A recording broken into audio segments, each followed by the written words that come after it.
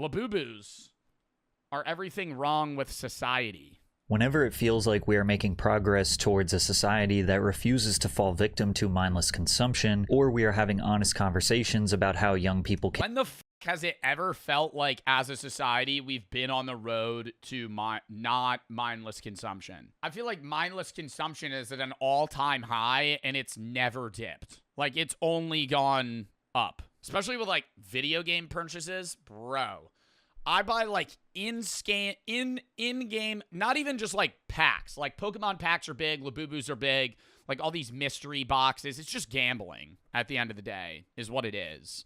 But, like, outside of that, just, like, base purchases in video games, bro. You ever buy $20 skin in Fortnite, Marvel Rivals, any of that shit? I buy that all the time. I love the skins, but, like, they don't hold value. It's all just, like, attributed of what we give them, you know? Like, a Labubu is only worth this amount because we say it's worth that amount. It's not actually holds no use or utility. It's just the idea that it's rare. And I always wonder how these spark up. Like, when did Labubus get big? I know they're, like, from Japan, and then they came over. But there's so many products that are like, hey, these are little toys or trinkets. Like Cabbage Patch Kids. These are little toys and trinkets that you can unlock. There's, like, a mystery value. There's really rare ones. So they kind of, like, you know, falsely come up with a scarcity of this resource. And then they just jack the prices for those items, and then they could jack the prices for the mystery boxes in hopes that you get one of those good items.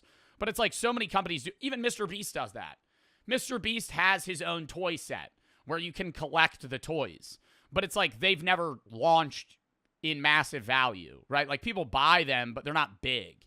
Like, what makes a brand or a toy company that has mystery boxes reach a level of value that's like, okay, people really want these? Because I'm not even surprised if, like, 3 years from now, a Labubu is worth fuck all. Fuck all. Because at what point are we going to go, wait, this is just a piece of shit fucking toy?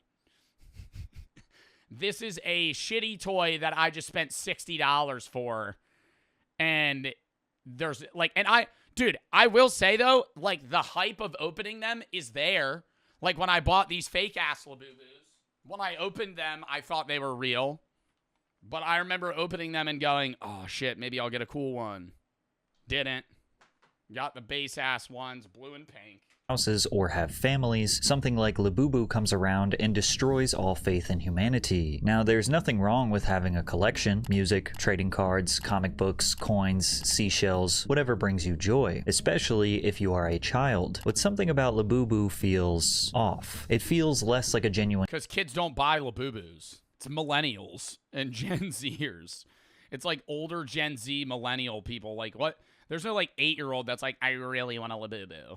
Collection and more of a— Same thing with Pokemon, bro. That shit pisses me off when you see somebody at one of those pack machines, all, like, the day of a Pokemon pack drop, and it's like a 38-year-old man with, like, 9 credit cards, just like, and he's going to resell them on StockX. Hollow trophy that people convince themselves they need because someone with millions of followers attached it to their purse. It's the illusion of status packaged into an evil-looking doll that proves how— My sisters 9 and 5 have Labubus. Bro, you know what? When we were kids, bro, we had this shit. But it wasn't, like, a waste. And maybe not in a mystery box sense, but we had Beyblades. Bakugan. You remember that shit? Those were, you had different rarities. I'd be like, look at this fucking badass one I have. But it was worthless. It was a piece of shit. It was $15. Maybe there are Beyblades that are pretty fucking expensive. But, like, the ones you had when you were a kid, you're like, this one's really cool. It's my tank. It was worth $10. It's a piece of fucking plastic. It's rare for you, and it's, like, good that's like, hey, it's rare for kids, blah, blah, blah. And then now it's like, oh, this is a cool thing, product for kids. And then there's some millennial that's like, how could I make $500 off this 8-year-old? I know. Let's add some rarity to this. Easily were manipulated by major corporations. But the crazy part is, this is not the first time something like this has happened, and we're not even embarrassed to admit that we keep falling for it. And as if the amount of money that people are spending on these things isn't shocking enough, there is real Is this a real Labubu? There's no way somebody spent 150. This is not a Labubu. What the fuck is this? Is this a different... What is this? Why does it look like that? On these things isn't shocking enough. There is real crime and violence breaking out because of these dolls. There's violence because of a Labubu. This year's Stanley Cups. I forgot about that shit. When people would go to Target, freak out about a Stanley Cup. Easiest way to go rich. Create some fucking shit that keeps stuff cold or warm. Either. Create a mug. Add some hype to it. Pay TikTok influencers to promo it and be like, I have my new blank and blank mug available today at Target. And then it'll, like, pop off. I think that is so... If you get, like, fucking top 10 TikTokers of, like, fashion trends and, like, people that kind of, like, start movements to just fucking promo your shit, it just blows up. Like, there's no way that I feel like it can't fail. And once you see just how far people are willing to go for Labubu, you'll understand. Oh my god, that guy has truckloads of them. Police recovered $30,000 worth of Labubu dolls. Why this isn't just a dumb toy, it's a symptom of something much worse. Before Labubus became the world's latest big-time collectible, what was like the earliest collectible? Sports cards? I know like there's Beanie Babies, there were Cabbage Patch Kids were big or are big. Coins and yeah, but coins also have value. I feel like it was coins, rocks. Coins and then like sports cards, like man-made shit. I'm not talking like, oh yeah, diamonds. They were just silly sketches made by Kasing Lung. The Hong Kong-born artist spent a lot of his childhood in the Netherlands, becoming infatuated with Nordic fairy tales, especially the elves that were separated as beings of the dark and of the light. In 2015, Lung decided to make his drawings into a short story for children that he called the Monsters Trilogy, telling a simple story about how a child meets a playful tribe of fictional female elves called the Labubu. That's why I wanted to create something that I've always known existed in my heart, he said in an interview. It's so amazing that so many people love it. Shortly after, he released a handful of toys as an artistic trial run, and his fans absolutely oh my god, and so the OG ones are worth a lot. Loved it. Many people are surprised to find out that the Labubu characters are supposed to be kind-hearted creatures that are eager to help, only for everything to erupt into chaos following their various funny antics. According to Lung, there are over 100 different characters, each with different backstories and relationships, picking on or bullying each other in innocent ways. Wait, there's a whole show about Labubus? Should we watch the Labubu show? There's a character to be bullied by the Labubu every day.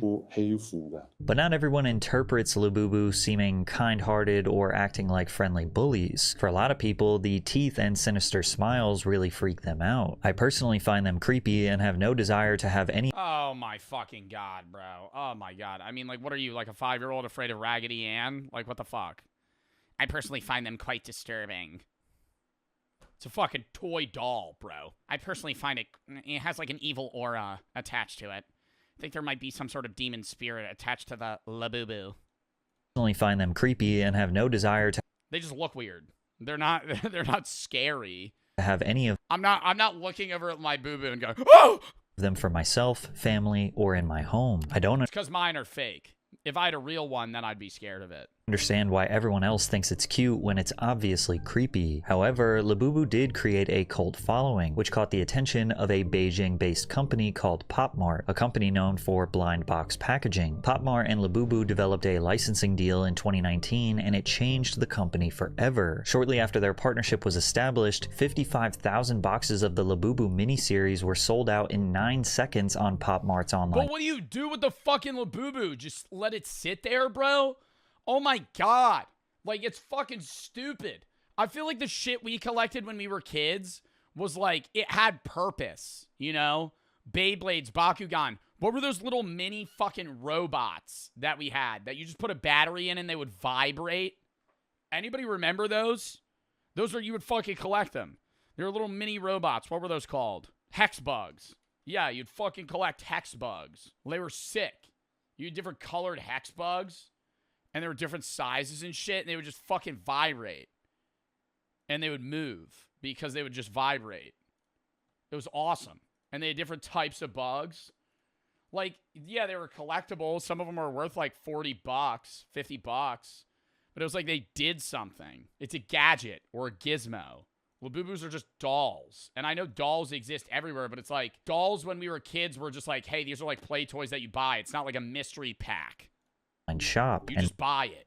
that was over 6 years ago. So the hype surrounding these toys is not new, it's just new to America. And while the company does have some offerings where you can actually choose which one you're going to purchase, it primarily sells blind box figurines now, making up more than 70% of their business. Blind boxes have been around for over 40 years in East Asia. It's just that recently they've become America's largest obsession when it comes to collectible toys. Because it's gambling. It's gambling. I don't give a fuck about Labubus at all. But when I walk past them and I see mystery box and I read the like, oh, there's like a 1 in 30 chance I rip a rare, I go, oh, that's enticing. That makes me want to gamble. I really would love to do that. Concept is incredibly simple for businesses to get the consumer excited. On the external packaging, the customer can see a few different Labubus they might get. Maybe you will get the pink one. Maybe you will get the green one. It even tells you the... You're never getting the fucking secret one. You're never getting the fucking secret one. You're always getting... Oh, lychee berry again. Ah, shit. I got green grape for the fucking 30th time. Odds of getting them, 1 in 6. But the key is putting the secret one there. It is grayed out, so it is a total 1 in 12 or 1 in 72? Mystery. The secret one has... It's a big difference. Okay, it's 1 in 72. A 1 in 72 chance of being in your purchase. And this could be one of the main reasons that is causing younger generations to... I remember I used to watch CSGO case openings when I was a kid. And there's this one guy that would, like... I genuinely think he was a small YouTuber, and I think he had a crippling gambling addiction. He would spend so much money on CSGO cases, and I would just watch. He would be like, there's a 1 in 300 chance I get this knife. So we bought 300 cases. And in my head, it was sound logic. It wasn't Oni Pixel. I remember this guy's intro. It would be during Christmas, and it would go, gay Ben, gay Ben, gay Ben, gay Ben, gay Ben, gay Ben, gay Ben. I don't know his name, but it was like, that was his fucking, not Gay Ben. His name is Gaben, like the guy that made CS, right? But it would be like, gay Ben, and it would say it like that. It was just because it was supposed to be like a Christmas song. Anyways, say there was like a 1 in 300 chance. I'm just like spitballing here.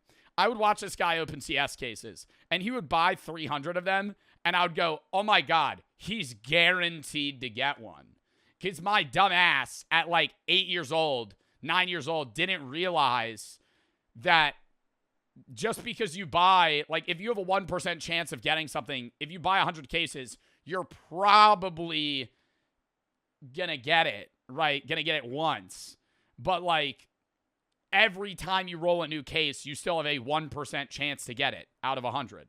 It doesn't increase. So buying 100 cases doesn't mean you're going to get a knife. To collect more than they ever have before. In a survey conducted on 21st century collecting around the world, we've discovered that the average young adult spends almost $2,000 a year on collectibles, and that more and more adults who aren't collectors... Wait, what the fuck? The average adult spends $2,000 on collectibles. That's just not true. The average millennial spends $2,000 on collectibles. What else is considered a collectible? No, what the fuck? Who the fuck spends $2,000 on collectibles? What counts as a collectible? Manga? I wouldn't say that counts as a collectible. Like Funko Pops, Pokemon, maybe shoes? On collectibles, and that more and more adults who aren't collectors are now considering joining in on the 14% of adults are considering collecting. What are they going on a street and being in an interview? Have you ever considered buying Funko Pops? I don't know. It's been a heavy debate I have night to night. I don't really know if I want to get into the business, but I've been thinking about it. these trends, as 90% of Dildos? You think people are collecting rare dildos? collectors have reported that they participate in activities revolving around these collections. People have unpacking events, forums where they share their collections, and sometimes base their entire personality around something like Labubu because it's a way to connect with the outside world. PopMart even opened their first theme. Nobody fucking bases their entire personality. You know how unbearable this individual would be? Somebody that's entire personality is based around a Labubu? I mean, talk about fucking glass case that's waiting to be fucking shattered. What the fuck? Everything about them is there's no way that somebody's like this obsessed. Park called Popland, where people can come and celebrate their obsession with these blind box products together. One of the descriptions for the park reads, "There are a few spots to play in the same way as a typical theme park, including an adventure playground filled with climbing walls, nets, mazes, and trampolines. Guests can also feel what it's really like to live in the universe through the augmented reality immersions." Hate that shit. Hate that shit. Oh, this ride has a VR headset. Here, put this on. 5,000 other people have worn this in the last 3 days. Don't worry, we spray it down with disinfectant like you're using bowling shoes. Put it on your head. Naturally, there are also plenty of places to stop to snap photos and videos for social media, which helped make the Labubus the stars they are today. When trying to get to the bottom of what they call the economics of Labubu, the Wall Street Journal teamed up with psychologist David Bosch to describe the impact blind boxes and Labubu have on Weak ass pull. This guy ain't living the Labubu lifestyle. consumers. To them, a lot of this has to do with the labels showing a secret prize and the human compulsion to complete a set. One of the things that the brand can do. Damn, bro. You know how lame that would be? You get the soy milk Labubu. Ugh. One of the things that the brand can do to keep engagement, to encourage consumers to get a little more excitement out of it, is to label the box. That specific range also creates. I think I want to create a Labubu dupe where there's only 3 items that you could possibly get. One of them, it's like a 1 in...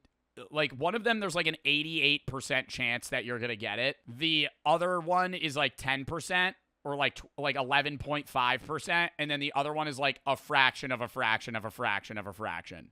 I want to sell like 1,000 boxes and only one of them to have the rare item. And the other 999 to be the exact same thing. No variety. You're literally going to open the box and it's going to be one of 2 things. And the odds that it's anything meaningful is very low.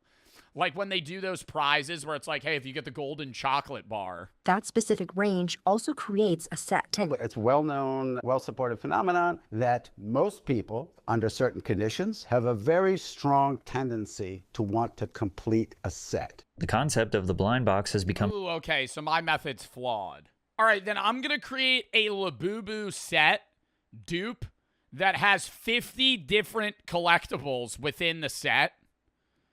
And one of them you have a 1 in 15,000 chance of getting.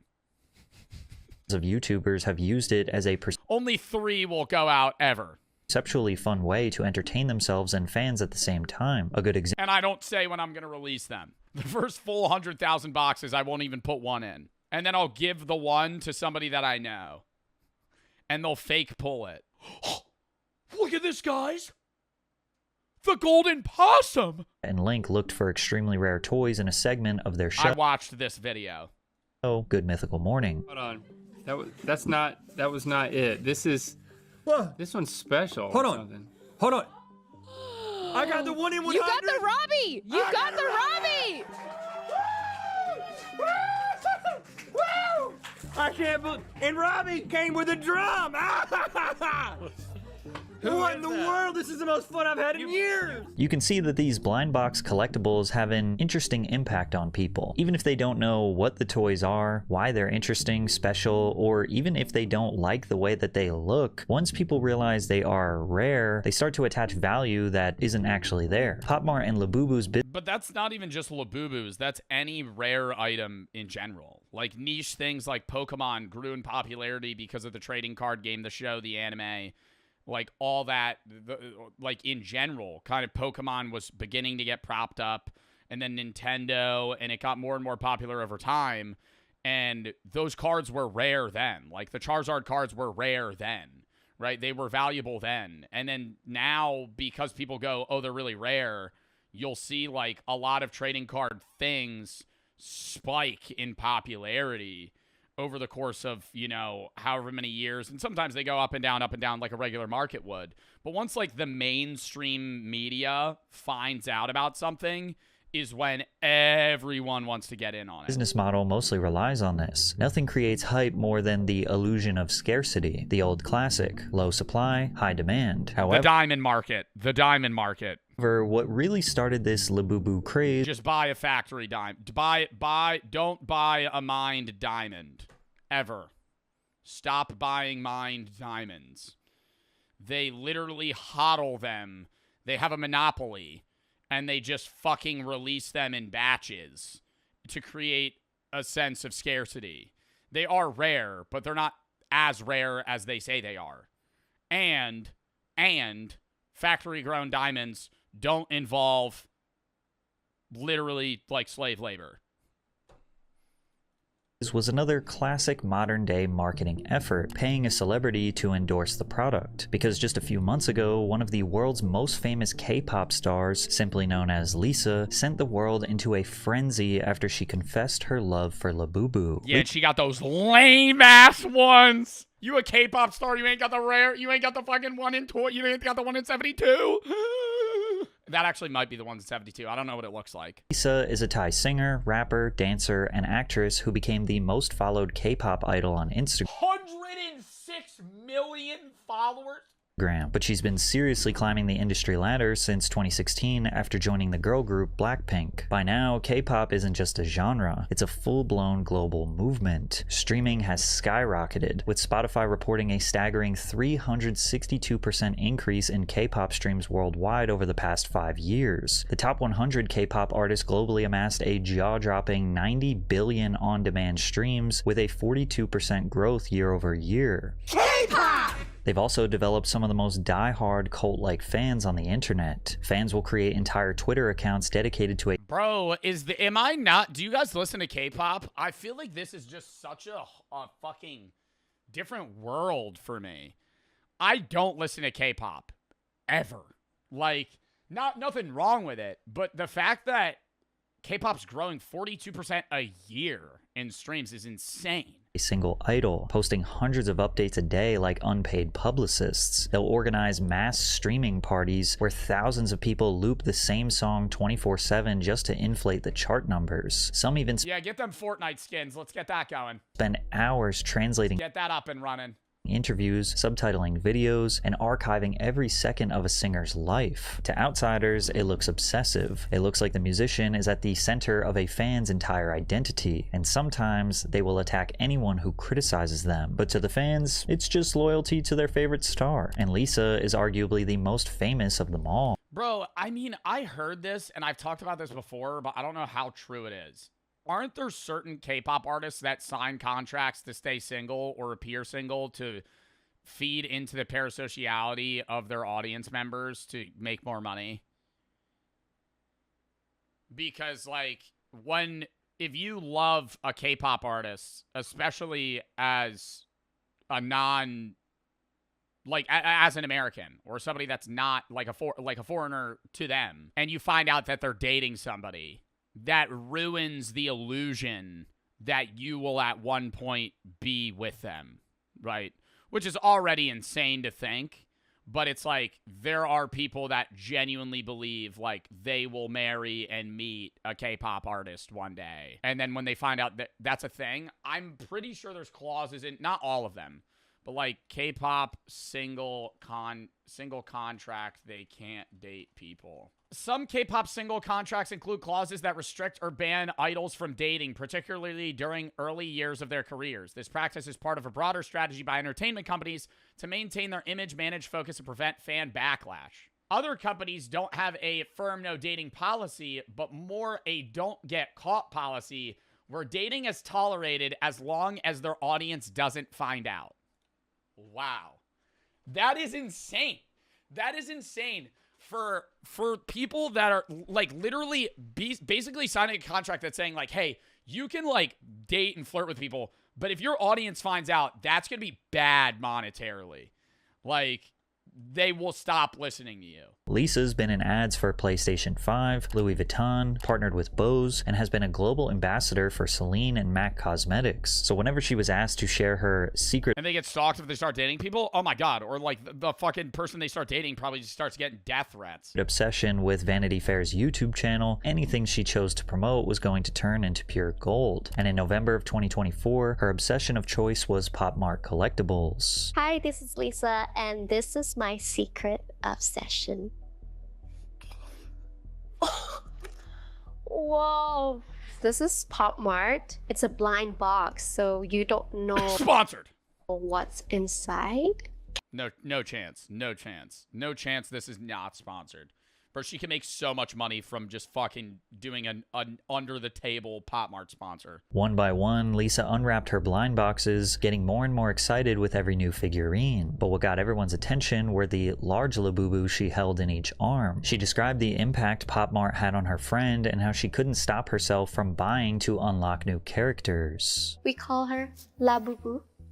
Okay? Oh my god, this is so heavy. Ah. One has a tail, one doesn't. So this, Simomo, and this is Labubu. Yes. I just got into Pop Mart like early this year, and I learned about this from one of my close friends in Thailand. And when I went to Thailand, she was like, "Oh, let's go to Pop Mart," and I was like, "What is Pop Mart?" Like, what? It's just like, oh, it's like, it's just sell toys and stuff. Like, Okay, this does seem more real. I don't know if this is sponsored. What the fuck is this one box that's brown with Sharpie on it? All these have, like, incredible packaging. Yo, hey, we do have a bargain deal at Pop Mart. If you don't want to spend $80 on a box, you could get the other one. Hirono, is it worth a lot? Bro, this box just looks like it's like $5. The Hirono's so cool. Oh my god, you guys are glazing this one too. How do you guys know what all of these are? They're so cute. Oh my fucking god, you're kidding me. Bro, so cute. What the fuck are you talking about? Bro looks like he shit his pants. What is coming out of his toes? What the fuck? What is that? As soon as I got them, I go crazy. It's like I spend all of my money. What's really sad is that And then what, though? You fucking get it, and then what, you're gonna resell it? people couldn't tell that this entire video is just one large paid advertisement. I fucking called it! I fucking called it! That's actually, well, I don't know how this ad's working, but in the US, by the FTC, you have to legally disclose if something's an ad. So that's why when I promote stuff, I have to go, thank you for sponsoring. This is partnered by #ad, right? Because you can't mislead your audience into thinking that you organically like something that you're getting paid to like. So that's why a lot of the time when I do shout shit, I go not sponsored, right? Because I want you to know that I'm not getting paid to say this, right? But there are companies that under the table have some sketchy contracts that they sign with influencers where they try to get them to sponsor things under the table and organically bring it up as if they care. And I always wonder how that slides through the cracks because I'm like, these are big companies that come to people, which will remain unnamed because they'll sue me. But it worked. Which shall remain unnamed. After the seal of approval from Lisa, Pop Mart's share price has grown by almost 600% in just 1 year. Somehow, this creepy-looking figurine with confusing appeal has managed to enter the hearts and minds of some of the richest celebrities all around the world. Korean artist V was seen walking around with Labubu in Seoul. Rapper Central C and Dua Lipa have been seen with theirs attached to bags. Kim Kardashian posted an entire collection of them on Instagram, and Madonna received a Labubu birthday cake that is quite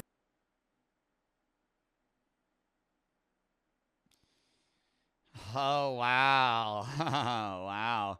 Thank you, Pop Mart, for my Labubu birthday cake. It's so beautiful. Look at it. People with newborn babies. Looking like gremlins, bitch. The fuck are you talking about? This is so gross. Why does it look... It's flat. And why does it have boobs? Frankly, one of the most terrifying looking things That's creepy. I'll agree with that. That's weird. on the planet. And if celebrities aren't the ones purchasing Labubus for themselves, they're receiving them as gifts from friends or family members. Like how football legend David Beckham posted an image of an apparently rare find that he received from his daughter. These celebrity advertisements have been one of the Harper buying me a Labubu. When you're, I can't wait for that, you know? When you're a kid and you have to get your parents something for their birthday, but you use their money to buy them something.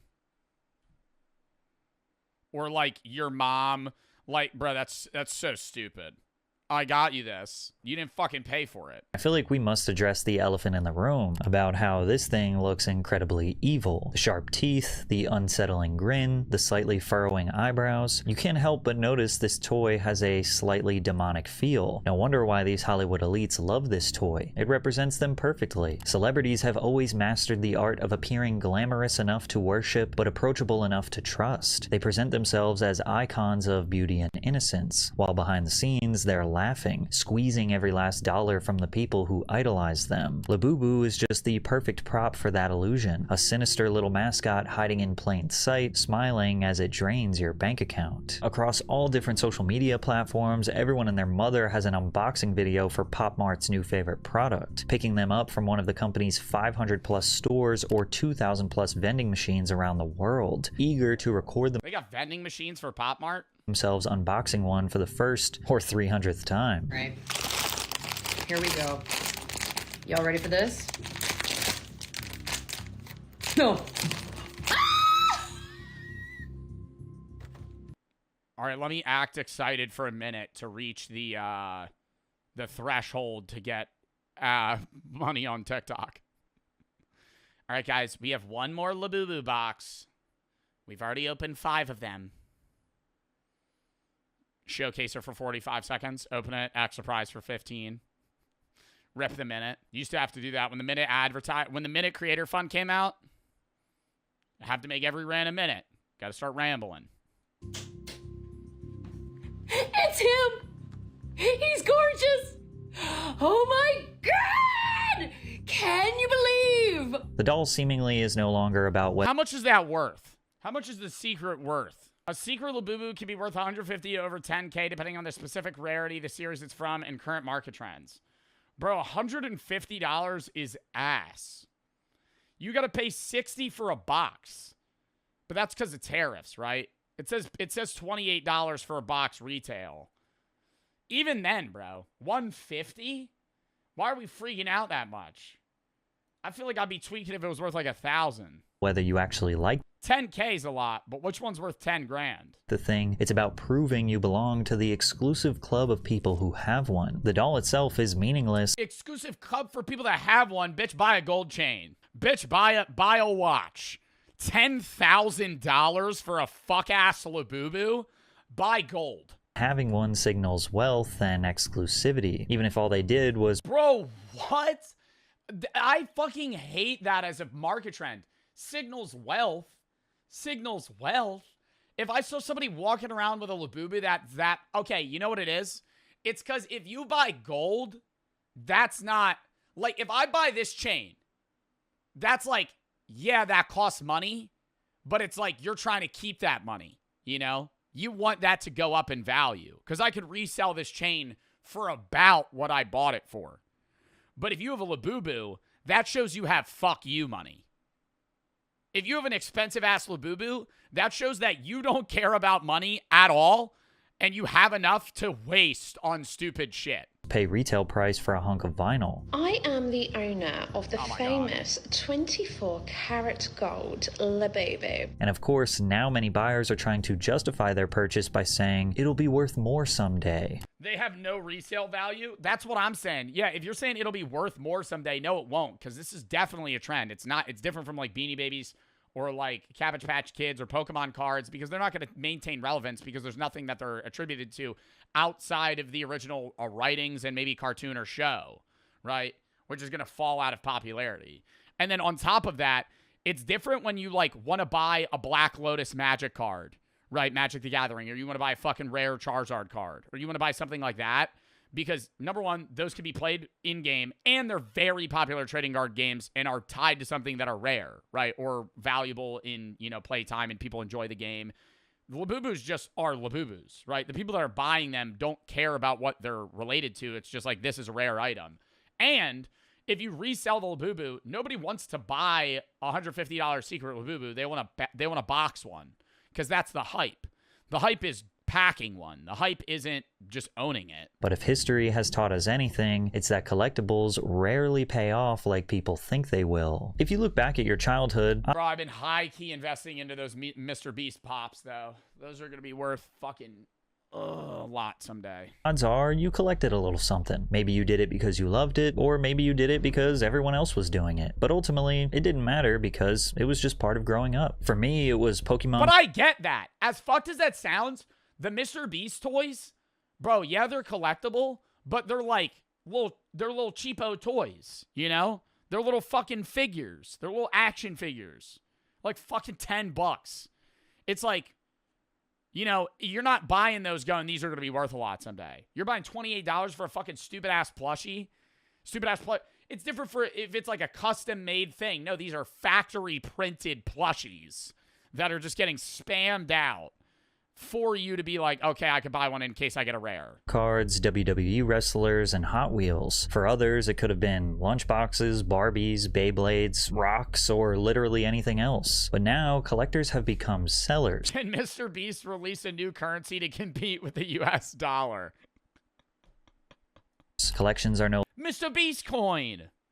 You'll be able to use it at local shops. Longer to express their admiration for a passion or interest, but to auction them off for hundreds, thousands, or maybe even millions of dollars. They see collections as nobody cares about a Labubu because they fuck with them as a collectible and they're tied to like Superman or like the fucking anime manga. It's just like, oh, this is cool because it's rare. Investment, a way to get rich quickly. In fact, 40% of so-called collectors have openly expressed how they intend to sell their collections as they increase in value. And of course, there are tons of collections out there that have increased in value over time, but Labubus are pretty new, and they're starting to seem like more of a flash-in-the-pan trend that is reminiscent of Beanie Babies. In the late 1990s, Beanie Babies weren't just plush toys, they were $1,999.95.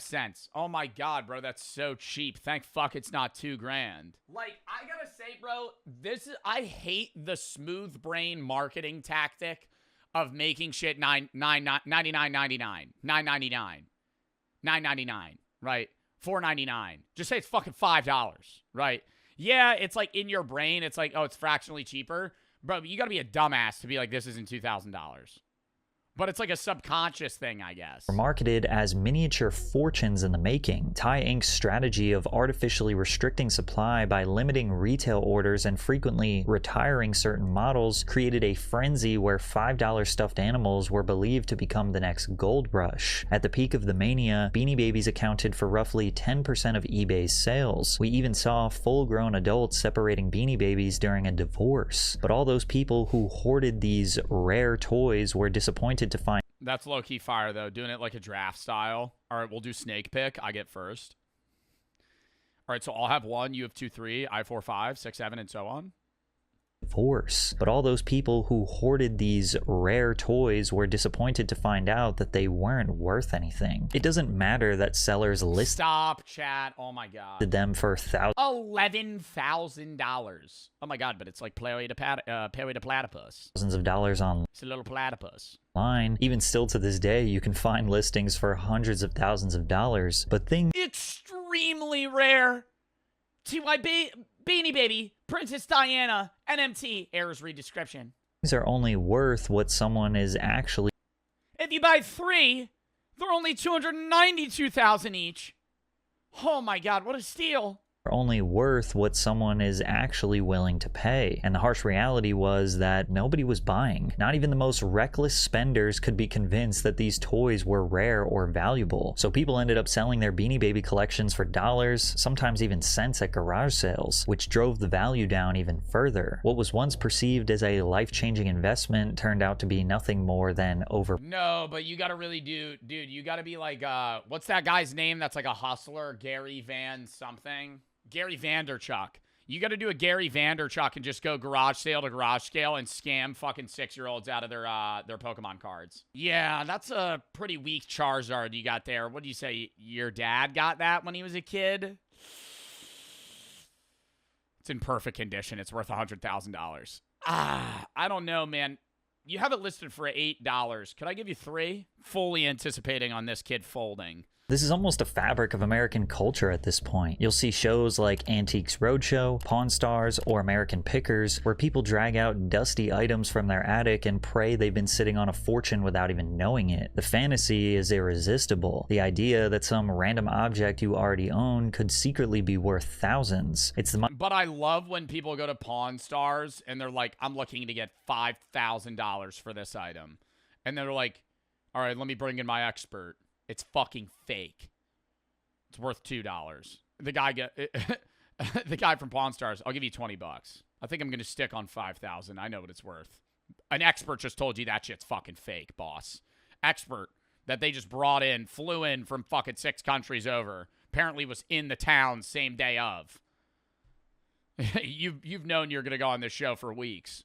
Modern day lottery ticket, except instead of scratching numbers, you're banking on nostalgia and rarity. But the uncomfortable truth is that most collectibles never hit the jackpot. For every person who sells a first edition comic for 6 figures, there are millions more who are left with boxes of junk that they swore would pay off one day. Even though we're still at the peak of the craze, occasionally you might see videos online where a collector recognizes that they might be spending a little too much money on Labubus. But then you'll find investment gurus. Rip my bank account.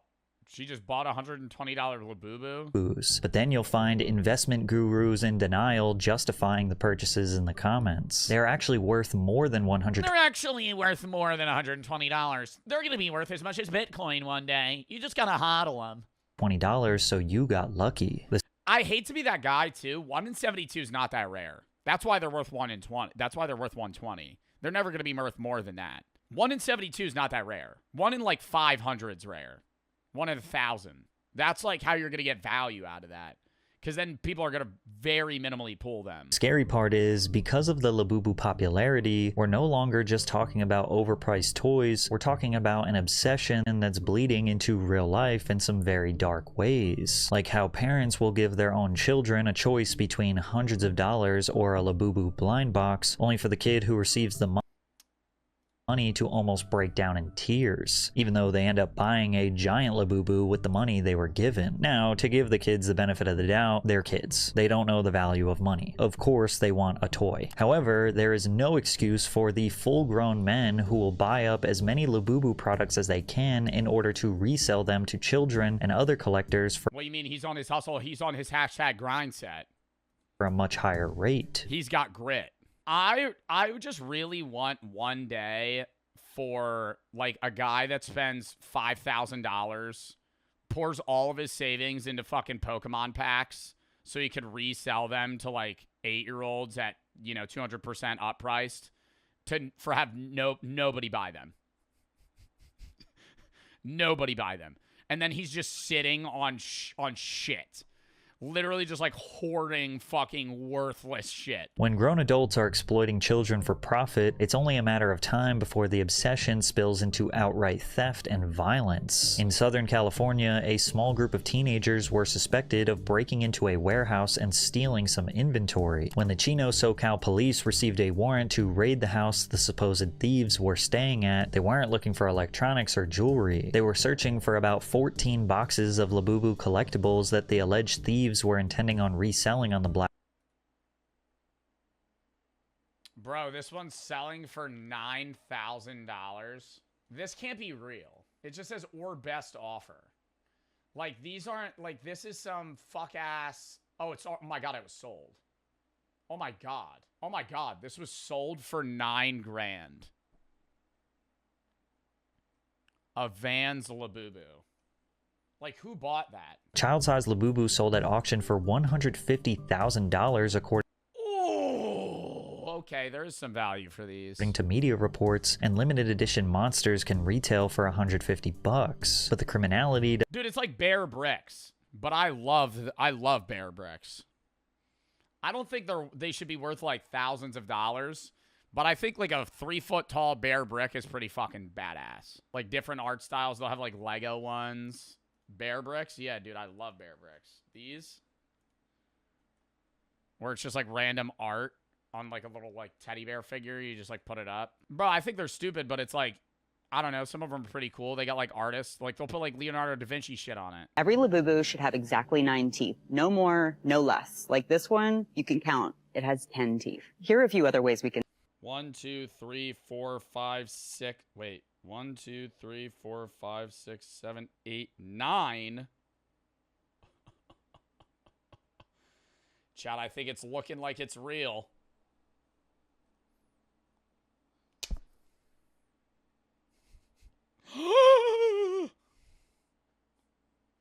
Oh no. Oh no, he's decapitated. Look at his fake ass feet. He's a fucking boof ass Labubu.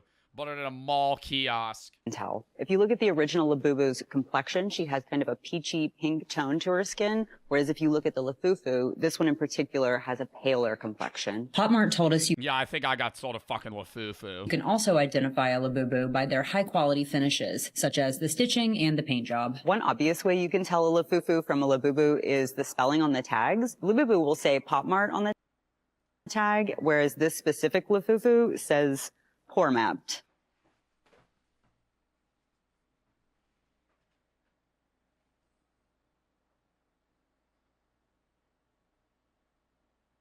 Oh my god, wait. Pop Mart on the tag, whereas this specific No. No. Is it? There's no way. Bro, it's fucking low quality as shit. It's like chipping off. This is fake. There's no way I ripped the head off of a real one. Lafufu says poor mapped. I do like it when they're very obvious. Whether Pop Mart will admit it or not, they're definitely enjoying all forms of press, even if it's bad. All publicity is good publicity in the world of politics and sales, because at the end of the day, we only have ourselves to blame. Tim Dillon hilariously summarized the depressing reality of the Labubu obsession in America. The Labubu is the perfect symbol of the economy that we've created and the cultural value system that we have. It is a Chinese fentanyl-stuffed voodoo doll that is being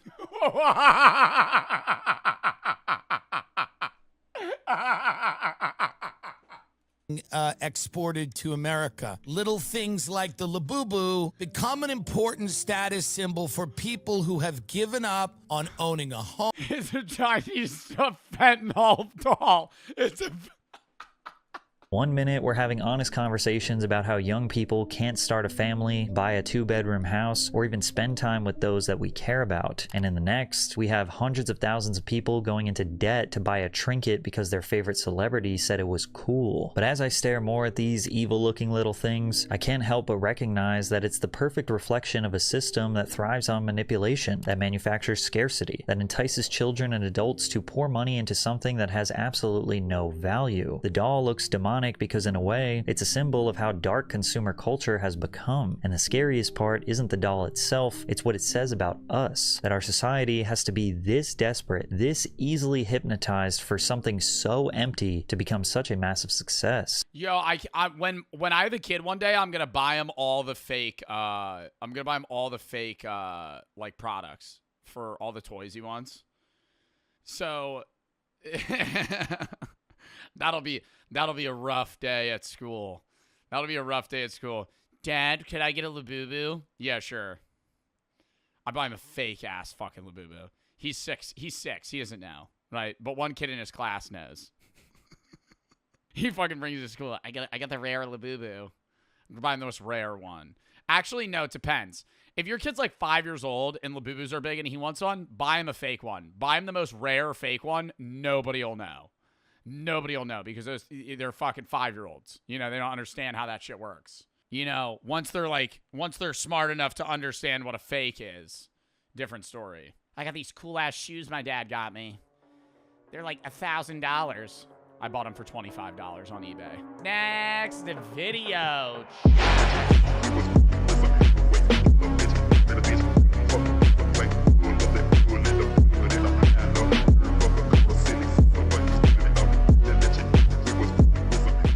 Every every paradox in 8 minutes.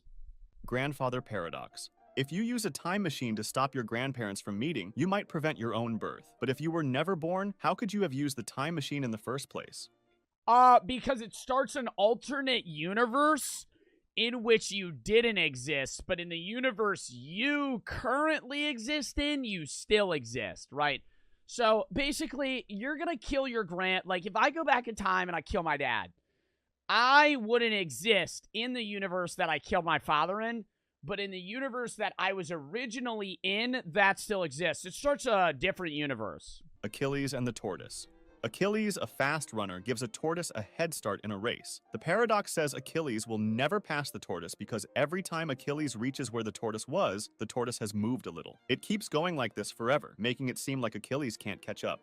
Ship of Theseus. That's not even a paradox, bro. What? That's if he can't physically pass it. This forever. If he gives a tortoise a head start, he could just run past the tortoise. You have a ship and you replace all its parts. Is it still the same ship? If you use the old parts to build... That's like one of the first questions they would ask me in some of my philosophy classes. If you have a ship and you rebuild all of its parts over the span of like however many years, at what point is it a new ship? I don't think it's a new ship ever. Even if it eventually has all new parts, it is still referenced as the same ship. Physically, it's a different mechanism, but it is the same ship. Same thing with a car. If you have your car and you keep replacing a bunch of parts, it's still the same car because it's referenced as the same vehicle. Build another ship. Which one is the original? Soritis paradox. You have a heap of sand. If you remove 1 grain at a time, when does it stop being a heap? I hate this one. How many grains of sand means it's a pile? How much sand would need to be in your vision for it to be a pile of sand? It's a subjective question. There is no answer. Because you could say, 1,000 pieces, but in reality, you're going to reference a pile of sand as enough to where it looks like it's stacking, right? Like, I would say this is a pile of sand. But at what point is it no longer a pile of sand? Like, if it's just this little part right here and you cut, like, if it's just that, I would not say that's a pile of sand. Barbershop paradox. In a town, the rule is the barber shaves those who don't shave themselves. But who shaves the barber? If he shaves himself, it breaks the rule. If he doesn't, he should be shaved according to the rule. Catch-22 paradox. That one's fucking stupid. Needing something you can only have if you don't need it. For example, a pilot can avoid dangerous flights if he's insane, but asking not to fly shows he's sane. Fermi paradox. If the universe is infinite, why haven't we seen any aliens? Opposite day paradox. Okay, that really didn't go into the Fermi paradox, though. He just said he had a one-liner on what the fucking Fermi paradox is. You could go to... There's a bunch of theories on why we haven't seen aliens yet. Some are it's like a big filter, or that they're so far away, or they have seen us and they don't want to interact with us. If I say that it's opposite day... Or the government has seen aliens and they're just fucking hiding it! Is it? Simpsons paradox. It occurs when a trend appears in different groups of data, but disappears or reverses when the group are combined. This shows that the overall conclusion can be opposite to the conclusions drawn from individual subgroups. Tolerance paradox. Unlimited tolerance can make tolerance disappear, as it allows too much intolerance. For a tolerant society to survive, you said tolerant too many times and you lost me. Tolerance paradox. Unlimited tolerance can make tolerance disappear, as it allows too much intolerance. For a tolerant society to survive, it must not tolerate intolerance. Bootstrap paradox. Wow. That is actually... I mean, that's more true than it is a paradox. It can't tolerate intolerance, because if you're a tolerant society, then you tolerate people that are intolerant, and then everybody could be intolerant. If a time traveler gives a young Einstein a book with the theory of relativity, and Einstein publishes it as his own, who's the original author? Stockdale paradox. Believing you will soon succeed. What? If a time traveler gives a young Einstein a book with the theory of relativity, and Einstein publishes it as his own, who's the original author? The time traveler, if he wrote it. Stockdale paradox.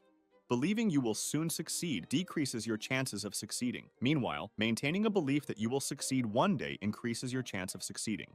Jevons paradox.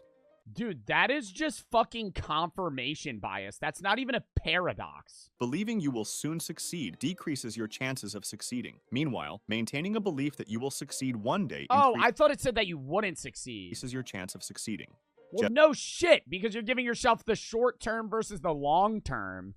If I say I'm going to be a millionaire tomorrow, that's going to decrease my chances of being a millionaire tomorrow. Or not even decrease, it's just not going to happen, right? But if I'm like, I'm going to be a fucking billionaire in a year or fucking 10 years, then the odds of that happening are much different, right? Jevons paradox. Technological improvements that increase the efficiency of resource use tend to cause an overall increase in resource consumption because people like the product more. Olbers's paradox. Why is the sky dark if there are a vast number of stars in the universe? Paradox. That's not a fucking paradox. It's because it's far as shit. And light isn't going to illuminate everything. It has to have something to illuminate. If there's a voidness in space, it's not going to illuminate the void. Thrift. Saving more money individually is generally a good thing, but it can lead to economic problems for everyone as it could cause reduced consumption and economic growth. Unexpected hanging paradox. Yeah, you do need people to spend a lot of money. If everybody saves money, then the economy collapses. Whereas if everybody spends money, then it becomes a massive problem, right? So you need some people to be financially irresponsible. Paradox. A condemned prisoner is told he'll be hanged on a weekday next week, but the execution will surprise him. As the week progresses, he reasons that Friday is the latest possible day for the hanging, since it would still be a surprise on Thursday. But if it hasn't happened by Thursday night, Friday is no longer a surprise. He concludes it must occur on Thursday, yet that would also be expected. Value paradox. Essential things like water are... Then they could just kill him on a Tuesday, bro. What? They could just fucking execute that motherfucker on a Tuesday. It must be a weekday. Hey, we might hang you any day of the fucking week. Oh, well, they couldn't do it Friday because that'd be expected, but then it would be Thursday. Thursday makes the most sense. Okay, it can't be Thursday. They just fucking kill your ass on Monday. Cheaper despite being crucial, while non-essentials like diamonds are more expensive. Pinocchio paradox. If Pinocchio says, "My nose will grow," it creates a logical dilemma. Wait, what the fuck was the thing? Are cheaper despite being crucial, while non-essentials like diamonds are more expensive. It's not because it's essential, it's because of the abundance. Essential things aren't cheaper because they're crucial. Essential things are cheaper because there's a lot of them, right? Diamonds, there's actually a lot of, and it's a whole fucking thing of the diamond market, and they hide how many diamonds are actually there, and they kind of sprinkle them in, and so it creates a falsehood of rarity because diamonds are actually much more common than you think they are, but they only release a certain amount of diamonds so that they're more expensive because they're manipulating the market because they have such a high reign. It's a monopoly, basically. That's all I needed to say was it's a monopoly. They have a monopoly on the fucking diamond business so they can determine the price of the diamonds because they have access to all the fucking diamonds. But for water, there's a fuck ton of water, right? So you can't really say, I have all the fucking water, you can't have any. Pinocchio paradox. If Pinocchio says, "My nose will grow," it creates a logical dilemma. If it's true, his nose should grow. But okay, then I hate this paradox. It's true, but it agitates me. he's lying. If it's false, his nose shouldn't grow. But then yeah, because Pinocchio's nose only grows when he lies. So if he says his nose will grow, it won't grow. If he says his nose will grow, it will because he's lying. But if it does grow, then he's not lying, in which case it wouldn't grow. I think it would grow. If Pinocchio says my nose will grow, will it grow? I think yes, because at the moment of him saying my nose will grow, it won't. In which case it will, right? But then it shouldn't, but it does, right? Because at the time he said my nose will grow, it wasn't supposed to, and then it did, right? So it's two separate time frames. The more directly one seeks pleasure or happiness, the less likely they are to achieve it. Crocodile. That's not even a parrot. That's not even a parrot. I mean, it's a paradox, but that's just I don't know why I want to say it's not a paradox. It's true because paradox could still be true. But that is honestly like a life lesson. If you are so if you're so driven in your life to arrive at a certain moment and you can't be happy until that moment, you won't be happy in the majority of your life. You could strive towards something, but if the true key to happiness is being happy in the scenario that you're in, right? You always want to strive to be in a better scenario, but if you're always unhappy unless you're at a certain point. Like if you're looking just in a short example, like say you're like, I need to go to vacation and I'll be happy when I'm on vacation. You're not going to be happy until that moment. And when you're actually at the vacation, the moment of happiness is going to not be as monumental as you thought it was, right? So if you're just happy with where you are all the time, I mean, it's easier said than done, but... A crocodile steals a child and promises its return if the parent correctly predicts what the crocodile will do. If the parent says the child won't be returned and the crocodile agrees, a paradox arises. If the crocodile returns the child, it contradicts its promise. If it doesn't return the child, it also contradicts the agreement. Sword and shield paradox. What happens when a sword sharp enough to cut any shield meets a shield strong enough to block any blade? Dichotomy paradox. Imagine nothing, because they're both infinitely strong. So nothing would happen. The universe explodes when that happens. First have to walk halfway there, and to walk halfway there, you'd first have to walk a quarter of the way there, and so on, creating an infinite amount of steps and causing you to not be able to reach your destination. Fletcher paradox. Though it seems an arrow in motion is continuously changing its position, the paradox argues that at any instant, it can't move to where it isn't, or where it is, making it stationary. Since time consists of these instants, this paradox suggests the arrow is stationary the entire time. Grand Hotel paradox. In an infinitely big hotel with infinitely many rooms, even if all rooms are occupied, the hotel can still accommodate more guests. In order to accommodate you, the hotel could, hypothetically, move the guest from room 1 to room 2. This would move every guest from their current room to a new room, which is possible since there's an infinite number of rooms. Card paradox. I feel like I watched a Vsauce video with that paradox, but then there's another paradox that is on top of that paradox in the fact that you could have an infinite number of people that are brought, and then it wouldn't have enough room. Has the phrase, the sentence on the other side of this card is true on the front side, and the phrase, the sentence on the other side of this card is false on the back side. Liar paradox. Imagine that someone says, I'm lying. If the liar is indeed lying, then the liar is telling the truth, which means that he just lied about lying. Grain truth, which means that he just lied. If a liar says that he's telling the truth, that means he's lying, and that means he lied about lying, which means that he's telling the truth. Grain of millet paradox.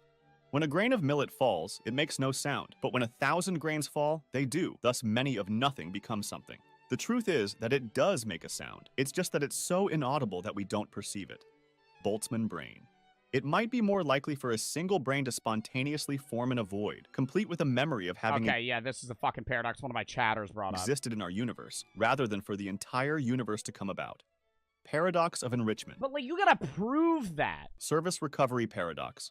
Successfully fixing a problem with a defective product may lead to higher consumer satisfaction than in the case where no problem occurred at all. Stability-instability paradox. When two countries each have nuclear weapons, the probability of a direct war between them greatly decreases, but the probability of minor or indirect conflicts between them increases. Ironic process. Yeah, that is the issue with nuclear weapons, because you can't get rid of them. Because say we just go, hey, we're going to get rid of our weapons, now we're at a vulnerable point. But if we keep them and every country has them, then there's a less likely chance of nuclear war, but also an increased chance of nuclear war because more people have nuclear weapons, and the more people that have nuclear weapons, the more likely the chance that it is that people use that nuclear weapon instead of just using them as threats, because then somebody one day is going to be a fucking crazy motherfucker and just use it. I don't know. Paradox of choice. It's the theory that eliminating consumer choices can be beneficial because it greatly reduces anxiety for shoppers. Birthday paradox. To have a 100% probability of at least 2 people in a group having the same birthday, you'd need 366 people. To have a 50% probability, however, you'd need just 23 people. Why? Explain it, dude. I know you're getting every paradox in 8 minutes, man. What the fuck? But that's not going to give you a 50% probability. If you have 26 people, they're going to have the same exact birthday. No fucking shot.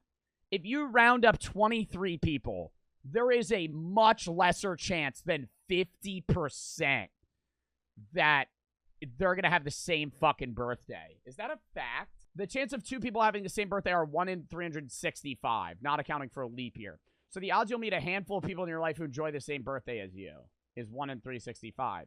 But then how is it 50% if it's 23? In a room of 23 people, there's a 50-50 chance that at least 2 people in that room share the same birthday.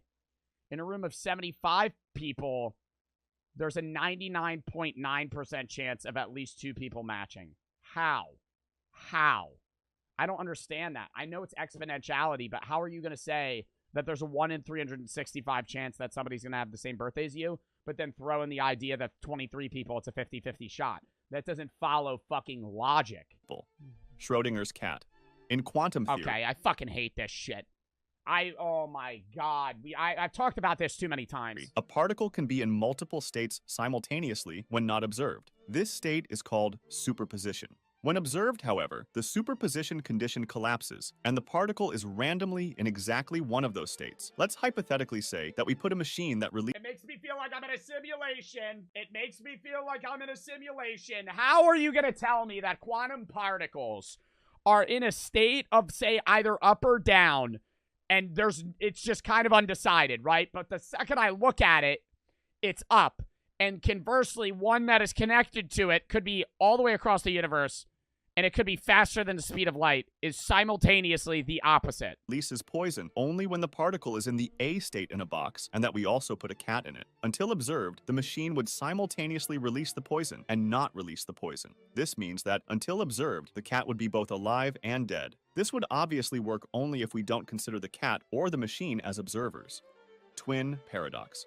According to Einstein, the faster you move through space, the slower you move through time. If your identical twin became an astronaut and went on a spaceship that traveled at the speed of light... This is the coolest shit in the world to me. I don't know. I think this one's the fucking sickest. I watched it on Interstellar, and I just love talking about it. The idea that I could go really fucking fast on another planet and then come back, and I'd still be the same age, but everybody else would be older. Time is always relative to you. How you experience time will always be the same, but everything around you changes. And what's really fucking freaky is our lifespan actually has no definitive timeline, right? Like, the average person lives 75 years in the US, but what is 75 fucking years? 75 rotations around the Earth? What if we didn't rotate around the Earth and you just lived in a void? How do you determine how long you live? Just a certain amount of time. It just feels like I don't know, a long time. The sun? No, I'm saying, say I throw a human in a void and I remove their concept of time.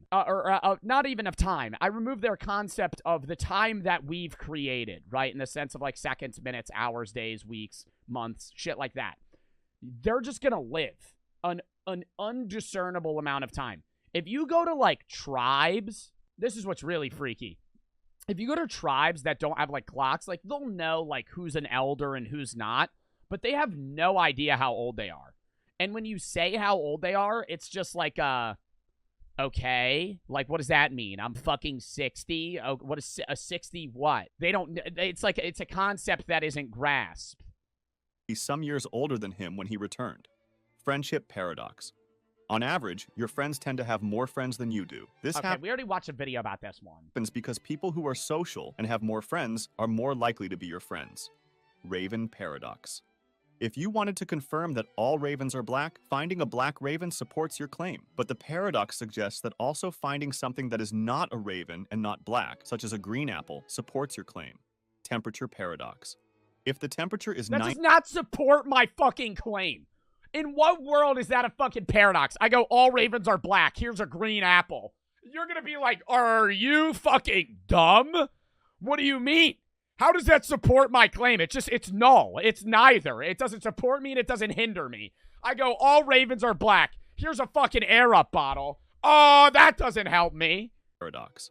If the temperature is 90 and the temperature is rising, is 90 rising? Interesting number paradox. There can't be a smallest uninteresting number, as if it's the first uninteresting one. It becomes interesting for that fact. It naturally follows that every single number is interesting. Okay, you want to know what really fucks me up? Brooke made this happen to me. I can't have the volume on an odd number, right? So I have the volume on my TV on 2, 4, 6, 8, 10, right? She's fine with 5 and 10. She says 5s are fine. I go, okay, whatever. But here's what really fucks me up. 2 is the first even number, which makes it odd, right?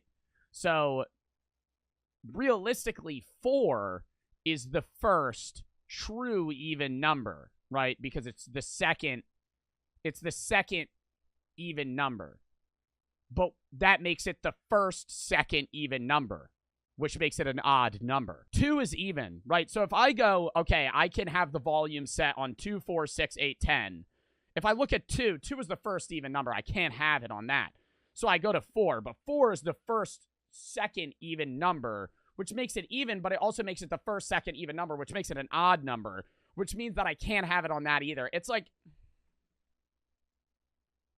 Irresistible force paradox. What happens when an unstoppable force meets an immovable object? That's the same thing as the fucking sword! Lottery paradox. If there is one winning ticket in a large lottery, it is reasonable to believe of any particular lottery ticket that it is not the winning ticket, but it is not reasonable to believe that no lottery ticket will win. Preparedness paradox. After preparing to avoid a catastrophe and lessening the damage, the perception regarding the catastrophe would be much less serious due to the limited damage caused after. Shout out to these guys who are the first 2 patrons that support my channel. You can... That was a good video. That was a good video. I enjoyed that. I enjoyed that very much.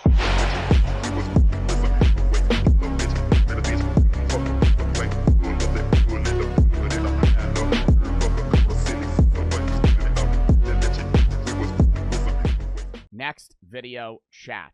Oh, shit. Now we're on this one. Inside the mind of Jeffrey Dahmer, a serial killer's chilling jailhouse interview from 5 years ago. This was obviously older than 5 years ago, but it got uploaded 5 years ago. 40 million views. Jeffrey Dahmer, if you don't know, somehow one of the world's most infamous serial killers. Desensitize myself to it.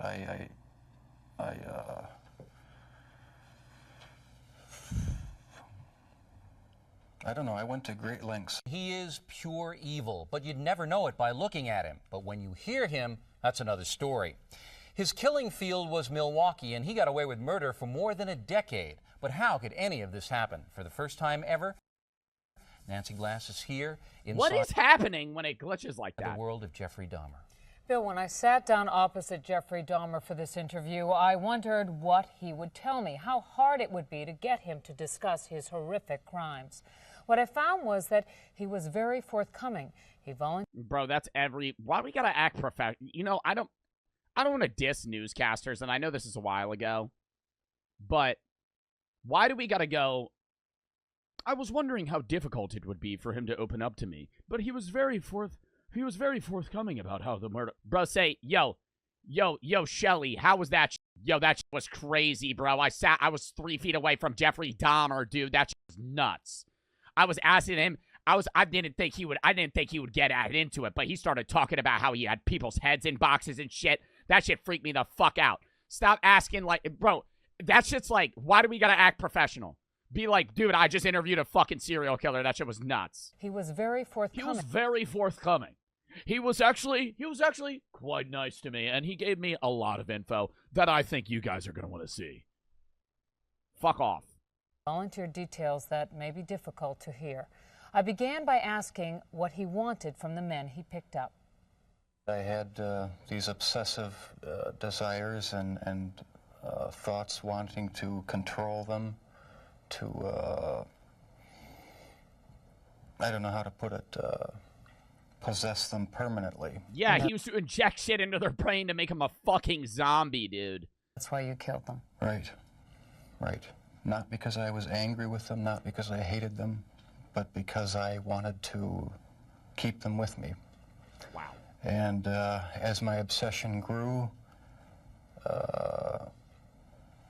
I was saving body parts such as skulls and skeletons. Jeffrey Dahmer is recalling his monstrous past. Almost 2 years ago in this little apartment in Milwaukee, police discovered the grisly remnants of one of the most horrible crime sprees in American history. Jeffrey Dahmer, an unassuming chocolate factory worker, would eventually confess that this motherfucker worked at a chocolate factory? Bro, I would have thought he was like, had a desk job. What the fuck Willy Wonka-esque serial killer shit is this? He worked at a fucking chocolate factory? I did not know that. He had seduced, murdered, and dismembered. Have you seen the pictures? No, but I've seen pictures of the boxes. I didn't even know they got photos of the bodies. 17 young men. He even ate some of his victims' body parts. Oh my God! He instantly became the center of worldwide media attention, a serial killer unmasked. There were protests and press conferences in Milwaukee as people tried to understand how this could have happened in their midst. How did Jeffrey Dahmer get away with murder after murder for 13 years? How did a boy born into... Dude, for 13 years is nuts, too. You know how many serial killers probably got away with it, too? Like, I'm not saying today's terms, but, like, back then. Like, there's probably a guy that's alive right now that murdered, like, 10 people in the 80s. And he's probably, like, 60 right now, but no one found him. Like, the Zodiac Killer, yeah, but that was, like, hundreds of years ago. You don't get caught, because you don't get caught if you hide it extremely well. Well, yeah, but I'm saying, like, the reason they usually get caught is because they do too much. Like, a lot of those guys, like, if Jeffrey Dahmer stopped, like, 2 years prior to him getting caught, he might have not even ever been found. But they just don't stop. But I'm saying there probably have been serial killers that did, and so you just don't know about them. Like, even today. Like, I'm saying ones that are alive now. In this exclusive interview, we put those questions to Jeffrey Dahmer himself. We met with him at the maximum security prison where he is serving his sentence of 999 years. For the I thought he got the death penalty. Talks. Oh, nah, he got murdered. He got murdered, right? Or was that Ted Bundy? One of those fuckers got killed in prison by his cellmate. I think that was Jeffrey. Yeah, I think Ted Bundy got executed. Yeah, Ted got that share. He got murdered.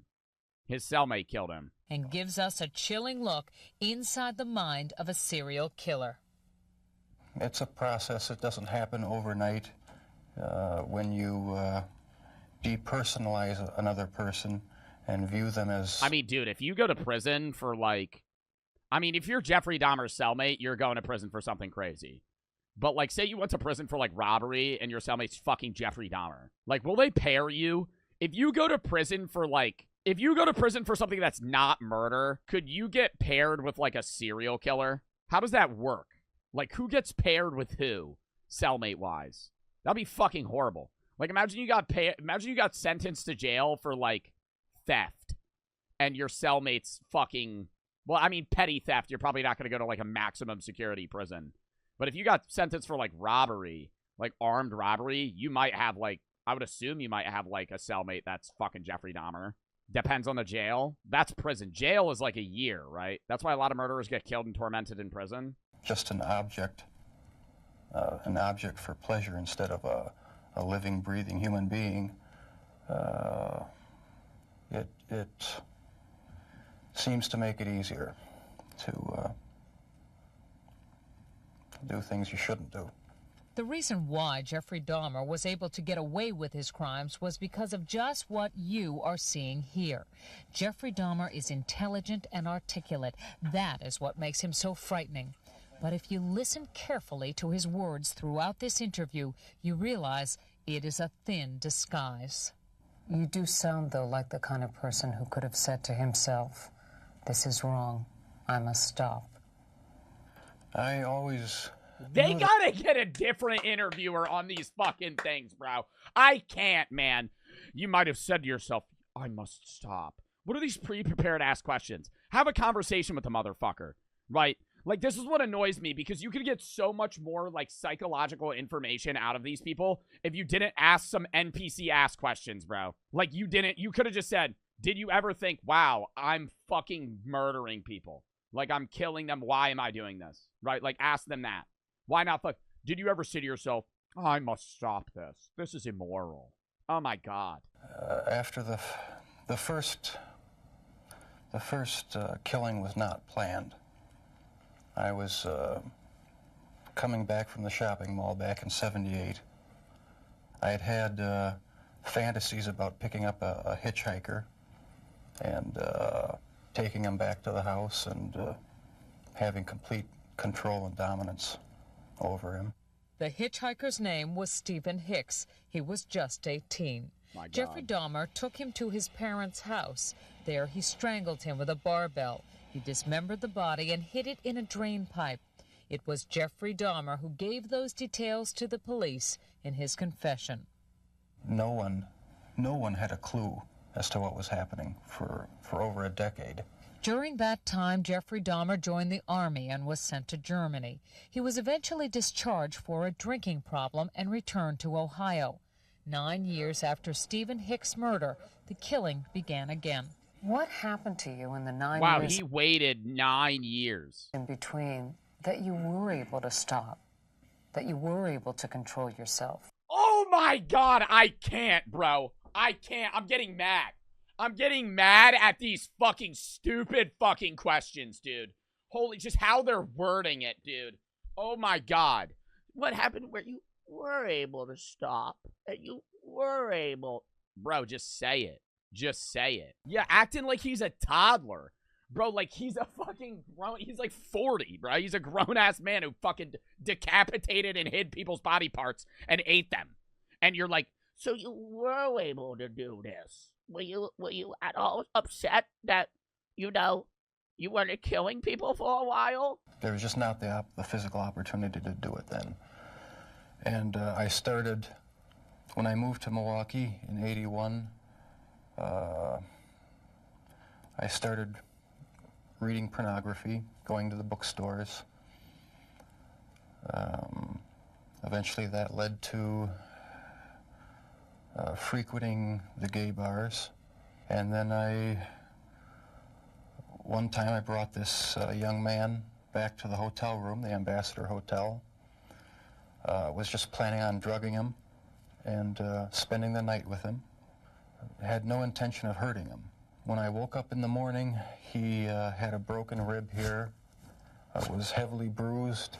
Apparently I had beaten him to death with my fists. And you have no memory I of have it? no memory of it. But that's what started the whole spree all over again. Dahmer says he snuck the corpse of his... No memory? Did he, like, get drunk and black out and fucking kill someone? Then he took it to his grandmother's house, where he cut up the body and put it in plastic garbage bags. When you killed these men, afterwards, were you repulsed? Were you upset? No, at the time, it was almost addictive. It was almost... See, but the reason that wouldn't... See, dude, it's just like, I don't think... There's serial killers today, but the reason people are, like, fascinated with, like, Jeffrey Dahmer and Ted Bundy, too, is because they were the last... He would have been caught. If this was 2024, when he left the motel, or the hotel he was staying at, there would be a camera, right, of him. There'd be a camera of him and that guy going into the hotel room and only him leaving. Immediately, they would be like, okay, it's you, right? Like, you fucking killed him. A surge of energy. I wouldn't have to worry about any of their needs or anything. After 9/11 is when everything switched. I don't even think it was 9/11 specifically that made that change. I think it was just technology. 9/11 made that change for sure in airports and then some levels of, like, handling crime. But more so just the capability to have access to, you know, Wi-Fi and the internet and film and shit. Dude, there's fucking... You getting away with murder now comparable to fucking 1940s or 50s. Dude, when your grandparents were, like, your age, you could probably walk down the street, shoot somebody in the head, and walk away, and it would take them 2 months to figure out who the fuck did it. Like, they would have no idea, right? Nowadays, five days max, they're finding you. 24 hours. Right, not for every case, obviously, but for the most part, when somebody gets killed today, it's like they're gonna fucking find you, right? Like, they're gonna find you so much easier than they could then. Before they had forensics, there would be somebody that would strangle somebody with their bare hands out in public and just run away, and they'd be like, I didn't catch his name. Scully, man, I mean, he looked like a Jeffrey. He could have been a fucking Frank for all I know, though. He strangled him and then ran away. I don't know where he went. And then he's just gone, right? And they just never find him. But Jeffrey Dahmer was out of control. The urge to kill had overpowered him. As police later learned, he wasn't satisfied with his victim's death. He wanted more.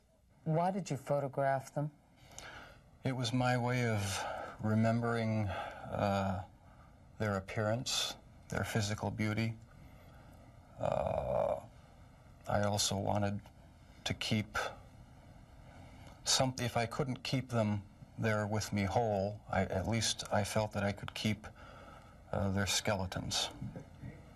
And I even went so far as planning on setting up an altar with the 10 different skulls and skeletons. And what was the purpose of the altar going to be? As a sort of memorial. A point where I could, I don't know, it's so bizarre and strange, it's hard to describe. A place where I could collect my thoughts and feed my obsession. When the bodies were still in your apartment, there was no time when you would... What? He wanted to set up an altar with their skulls? See them and say, this is grotesque. What have I done? What's an altar? Like a worshiping spot. There were times, but the compulsive obsession with doing what I was doing overpowered any feelings of revulsion. This man with a quiet, almost shy demeanor became a master manipulator who was able to lure strangers he met at gay bars to his apartment. He was even able to con the police into returning a 14-year-old boy to him after neighbors called 911 upset that the child was in the street naked and bleeding. Dahmer What? He almost, like, the kid ran away and then the police gave the kid back to Dahmer. Convinced the police that he and the boy were simply having a lover's quarrel. It's a intoxicated boyfriend of another boyfriend. How old was this child? It wasn't a child, it was an adult. After the police left, Jeffrey Dahmer murdered that boy, Conorak Synthesomphone. This man says he had a near-fatal encounter with Jeffrey Dahmer. He wanted to take some picture of my back. He hit me with a rubber hammer on my neck. He was lucky to escape because by then the killing had become almost routine. Before you went out to pick up a man... How many people did Jeffrey Dahmer kill? 17 people? Didn't John Wayne Gacy kill like 40? John Wayne Gacy killed 33 people and shoved them in his fucking floorboards. Was there any kind of ritual you went through? I'd go to the nightclubs, drink, watch the striptease shows, and if I didn't meet anyone at the bars, I'd go to the bath clubs and meet someone there, offer them money, and we'd go back to the apartment, have a few drinks. I'd have the sleeping pill mixture already prepared. Person would drink it, fall asleep, and that's when they would be strangled. Watching the movie Exorcist 3 was also part of his ritual. It put him in the mood for murder. I felt so hopelessly evil and perverted that I actually derived a sort of pleasure from watching that tape. Did you like feeling evil? No, I didn't. But I had tried to overcome the thoughts for a while, but eventually I gave in. While Jeffrey Dahmer may say things today that make it seem like he understands what went on in his mind, he does not. All he can do is tell you what happened, but he cannot stop whatever it is that drove him to... What does Rooflin do? Jesus fucking Christ. It's probably what fucking Jeffrey Dahmer used. I mean, he said he used sleeping pills. Rufinol can also cause increased or decreased reaction time, impaired mental functioning, judgment, confusion, aggression, loss of memory, excitability. It's a muscle relaxer. Do you still feel those same urges? Do you still feel that compulsion, that obsession? I wish I could say that it just left completely, but no, there are times when I still do have the old compulsions. Jeffrey Dahmer says as time went on, his mind became more and more warped, and yet he was clever enough to continue to elude police and lure young men to his apartment. We should warn you, the details are very graphic. I started having these obsessive thoughts when I was about 15 and 16, and they got worse and worse. What were your fantasies about? They were sexual fantasies of control, power, complete dominance. They became reality. Was there pleasure in that fantasy? There was excitement, fear, pleasure, all mixed together. Jeffrey Dahmer fulfilled his fantasies by murdering and dismembering 17 young men. In time, his desires became more extreme, his deeds more grotesque. Listen to him talk about the most unnatural things in the most matter-of-fact of ways. That's when you realize that none of it has touched him. I was branching out. That's when the cannibalism started. Oh my God, so casually just say you fucking ate people, dude. You ate people. Eating of the heart and the arm muscle. It was a way of making me feel that they were a part of me. At first it was just curiosity, and then it became compulsive. Then I tried to keep the person alive by inducing a zombie-like state, by injecting first dilute acid solution into their brain or hot water, and it never did completely work. Could someone like you be stopped? Could you be helped? No, I was dead set on going with this compulsion. It was the only thing that gave me any...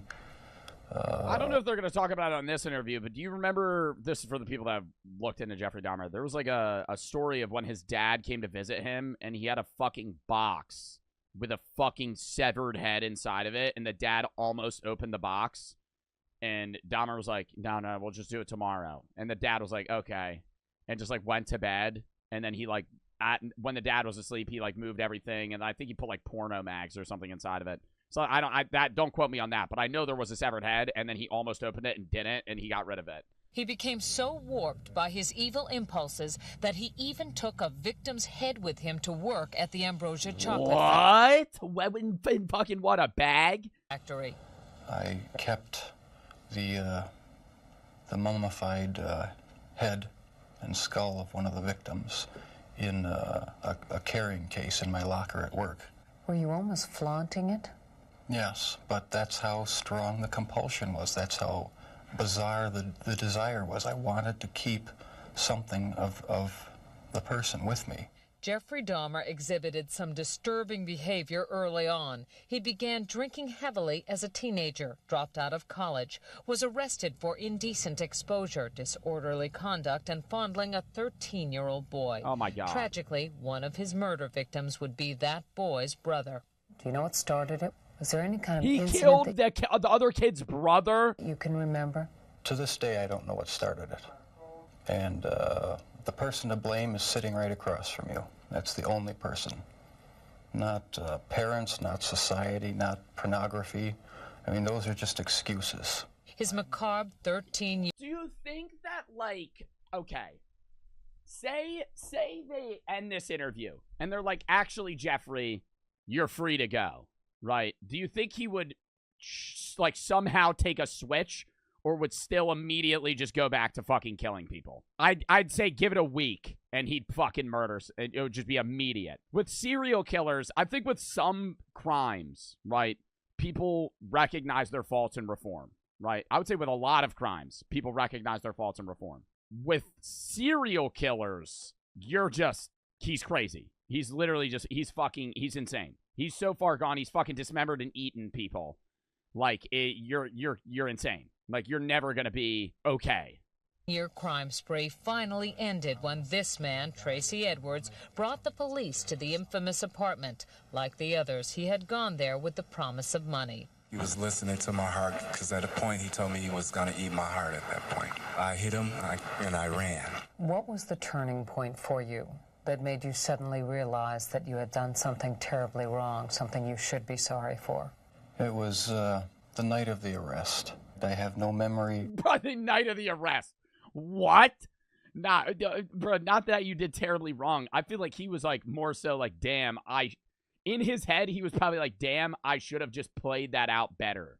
Of what happened during the 6 hours before the last victim ran out of the apartment. He only feels bad because he got caught. I think that might apply to Jeffrey Dahmer, but I think the idea of you only feel bad because you got caught doesn't apply to everybody. I think some people could feel like if you're somebody that like stole shit from a store, you could feel bad about it without going to prison. You could feel bad about a lot of things without going to prison. When you're a serial killer and you've murdered and eaten 17 people, I don't think there's a moment where you're going to... Once you're that far in, you're not going to feel bad about it.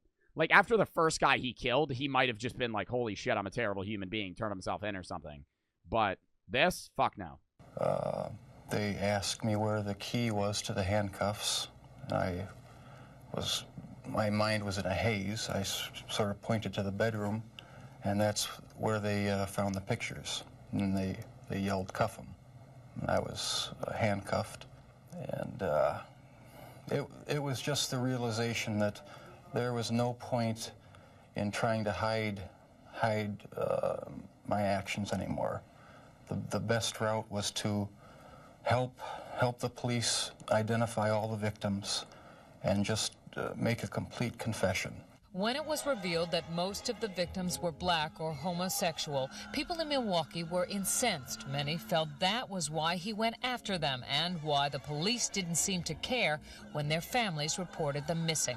10 of your 17 victims were black. Dude, actually, though, like, if they were white guys, the police probably would have cared more, especially in the fucking 80s. Were they racially motivated? It was not racially motivated. It was not sexual preference. It was just to find an obsession. I don't think he was racist, though. No, I think Jeffrey Dahmer was just killing motherfuckers. I think it was just, who can I kill and get away with it? And with the police, though, not giving a shit. The best looking... I'm not trying to defend Jeffrey Dahmer from the racist question. I'm saying I think he was just a psychopath that would kill anyone he was capable of killing. Young man I could find. While you just heard him say that his sexual preference had nothing to do with the killings, he has not come to terms with his homosexuality. Never understood it. There was no use trying to fight it because I couldn't rid myself of it. It was too powerful and persistent. Do you dislike it? Yes, it's caused a lot of problems for me. A lot of conflicts and unanswered questions. The conflicts remain with him, and so do his compulsions. But in prison, he finally cannot act on his savage desires. Wow. If you were out on the street now, would you still be committing the crimes? Probably. If this hadn't happened, there's no doubt I probably would be. I can't think of anything that would have stopped me. Wow. That is nuts. Somebody said Black Ops 6 gameplay dropped. Dude, the amount of YouTubers that just post that shit the second it fucking drops, whereas like the actual game.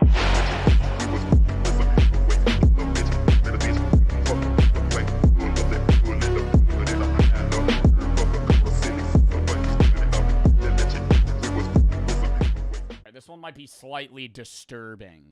A case almost too gruesome to mention. Ed Gein. I'm not gonna lie, I didn't know who Ed Gein was until that like Netflix show came out about him.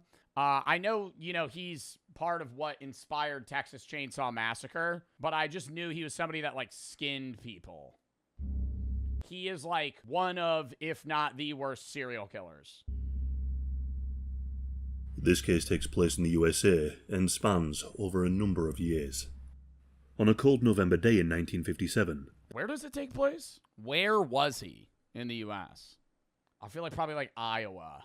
Somewhere in like the Midwest. On a cold November day in 1957, the police in the small town of Plainville, Wisconsin made Wisconsin, I was wrong. A discovery so vile that it would inspire horror movies for generations.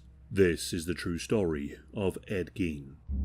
Edward Theodore Gein was born on the 27th of August 1906. He was the second of two boys, born to George and Augusta Gein. When Ed was about 8 years old in... Bro, what is this picture? Are they like 10 years old in this? These are his parents? That's his dad and his mom. He has a mustache? Yeah, but I'm saying they both look like young. Is this AI? There's no way this is AI generated. They wouldn't make it look like that. I feel like AI would look more normal. And Augusta Gein. When Ed was about 8 years old in 1914, the Gein family moved to a 155-acre farm outside of Plainfield, a remote rural... But, like, what makes somebody... I understand getting into the psychology of, like, okay, nature and nurture kind of combining to make a serial killer in, like, the most, you know, gruesome way.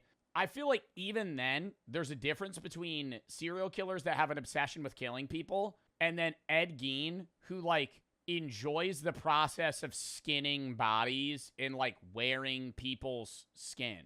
That is way, like, even more what the fuck than, you know, somebody that's just like, yeah, I'll kill somebody every 6 months. Like, both are crazy. Both are serial killers. One's just like, dude, this is even, like, I feel like not even human level of... area in central Wisconsin. You know what I'm trying to say? Like, I don't want to compare serial killers. But, like, I feel like there's a difference between some guy that just, like, kills random people on the street even and, like, a guy that, like, wears skin. That's way more disturbing. Wisconsin. Ed's father, George, was a volatile alcoholic who struggled to even hold down a job. He often left the child rearing to Augusta, and when he did interact with the boys, it was with his fists. George would beat Ed and his older brother Henry, sometimes striking Ed in the head so hard that his ears would ring. By contrast, Ed's mother Augusta was the dominant force in the household. She was extremely religious and fanatically strict. All right, never mind. It makes sense. You had domestic problems on one end and then an extremely religious household that was like two ends of a fucking rope just pulling him at the same time. She would often preach to the boys that the world was full of immoral and sinful people. In Augusta's view, all women, except herself, were fallen and impure. In her eyes, they were naturally promiscuous and instruments of the devil. She told her sons that sex and temptation lurked everywhere, and she... But, like, is there really, like, a level of... Like, obviously you gotta blame Ed Gein for, you know, killing and skinning people. But at the same time, it's like, if he wasn't raised in a household where he was getting spewed this stuff, like, would he have been that bad of a person comparably? Like, I understand there's like a mental imbalance in their brain, and like people talk about how like serial killers have certain things wrong with their brain, like neurologically, that like makes them more predisposed for that. But I feel like if you have just the genetics and then good nurture, it's like, okay, maybe they get into trouble, but not to the point where they're like murdering people. Like if you're like, what parent is growing up and going, yeah, all women are devil spawn except me. And you're like instilling this into your 5-year-old child, like from a young age. Like, yes, all women are evil. Forbid them from having girlfriends or even friends in town. Augusta even and they're not allowed to have friends. Okay. Predicted that God would punish the world for its sins. She told the boys that modern women's fashion like short skirts and makeup were signs of impending doom. Despite this, Ed idolized his mother. He loved and feared her to an extreme degree. From a young age, Ed was described as shy, socially awkward, and utterly devoted to his mother. He rarely even left the farm, except to attend school, where classmates later recalled him as an odd boy who would sometimes laugh to himself as if he was hearing voices. At home, Augusta kept Ed and Henry busy with chores and strict discipline. She discouraged any outside friendships. If Ed tried to make friends... What's the long-term plan? Like, she's insane. So, like, what's the long-term plan for your child there? Like, I'm gonna have him grow up on the farm and then stay here forever and not know anyone? Like, what's the end goal here? Because you're not, like, if she's heavily religious, she's not making a good Christian boy. She's making a secluded, misogynistic hermit man that is, like, hating all of society. Augusta would punish him severely. She wouldn't physically harm him, but she would scream in his face that he was going to hell, something that he likely feared. As a result, Ed grew up essentially friendless and sheltered, with Augusta as the center of his world. Psychologists later suggested that her overbearing, puritanical parenting might have led Ed to develop an unhealthy obsession with her. Now, there is one story from Ed's childhood that gets mentioned in some sources. According to some, Ed snuck into the farm slaughterhouse, and there he quietly watched as his mother slaughtered a pig. As the story goes, upon seeing the pig being killed, Ed had his first orgasm. In the 1930s, Oh my god. Was he, like, attracted to his mom as well? Or was it just, like, he just liked watching a pig die? as an adult, Ed mostly worked as a farmhand and a handyman. He and his brother picked up the odd jobs around town to help make ends meet after their father's drinking finally caught up with him. In April of 1940, George Gein died of heart failure at 66. Ed was 34. With George gone, Augusta's hold on her sons only tightened. However, Henry voiced concerns about Ed's attachment to their mother. He found it unhealthy how he worshipped her and obeyed her every word. On the 16th of May 1944, Yeah, I think I get it more where it's like when you're a kid, you know, you kind of look up to your parents and your mom in that way where it's like, okay, you know, whatever you say goes. But like, bro, you're in your 30s. Then the brother that's not a serial killer is seeing his 34-year-old brother worship his mom and go, you know, man, this is a little weird. Ed and Henry were burning vegetation on their farm, when all of a sudden, it got completely out of control. According to Ed, the two got separated in the smoke. When night fell and Henry still hadn't returned, Ed went to the authorities to report his brother missing. Now, strangely, Ed led searchers straight to Henry's body, which was found lying face down on a Oh my god, did Ed kill his brother? Holy fuck. See, I don't know the story about this guy. scorched patch of land. Though Henry had some minor burns, they weren't severe enough to cause his death. Oh, okay. The coroner listed the cause of death as asphyxiation due to smoke Never mind. Okay, he did die. inhalation, possibly combined with heart failure, and so officials ruled it as an accident. However, some people who were present later noted that Henry had some mysterious marks on his head, details that fueled later suspicion that Ed may have killed his own brother. Henry's death was officially recorded as a tragic accident, but forever shrouded in doubt. Henry's mysterious death deeply affected Augusta. Shortly afterwards, she suffered a paralyzing stroke, rendering her dependent on Ed's care. For about a year, he became her carer. Augusta briefly recovered enough that Ed could take her out of the house on one occasion. He later recounted an outing in 1945 to buy straw from a neighbour, during which Augusta witnessed an upsetting scene. The neighbour brutally beat a dog to death in front of them, while a woman from the neighbour's house came outside and yelled for him to stop. What are these experiences these people are seeing? I understand it's the 1940s. You're watching your neighbor beat his dog to death just in his yard? Augusta was horrified, but not for the reasons you might think. She was Oh my god, because Ed liked it? horrified not by the animal cruelty, but by the presence of the woman. She angrily called this woman a harlot, as this Okay, this mom, actually #1 contender for worst mom in all of history. She has a stroke, her son brings her to go buy straw, and while they're buying straw, a guy's beating his dog to death, and she goes, why is there another woman here? That's the question we're asking. woman was living with a man that she wasn't married to. Soon after this, she had a second stroke, and her health went into rapid decline.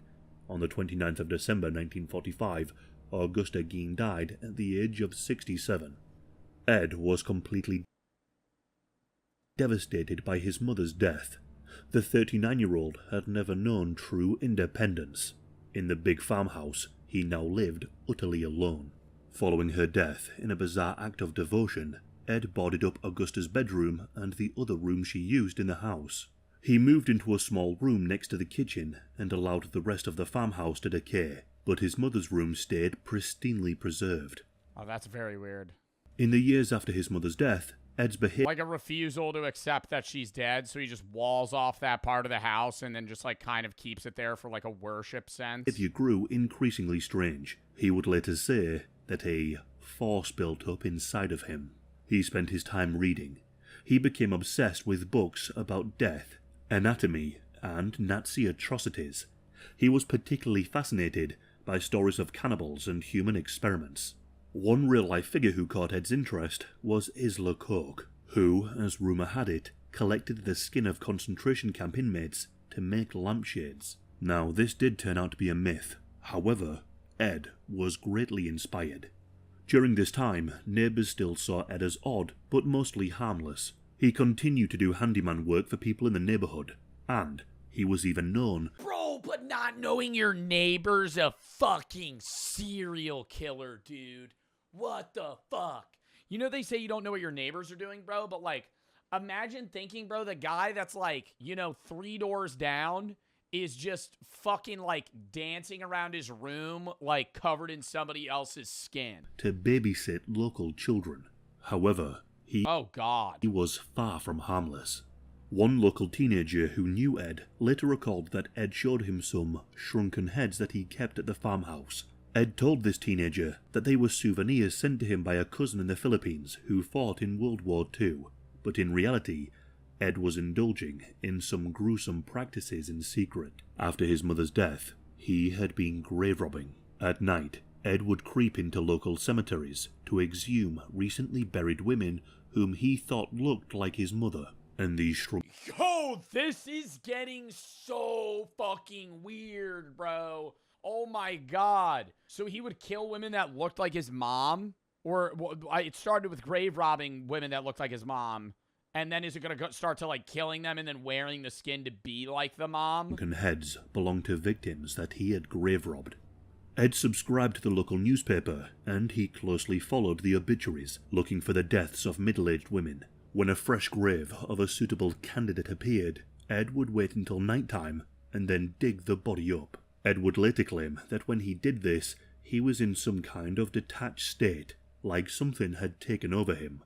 In some instances, Ed claimed that he snapped. Bro, but like, how is one guy... You know how long that would take, chat? Like, bodies are buried deep as fuck. You're one dude with a shovel at 1 a.m. just running to a fucking grave and like shoveling out all of the dirt, stealing the body, and then putting it back over. Out of what that'd take like 5 hours. Ever trance he was in during the middle of grave robbing, got scared, and ran away. But on at least 9 occasions, he followed through and stole bodies from coffins. In Ed's mind, he was not desecrating the dead. He was trying to resurrect or become his mother. He later admitted that he wanted a sex change operation and also tried to create a woman suit made of real human skin so he could be his mother. Using real tanned human skin, Ed fashioned items. Why? Like he would pretend to be his mother and speak to himself? Or what? Ranging from clothing to furniture. He later... Like, there's no way he wears that mask and is like, okay, yeah, I'm my mom now. Like, this looks like a shitty Spirit Halloween mask of fucking skin. Denied having any intercourse with the bodies, explaining that they smelled too bad. But short of that, he mutilated corpses in almost every other way imaginable. For roughly a whole decade, from 1947 to 1957, Ed Gein's farmhouse became a literal house of horrors. Human bones were littered around his property. He made a trash can wastebasket fashioned from human flesh, chairs made of human skin, sawed-off skull tops used as bowls and cups, clothing made from body parts, a belt made of female nipples. He even made a lampshade. A belt made of nipples? He even made a lampshade out of a human face. These are but a few things that were later found. But then, he moved on from grave robbing and on to murder. Ed Gein's first victim was Mary Hogan, a 51-year-old tavern owner in Plainfield. Mary was a divorced, independent woman who had moved to Wisconsin. I don't want to say I would have been... I'm kind of more surprised that he's killing these women and trying to get them... or trying to get their skin cut off so he could be their mom or be his own mom versus like him just trying. I would be less surprised if it was like Ed Gein kidnapped a woman and forced him to be his mom.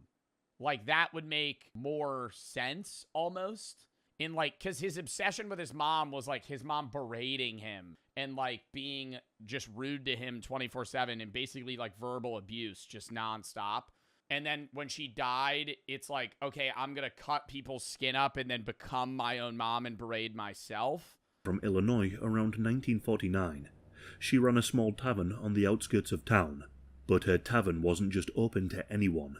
She was a cautious woman, and she only served regular customers that she knew, and she kept a shotgun behind the bar for extra protection. But on the 8th of December, 1954, Mary Hogan vanished from her tavern. That afternoon, a neighbour entered Mary's tavern and found bloodstains on the floor and an empty cash register. Mary was nowhere to be seen. A search turned up a .32 caliber cartridge on the floor, suggesting that she might have been shot. But there was no body. The disappearance of Mary Hogan remained a mystery for years. Ed was actually an early suspect due to him making a rather strange comment. After Mary went missing, he said, "She isn't missing, she's down at the farm right now."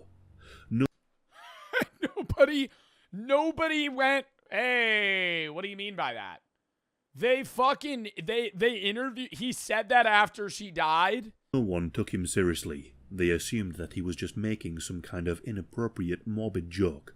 However, he was telling the truth, and he would strike again.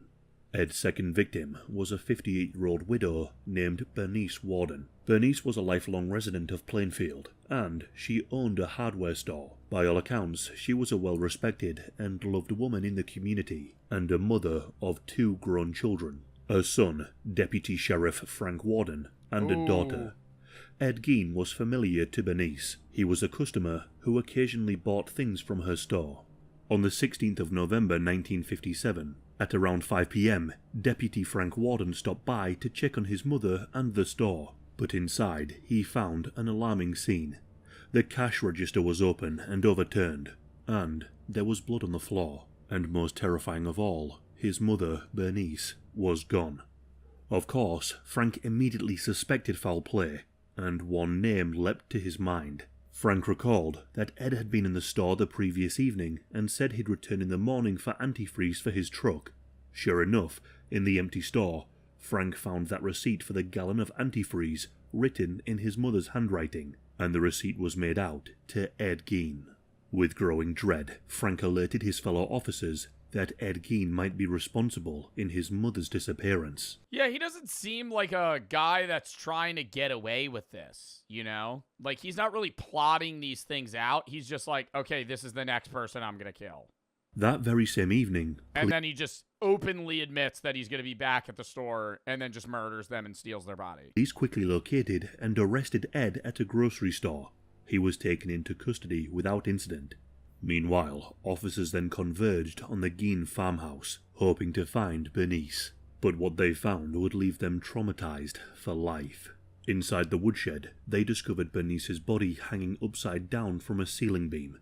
She had been decapitated and, quote, dressed out like a deer. Her carcass had been slit open, and she had been gutted.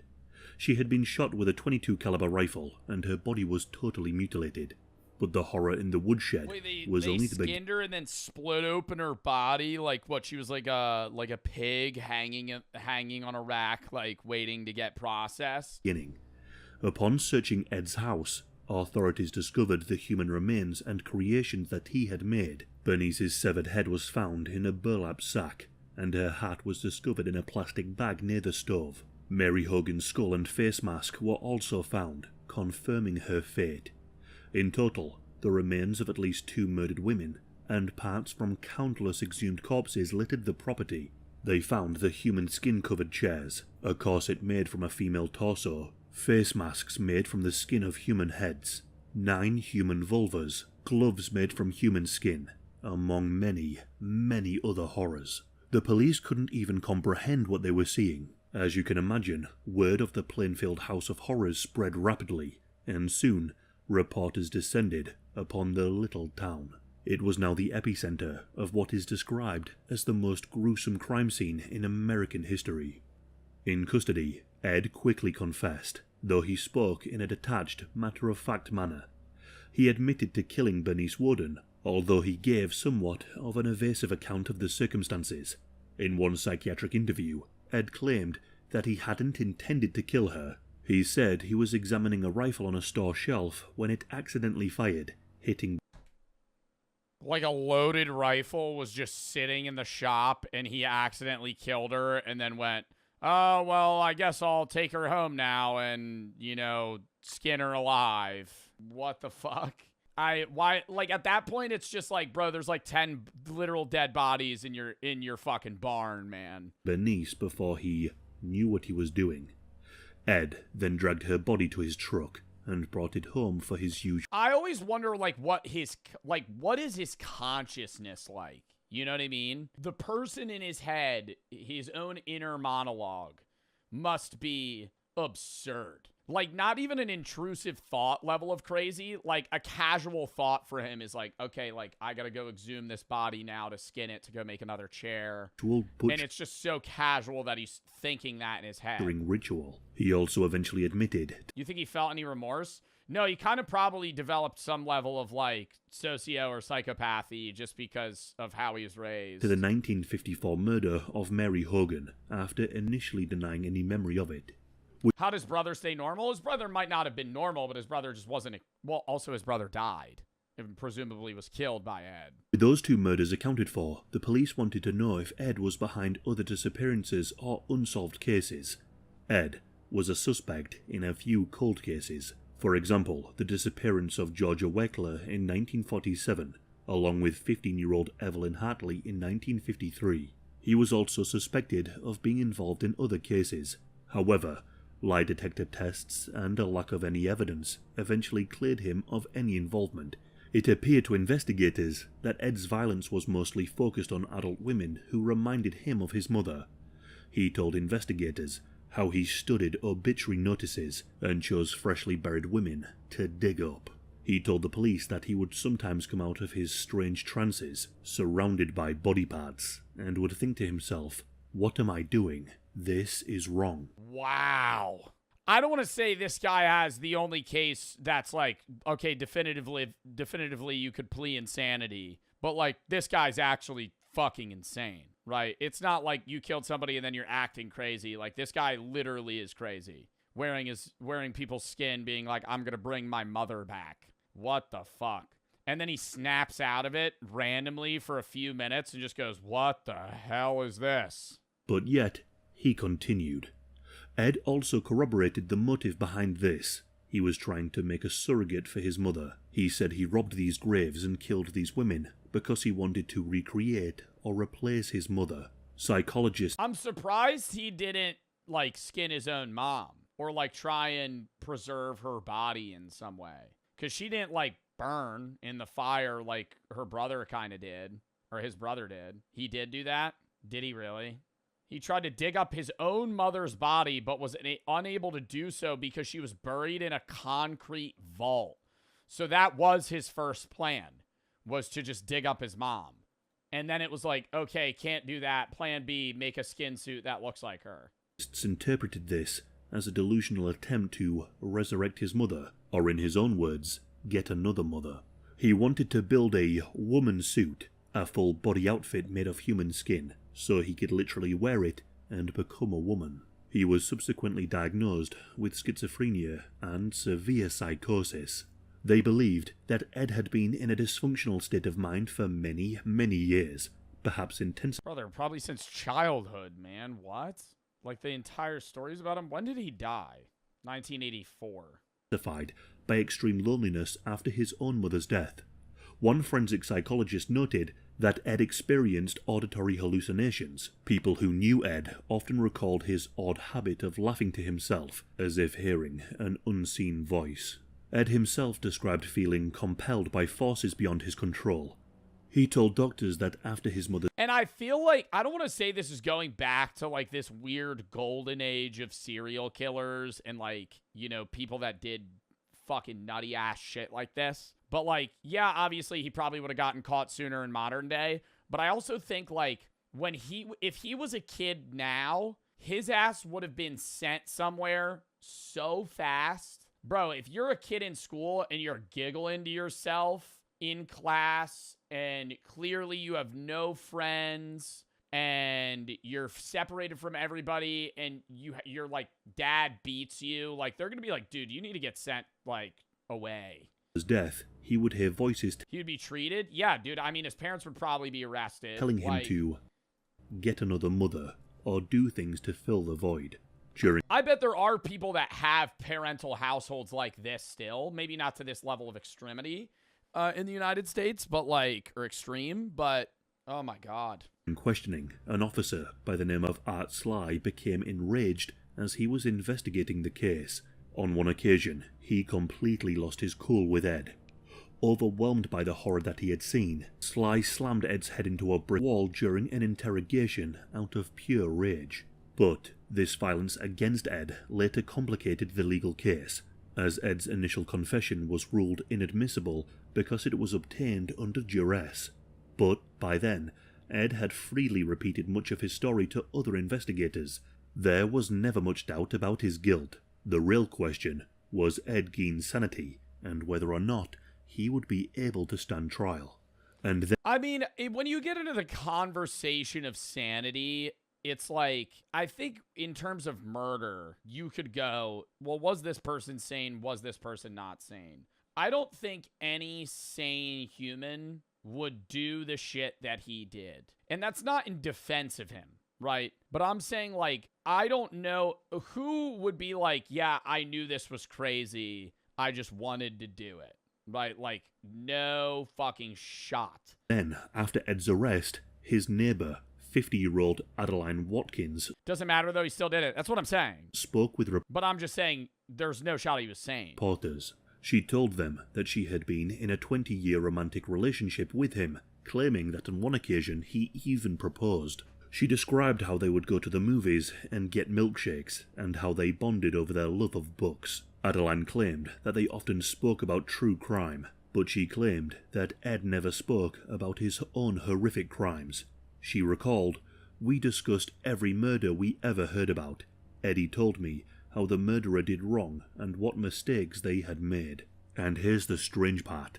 She even called Ed a good, sweet, kind man. Her mother even attested that Ed was always polite and had her daughter home by... I mean, isn't that the same thing that people would say of Ted Bundy's wife? Most people that know a lot of these serial killers are like, oh yeah, no, they were normal. They had no idea, because it's like a facade that they're putting on. 10 p.m. Although, after revealing this, she soon went back on some of her claims. As the media descended upon her further, she claimed that she exaggerated and that they were not in a 20-year romance, stating that Ed was merely just a friend. It was... Alright, well those are about here and here. He proposed to me, we dated for 20 years and talked about everything. I knew him through and through, and we were kind of just acquaintances that lived near each other. Found that she was never involved in his criminal activities, although she stood by what she said about him being a good man. Ed was soon charged with first-degree murder along with a string of other offences. He pleaded not guilty by reason of insanity. Indeed, within days, doctors found him mentally unfit for trial. Ed was diagnosed as a schizophrenic and declared legally insane. Ed never consumed or was intimate with the body parts, though some tried to... Dude, but where did they send him? Did they send him to a prison, or did they send him somewhere because he was declared mentally insane? claim otherwise. Ed was later... I can imagine, dude, being in the same room as this guy. You're his fucking cellmate. ...sent to a maximum security institution. There he would Yeah, he got sent to a mental hospital. remain for the next decade, undergoing treatment and evaluation. For years, Ed Gein lived quietly in the mental hospital. By most accounts, he was a model patient, polite, unassuming, and even helpful around the facility. In 1968, after 11 years, doctors determined that Ed's condition had stabilized enough that he was competent enough to stand trial. The trial began in November of 1968. Given Ed's infamy, his defense team successfully requested a trial without jury to avoid any bias. The trial lasted 1 week. Psychiatrists testified on both sides. One doctor recounted how Ed claimed the shooting of Warden was accidental and that the gun went off in his hands whilst he was looking at it in the store. They stated that Ed wasn't even sure if he had consciously aimed at Bernice. But then, another doctor for the prosecution explained the lengths that Ed went to into butchering her body and hiding it, suggesting that he knew right from... How much is this guy getting paid to fucking defend this dude? You know what I mean? Is this like a public defendant or something? Like, who's sitting there being like, well, yeah, he had some skin, he had about 10 bodies, but... Wrong. In November of 1968, the judge delivered his verdict. Ed Gein was found guilty of first-degree murder. However, in a separate phase to determine his sanity, the judge concluded that Gein was not guilty by reason of insanity. The outcome was that Ed would not go to prison, but would instead spend the rest of his life confined in a secure mental hospital. Some believed that this was far too lenient. Many thought that he deserved death. He destroyed the lives of many. And I still never stand on, like, I think the death penalty makes sense for the families that are affected, because it's like a level of closure of like, okay, they're gone now. But I still think that he did deserve death. I think that the death penalty is not as bad as life in prison. I'm not going to argue on like the taxpayer perspective of like, okay, monetarily it doesn't make sense to kill people in the United States. But I'm saying like being in prison for the rest of your life is worse than dying in most scenarios. I think it's different if you're like 80, some shit, but because it's like, okay, you're going to die soon anyway. But like, you're like in your 40s, you get sentenced to life. Like, you're going to now sit in a cell for 35 years before you die. left a lasting trauma on more. Some believe that Ed killed as many as 9 people, but we know for sure that he killed 2. Ed lived out the rest of his days in the mental health system, reportedly in relative tranquility. By all accounts, he was a mild, even likable inmate who caused little trouble. He even participated in some occupational therapy. He liked to spend his time painting and stone polishing. In March of 1958, his farmhouse was auctioned off, but mysteriously, it was later burned to the ground.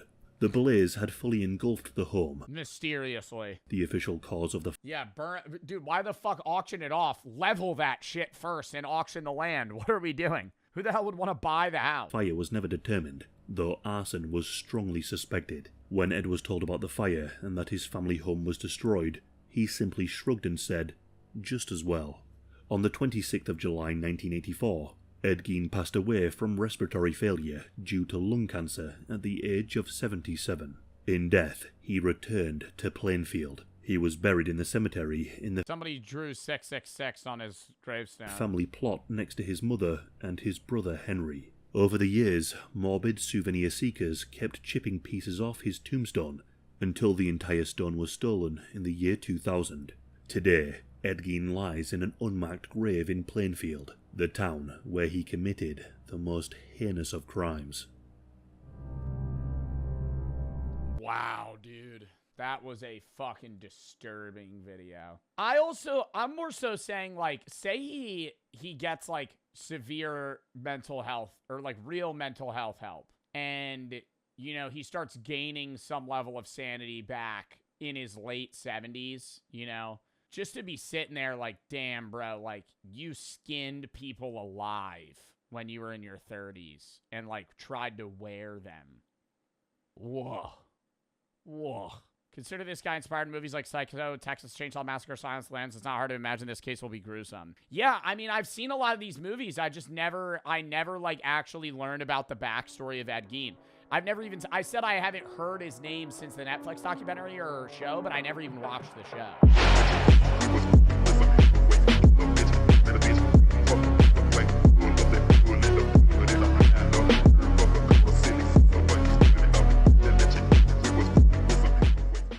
Next video. Greatest art heist in history.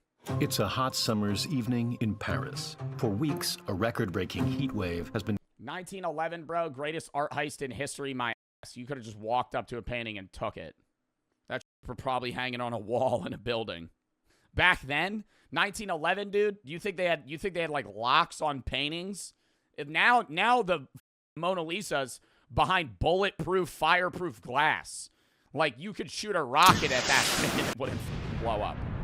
Then, it was probably just in a building, and you just went, and then did one of those robber tiptoes in those, like, old videos. You know those Halloween outfits of a robber where it's just white and black, and they're wearing, like, goggles, and they're, like, Streets empty and the Louvre quieter than ever. No one dares to go outside, but for one man, it's time to strike.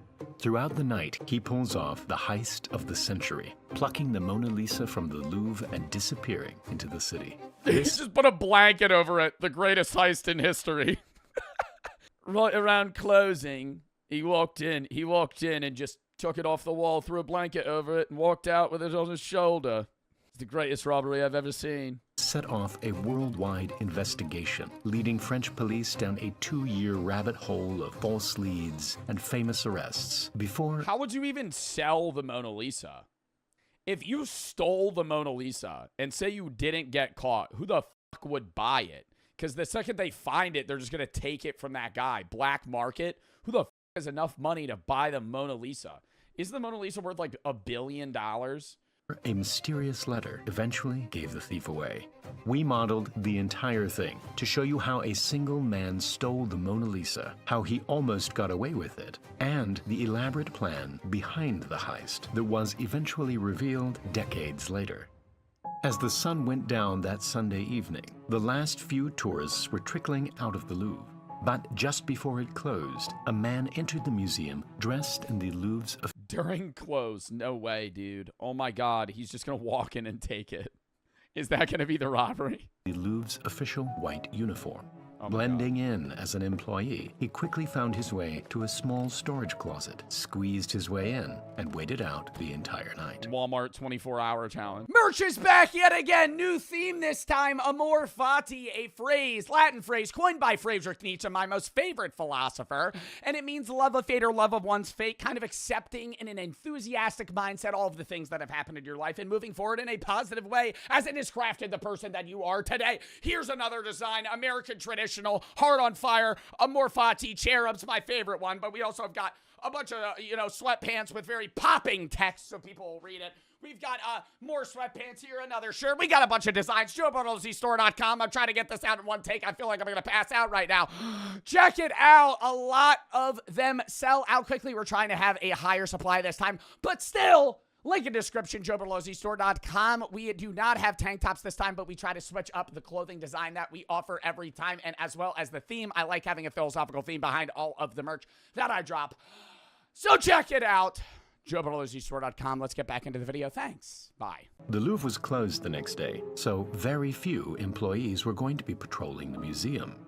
At precisely 7:15 the next morning, the thief emerged into an almost empty Louvre. With no one in sight, he quickly made his way into the Salon Carré, and there it was. At the time, the Mona Lisa... The Mona Lisa was that expensive then? I mean, he's probably going to say, but I feel like there was probably more popular paintings in 1911. At the time, the Mona Lisa didn't have its own room, and it wasn't nearly as famous as it is today. But the thief was about to change that. Why? Is that why the Mona Lisa's that big now? I thought it was just big because it's a nice painting. Like, what made him want to steal this one comparable to any others? With no one in sight, he pulled the painting off its metal pins and carried it to a nearby stairwell. Oh my God. Imagine he fucking trips on the stairwell. You ever do that where you like try to catch a step, but you didn't put too much of your foot on it, so you fucking slide off? He's like walking. He's like, all right, I've almost gotten away with it. On the third step, trips. The fucking painting just drills into the fucking stairs and snaps. I would just walk out. Using a screwdriver, he managed to remove the painting from its protective frame before covering it in a white sheet and heading straight for the nearest exit. But as he reached for the door, it was locked. At that exact moment, a plumber working for the Louvre appeared out of nowhere. He assumed that the man was a Louvre employee, and so he helped him open the door. And just like that, the thief disappeared into the city with the Mona Lisa under his arms. The whole heist was over in just a matter of minutes, but it would take another 28 hours before anyone realized the painting was really gone. That week... Until what? Like mid the next day? They're like, where's the Mona Lisa? Photographers had been going through the museum and taking the paintings to be officially photographed, so blank spaces on the wall were completely normal. But when the photographers showed up the next morning without the Mona Lisa, it became clear that something was extremely wrong. The Mona Lisa was officially missing. The police were called. I mean, I would have assumed they would have like drilled that shit into the wall. Even in 1911. If it's that valuable of a painting, they didn't have, like, any sort of, like, safekeeping for it. It was just hanging like a fucking house painting. And a team of detectives descended Like, anybody could have just you could have just hit it with a hammer and broken the fucking painting. on the museum. France closed its borders and stationed tanks around the Louvre. Just kidding. These tanks weren't used, but they can be used. Oh, no way. War Thunder? Wow. When the Louvre announced that one of its prized possessions had disappeared, it sent shockwaves all around the world. And the question was, where did it go? All the police had found was the wooden picture frame and a fingerprint left behind by the thief. To get the investigation going, local newspapers started offering a reward of $250,000 for Then? How much is that now? That'd be $8 million now. any information that would lead them to Any information? I'd be like, yeah, I saw a guy the other night. All right, what was he doing? No, he was walking suspiciously. I think he had a fish in his hand. I don't know. I think that guy just might have been up to something. I don't know if that's useful. the painting. The response was overwhelming.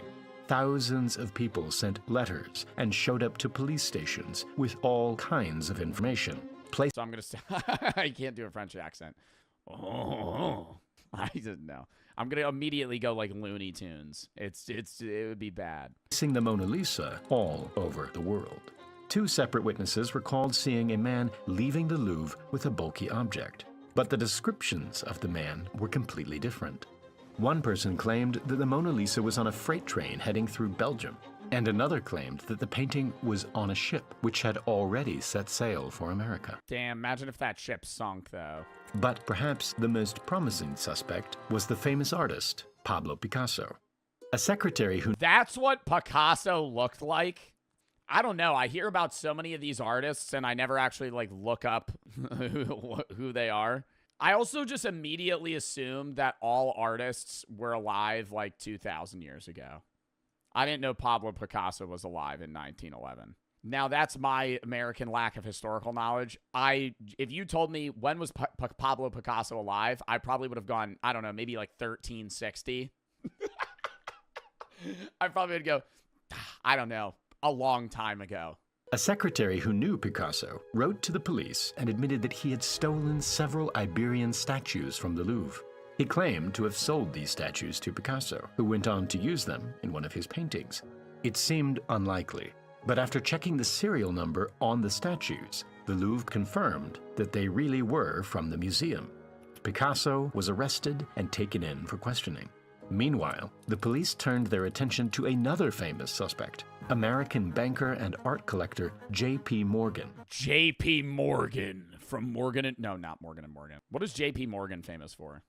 I love learning about that oil baron time because the wealth distribution today is a lot more drastic from like, you know, the top of the line billionaires versus like very poor people. But the amount of billionaires then were so far and few between that being like John D. Rockefeller, like you were so unfathomably rich comparable to anyone else in your time. Like if you're Elon Musk, there's a bunch of guys that are the same, you know, wealth as you. The best way that it's describable is people in that time, while, you know, you can make the argument that there were no ethical billionaires in that time still existed in their society.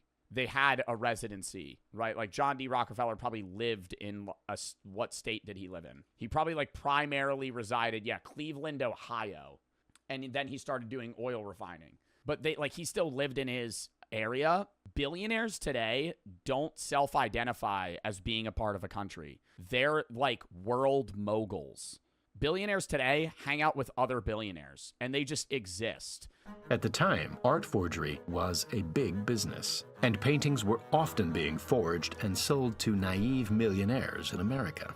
According to the claim, Morgan had commissioned the heist, and the painting was now on its way to him. Police in America stopped and searched a boat pulling into New York, but there was no Mona Lisa on board. Theories kept coming in from all over the world, but after 2 years of search, I'd just start throwing out random conspiracies, dude. You throw out 500 duds, one of them's gonna hit. The location of the Mona One of them's got to be like Hey, that's pretty close. Mona Lisa was still a complete mystery. As it turned out, the Mona Lisa hadn't gone far at all, and it was sitting in an apartment just 2 miles from the Louvre. This was the apartment of Vincenzo Perugia, a 29-year-old Italian who used to work at the Louvre as a handyman. He knew I wish I had a mustache like that, so I could go like this. You ever see those videos where it's like today they go like, and then they twist it? A 29-year-old Italian who used to work at the Louvre as a handyman. He knew every weakness of the Louvre. Grow hair on your head first? He knew that it was closed on Mondays. He knew about the photographers. And it was him who had made the Mona Lisa's protective case, which he dismantled so easily during the heist. After leaving the Louvre, he hid the painting in a trunk with a false floor, which he had made himself. But how did he get away with it for so long? Amazingly, Perugia already had a criminal record, and his fingerprints were But who the fuck is he going to sell it to? already in the system. But only his right-hand fingerprints were in the system, and the one on the picture frame was a left-hand print, and so a match was never found. During the investigation, police had visited Perugia's apartment twice, but never found anything. Little did they know that the Mona Lisa was hiding right under their noses.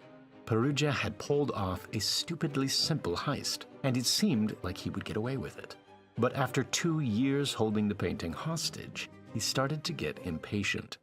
He wrote an anonymous letter to an art dealer in Florence, the city where Da Vinci painted the masterpiece.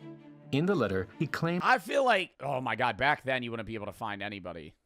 to have the Mona Lisa in his possession and said he wanted to return Finding dealers then, though? Oh, it fuck back off. to its home. He signed the letter with the name Leonardo and took the next train to Florence.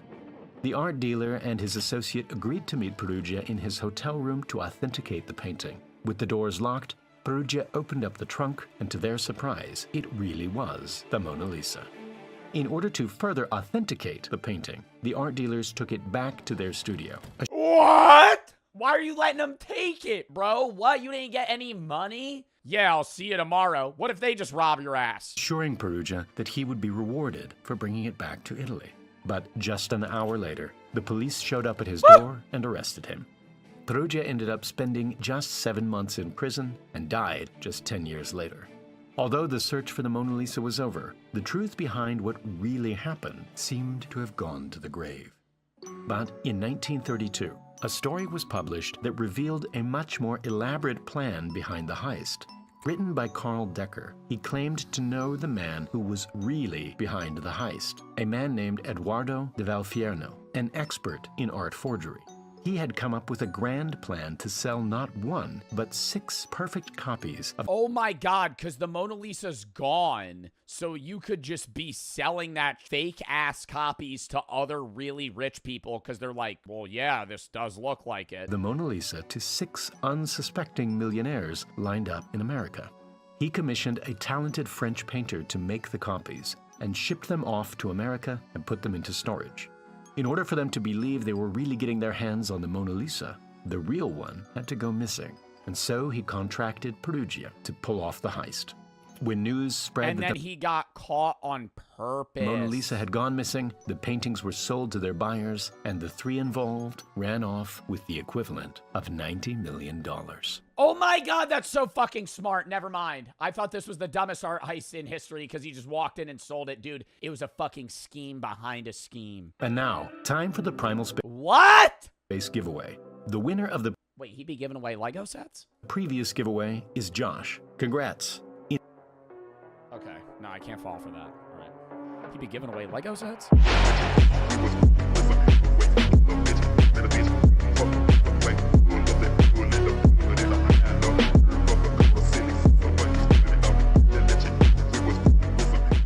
Man walks in on killer sawing his roommate's neck. He's down here. It's bad. Oh, Jesus. Okay, let's take a peek. Just about running down the skates. He had a knife in his hand and everything. He's got puncture wounds all over the place, too. And so I'm like, oh, here's a young retard Hitler. If someone is trying to start a new worldwide cult, I will eliminate that person.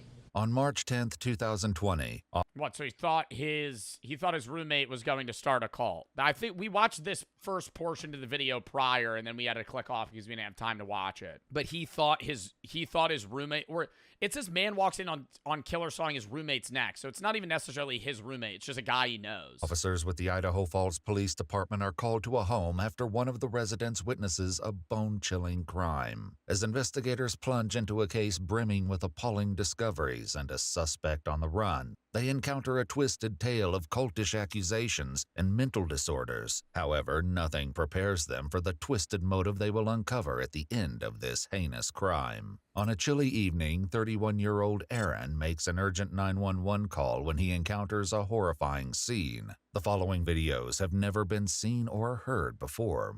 911, where's your emergency? This guy named Douglas, he just killed Hans. I don't know what his name is. His last name, Hans.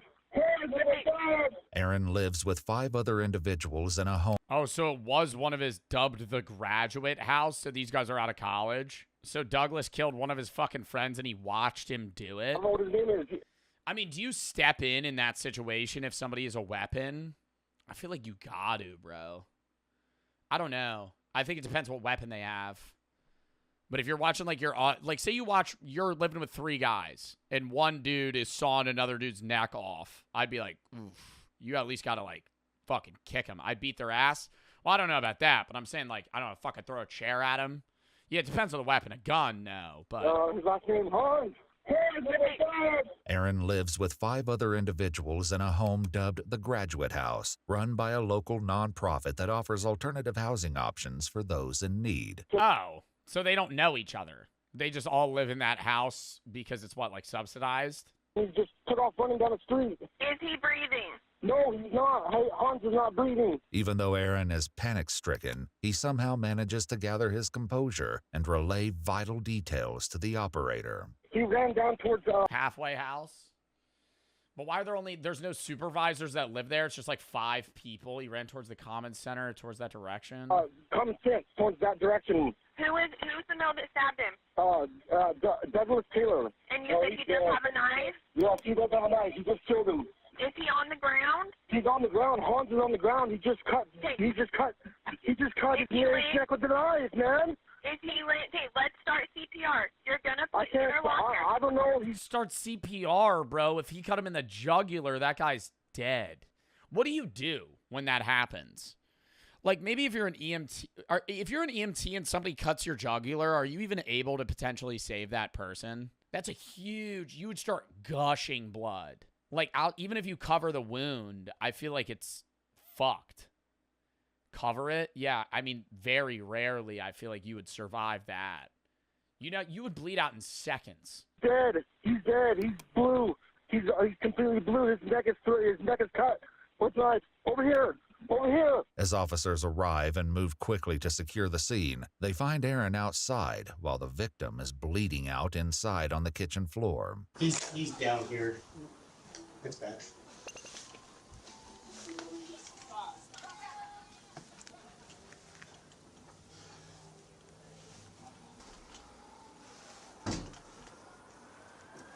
Nine zero. Myself and 1-7 are clearing the house. Do you think the cops get they have to get nervous for this, right? I feel like I would, even regardless of how much training you have, and I know U.S. police officers get less training than other countries' cops, bro, you got to be tweaking, man. Especially if this is like your first response to one of these serious ass calls, like some dude stabbed the guy to death, and you're looking for him, or like a shootout, something like that. Ready? I was thinking about this earlier today. Is there an age that cops are no longer allowed to respond to these types of calls? It reminded me when I looked at this guy, because he looks like he's in his, like, 50s. At some point, I would assume you're a sergeant, and then you retire. Like, you don't respond to the calls, but you, like, command people. Like, you're not first response. Because if you're 65, you're not going to be able to respond to a fucking, like, violent man that's mauling other people. There's probably some sort of age or evaluation on that. Inside the house, officers Kelly and Picard find the lifeless body of 51-year-old Herman Hans Warlin lying in a pool of blood. We got a back door. And there's 5 guys that live here. Where are the other fucking people? Did they have to evacuate? Running down the street. Just hang out here. It's common sense. He had a knife that way? and everything. So who's the guy? Do you know the guy? Yeah, Ben. Talk to me. Here, just talk to me, man. Douglas Taylor just killed Hans. The dude, he cut his throat with a knife. I need you to stick with me, man. If we're gonna find this guy. Who is he? His name is Douglas Taylor. He has brown hair. It goes over his eyes, and he has wearing a brown jacket and a brown pants with brown boots. He ran off towards common sense with a knife. Okay. I woke up. I was asleep. I heard him fighting. He goes, "No, stop, please, please." And that's all I heard. And I came upstairs, and he was laying on the floor with blood all over him. Okay. Connor. Where's he at, Karen? He's right here, but hey, wait, come this way. Come this way, Connor. This way. This way. Hey, do you want me at the back or the front here? Just hold on. Hey, go grab the airway bag. Okay. Oh, Jesus. Okay, let's take a peek. Okay.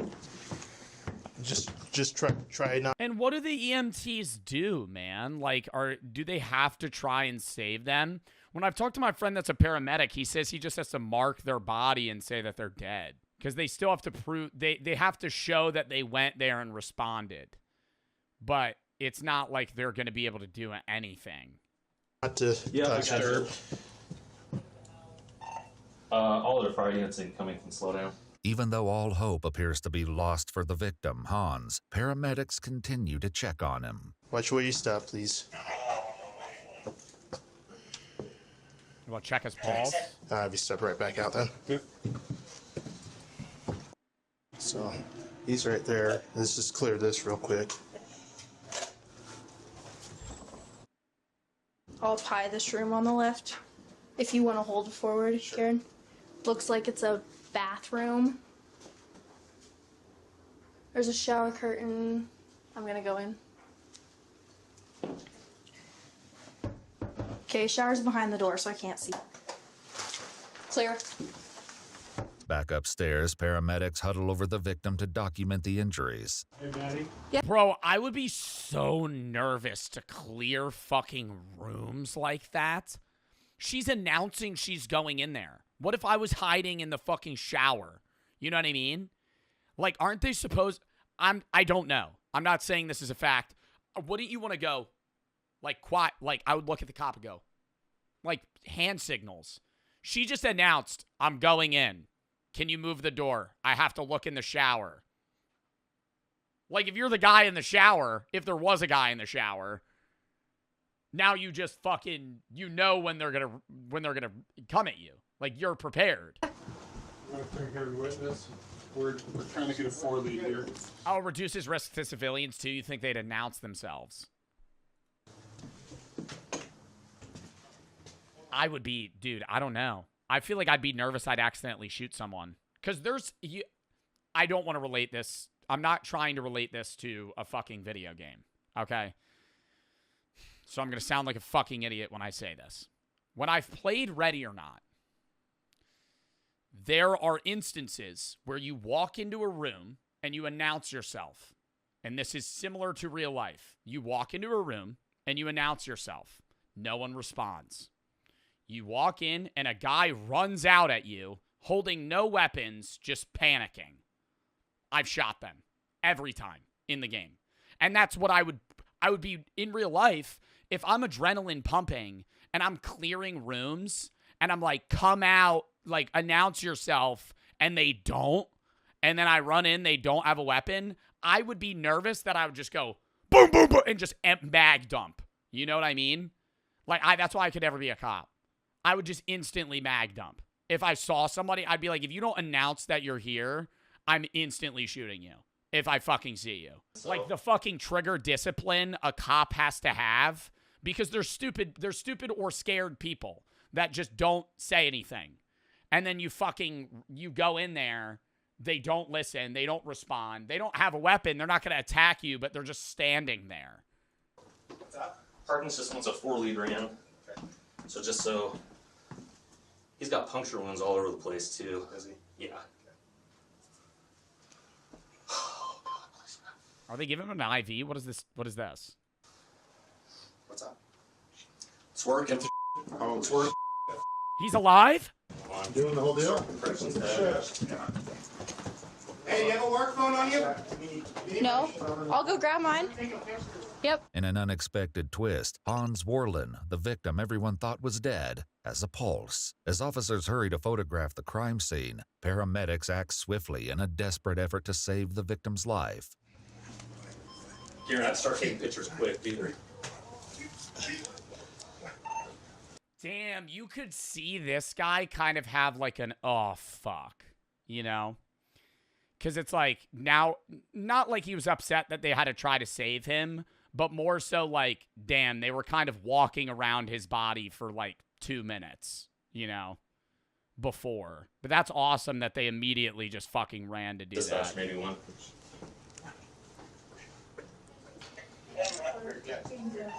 Call her recognize we have a full trauma activation. We have an estimated 35-year-old male, cardiac arrest. He is in PEA.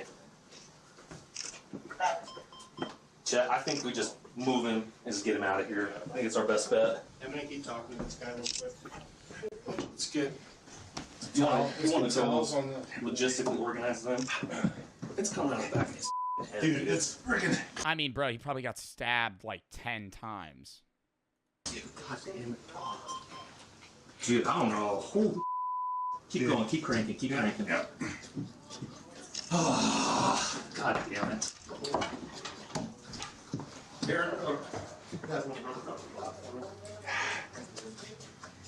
I'm gonna sketch my Jeff. In order to save precious seconds, paramedics improvise their plans to get Hans into the ambulance as quickly as possible. Well, Jeff, we don't have to worry about the Tom Hater subs. Yeah, no, we don't. Just get him over.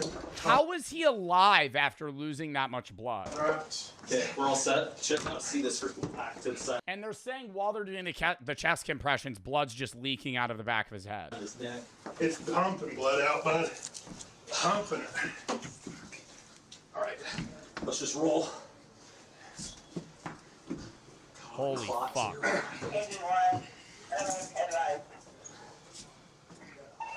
Pull that arm. They're pumping it out? Well, they have to try and resuscitate him.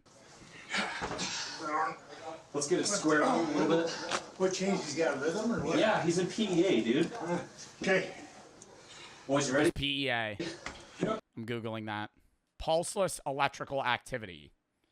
A type of cardiac arrest where the heart's electrical activity is present, but there's no palpable pulse or blood flow. So he's alive, but his heart's not beating. Okay. Just gonna drag. Yep. His legs, they're rough south. Get him up. All right. Watch those hands. I know, I'm trying to be a clock machine.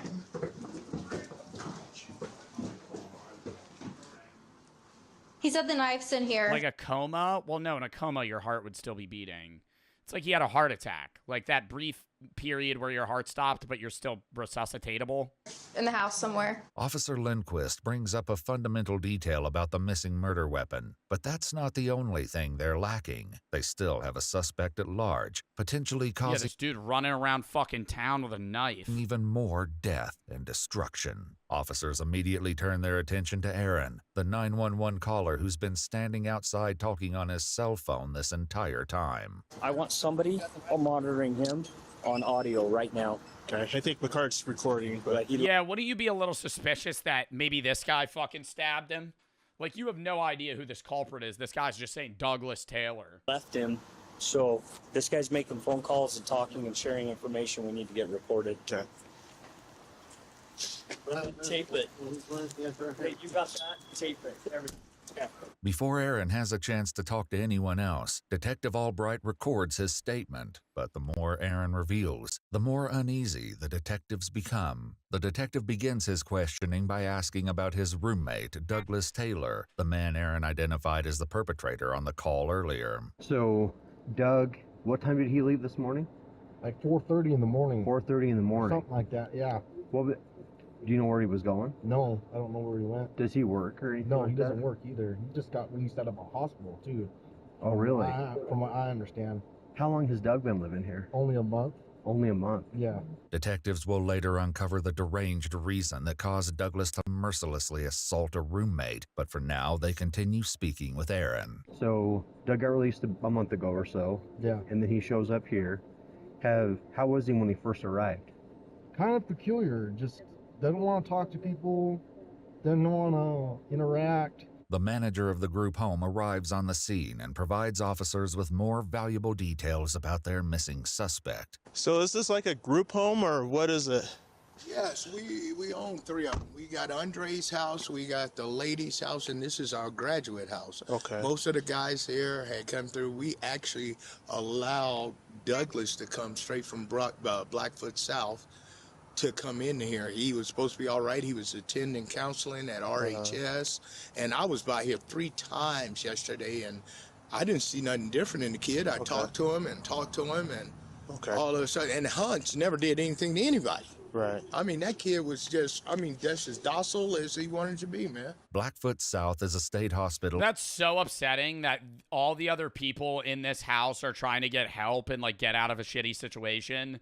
And then this fucking Douglas guy, who's also supposed to be getting help, just fucking stabs one of them to death. Specializing in mental health, located approximately 30 miles south of Idaho Falls. While the reasons for Douglas's treatment remain unknown, it gave Crazy how people turn so quick. Well, it might have been in his head. He might have just not acted on it. an insight into his possible mental health concerns. Had he been normal kind of before that, for like the first 2 weeks he was here? No, not really. It's kind of like strange, off to himself, talks to himself. So he's been talking to himself ever since he got here? Yeah, ever since he got here. But he started laughing to himself recently. Oh, just in the last 3 days? Yeah. Who? Oh, Douglas has been laughing to himself? Bro, that would scare the shit out of me if anyone ever did that.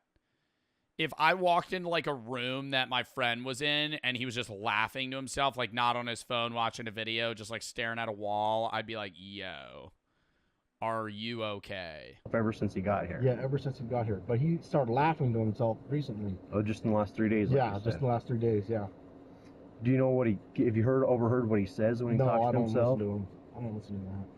What about... Oh my God, and outwardly talking to himself out loud? Do you guys talk to yourself out loud? I talk to myself constantly in my head, but I don't think I ever speak to myself out loud. Like, just like outwardly be like, yeah, I don't know. What should I do later? Maybe like once a month in a car ride, I would like say something to myself. But I think in most situations, I'm just speaking to myself in my head daily. I whisper sometimes. What do you mean? Like you're like in a group or alone? You'll just be like, I don't know. Like Breck from Modern Family, or not Modern Family. Malcolm, no. Which one is it? Not Malcolm in the Middle. Not Modern Family. The other one. The middle. When he's laughing, does he say anything specifically? No, he just mutters stuff. Chris was talking about going on a date one day, and I was I was trying to give him like funny fake dating advice. I was like, tell a joke, and then just mutter under your breath. That's fucking stupid. I should have never told that. That's fucking dumb. Like imagine you're on a date, just like alone with somebody, and you tell a joke, and you're like, was it funny? Should have never told that. Just been, oh, sorry. And then just like snap back. What Aaron recounts next will leave no doubt as to the manic brutality of the events. That's when I heard them scuffling or fighting upstairs, and I ran upstairs. And when I ran upstairs, that's when I seen Douglas Taylor with a knife sawing on Hans's neck. The distance between the top of the basement stairs to the site of the stabbing is less than 20 feet. The fact that Aaron witnessed the ruthless attack from such close proximity suggests that he was lucky to escape with his life. Oh, he looked at you? Yeah, he looked at me. Did he say anything? No, he didn't say anything. Was he still holding the knife? Yes. Or did he make any motions towards you or anything? No, he didn't make any motions or any threatening behavior or anything.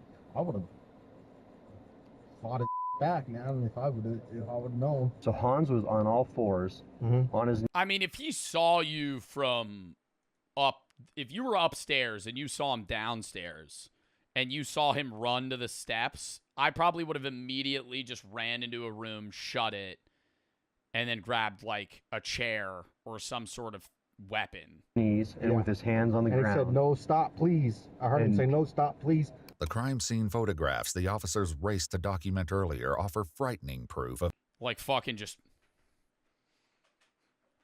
chuck that. Like if you got hit in the head with this, bro, oh my god. Metal fucking just full swing. Aaron's detailed account. Remember what kind of a knife it was? It looked like a kitchen knife. Like a kitchen knife? I would tank that. No, you would not. Water bottle ain't doing nothing. Listen. If I full of water went in fucking, or even if I didn't do that, say I hit you with like a slow, like I'm playing Hitman, and I fucking chuck it at you, it would distract you / hurt somewhat. Like, bro. Like, that's, bro, I'm telling, and that was like a mini smack. If I like full wound that thing, that'd crack your head open. Real talk, I grabbed the lava lamp. Real talk, the fucking scalding hot lava lamp. Chuck that. I'd catch it. No, you would not. The lava lamp? Sure, but they found there's a red knife laying on the floor in there in the living room. That might be the knife. I'm not sure. But it looked like a kitchen knife that it had with a brown handle on it. Do you remember if it had a serrated edge? Or yes, it had a serrated saw. Oh, the spear? Yeah, no, I do have a spear. Realistically, I just grab a gun, but... Oh, that makes sense because you used that phrase, he was sawing at his head. Yes. Around his neck. Wow. The description of the weapon should help officers locate it quickly if the suspect did, in fact, leave Why? I don't know. If I was witnessing my roommate get stabbed to death and then the guy ran at me, I would probably just shoot him. at the scene. But Aaron is about to share a curious detail regarding the relationship between the victim Hans and his attacker Douglas. Did it seem like previous to this, he had gotten along with Hans, or...? Yeah, they would sit in the kitchen for hours and then end sometimes. Oh, really? Yeah. So is it fair to say that Doug and Hans got along better than maybe Doug and other people? No. No? No one really got along with him. No one really talked to him. Nobody really, and that's why I was asking, because earlier he had said that he wasn't very sociable. No, he wasn't very sociable. Hans is a friendly, nice guy. Uh-huh. But Douglas is not. As Aaron's interview comes to an end, officers are still left wondering about the So Aaron was saying that he was a mean guy prior to this. motive behind the assault and the location of the missing perpetrator. Through all of this, Hans' life still hangs in the balance. Oh, wait. Hey. Little radio. Out here and something at the lab. Here. Put here. Jason, this you down there? You got to this. You also need your driver to the ladder truck. When we get that top off, let's work on vascular access. Where's that other? Hang on. As paramedics proceed to provide Hans with preliminary treatment, they're unprepared to witness the scope of the numerous wounds that will be revealed later. All right, good lung sound. Good lung sound. Nice. There we go, boys. There we go, boys. Just hold on to that. I love how much they're trying. Like, this feels like a group of, like, coworker friends that are actually just, like they're getting hype about trying to save a guy's life. Dude, I can't get a rhythm. I feel like these are the people that you would want doing this. I cannot believe that rhythm. It just happened, dude. It's hard to for real. Is the bagging still going okay? Yeah. Outstanding. Yeah. Okay, everyone slow and methodical on the way in, okay? Cut that off. Yep. You're shut down. Everyone slow and easy on the way out. With the suspect at large and a grievously injured victim, it seems that the dispatch staff has only added more pressure on the officers. Decoded, right? They got a pulse back. I mean, now we got like 8 people in this vehicle. If he goes, collect all of his clothing. Okay. Were you listening to the radio? Why? For evidence? About his suicide. Dude, she wouldn't spit it out. I know. So she I was sitting there getting pissed off, like I was cursing. Well, she dispatched 3, so already I'm like, oh, this is gonna be good, right? Yeah. And then it just her dispatching like it's terrible. Lift up. How bad are we? It's bad. I think he looked gone when I entered the room. Boys. I don't know. Watch out for seatbelts. Okay, you guys want to get him turned over, or whatever doctor is taking him. Is it you, Roseburg? Okay. Good to go. He's got his left to his left. Don't they gotta start giving him blood, man? Carotid. His trach has been cut. He's got multiple superficial stab wounds. If we worked him because he's PEA, we're gonna need him. Make sure that one on the left's the one quick on there. I'll let you. Do you have a Sharpie? I can get one. Yeah, why don't we do that so I can start marking stuff? Amid the hectic scene in the trauma room, doctors need critical information, but Officer Lindquist is about to have another breakdown in communication with the dispatch operator. When did this come in? Bro, there are 20 people in this room. Dispatch, can I get the time of the call for the stabbing? They'll tell me in a sec. 22, can I get time of call for the hospital? The time that you were on scene there, or the time that we notified him of the call? The time the call came out. Are you on main? Yes. Charlie, I don't know how hard it is for anybody to look at the time the call came out and tell me that. Well, you didn't go across that time. 22, any unit with a computer in front of them, can you please advise the time the call came out? The hospital needs that. 22. The call came in at 22:25, and I'm not sure what other time you're asking for. It was 22:25. Charlie hates. She does, but she also. This has been ID. Nope. Well, she can fucking get over her goddamn hatred with you because there's a fucking guy dying and they need to know that information for some fucking reason. I don't know why, but, you know, if I'm a fucking cop there, I'm going to be like, okay, I'll get you the fucking info. Doctors learned that the call came in 43 minutes prior to the time relayed by the dispatch operator. As the medical team does everything they can to save Han's life, at the house, officers gathered outside and discussed their impressions of the crime. Wait, 43 minutes? Bro, I feel like this dispatch operator is just not doing anything. Dispatch lady needs to be fired or change jobs ASAP. She's literally doing more harm than good. But that's what I'm feeling. I feel like she's just fucking being rude the whole time. Like she's mad she's there. I'm like, I don't care if you fucking hate your job. Your job's about saving people's fucking lives. Nut up. Figure it out. Crime scene and the possible location of their suspect. Did you go inside at all? Me? Yeah. Pretty bloody. Yeah, he was bleeding out all over the kitchen floor. So you did?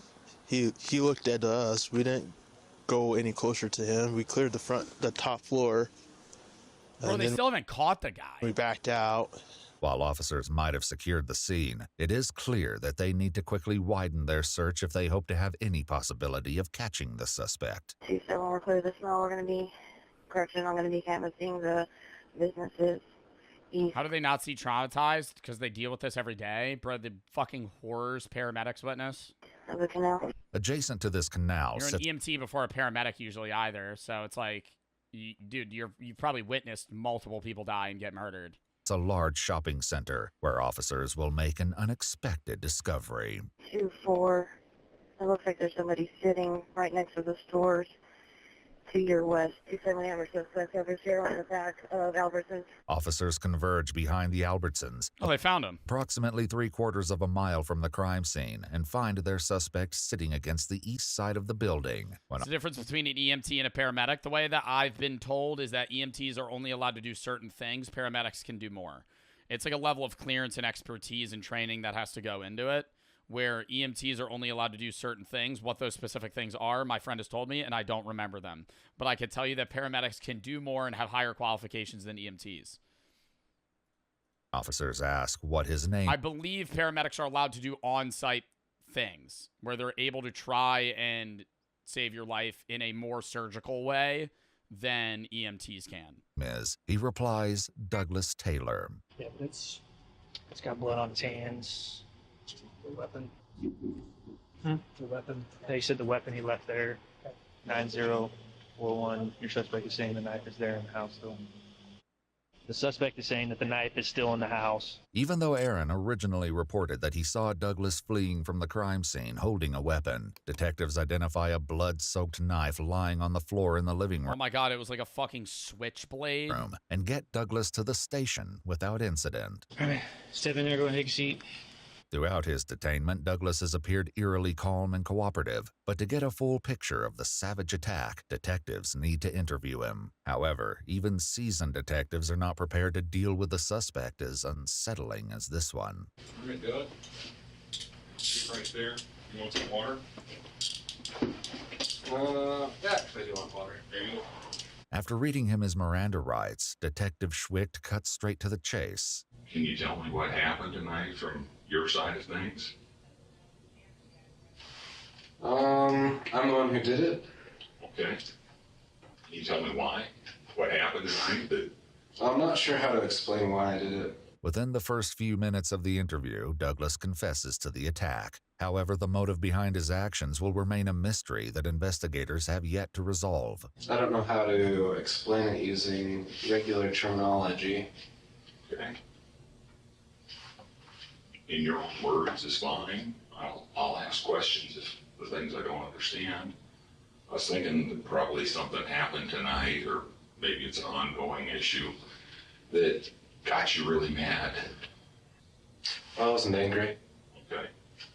I have a system of metaphysics which would give you some insight into why. Can you explain a little bit? Can you just explain to us what exactly happened? I brutally stabbed to death that man in the kitchen. It should be noted that Douglas doesn't know that Hans still clings to life and casually reveals a morbid series of events. Based on what happens later, everything he says will be called into question. You said it should have resulted in death. If he survives and pulls through, is that going to be a problem for you, or? There was no chance of survival. Did you make This guy's fucking crazy, bro. absolutely certain that the way you stabbed him was definitely going to kill him? Where did you stab him on his body? Because I haven't seen this guy. Oh, I slit his neck open. He should have bled out completely. Did you stab him more than once? Yeah. Were you really mad at him? No. Sorry, I guess I asked you that before. I mean, when you're doing it, you have to do it in a precise manner, of course. Why is he acting like he's a fucking Dexter and has like a code of ethics that he lives by? And this is the fucking 30th time he's done this, and he's a precision-based murderer. Like, bro, you fucking stabbed somebody that was in your fucking house that was also trying to get mental health help.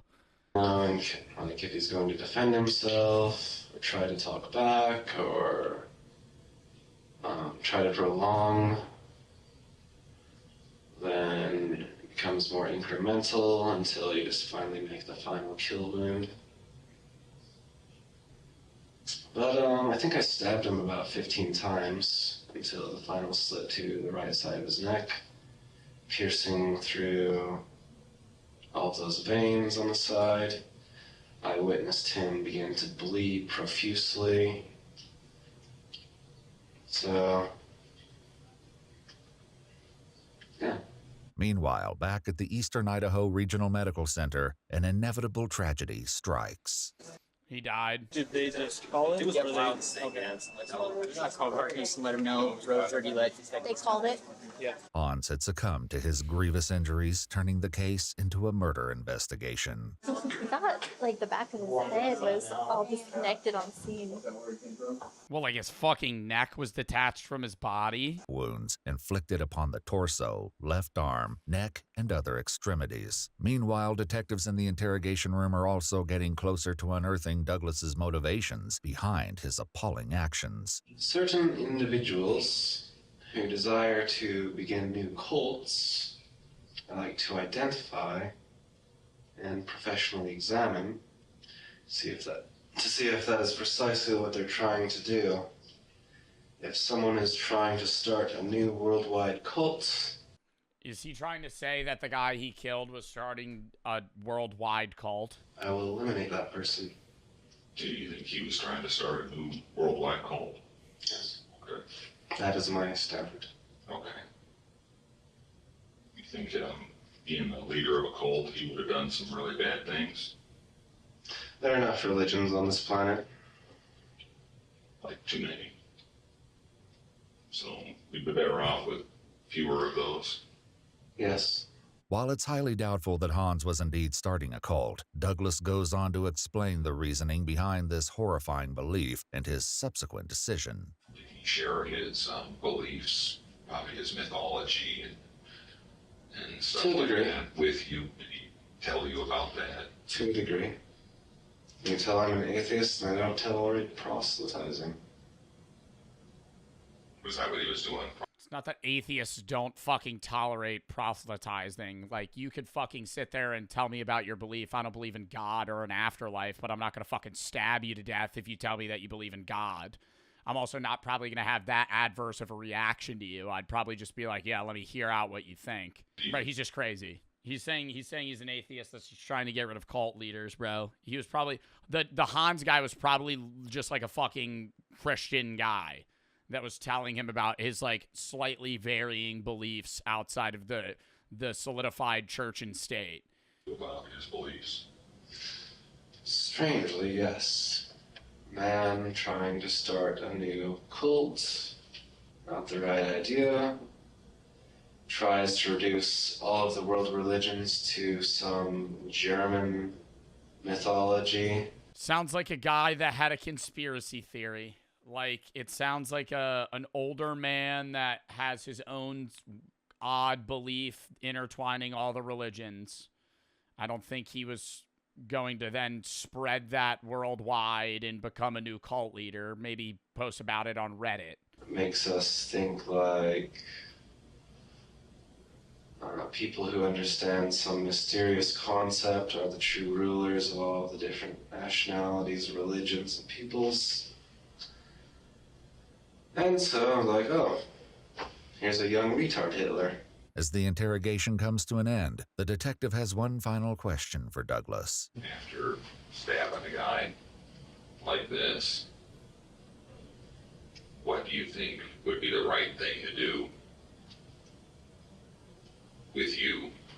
What do you think the police, the law, the judges, all these people who sit and make decisions about all this, what do you think is the right and appropriate thing to do? Not sure. There's no way he just says, there's no way he's just like, let me go. Kill them in prison? Oh. Do you think that's the right thing for you? Yeah.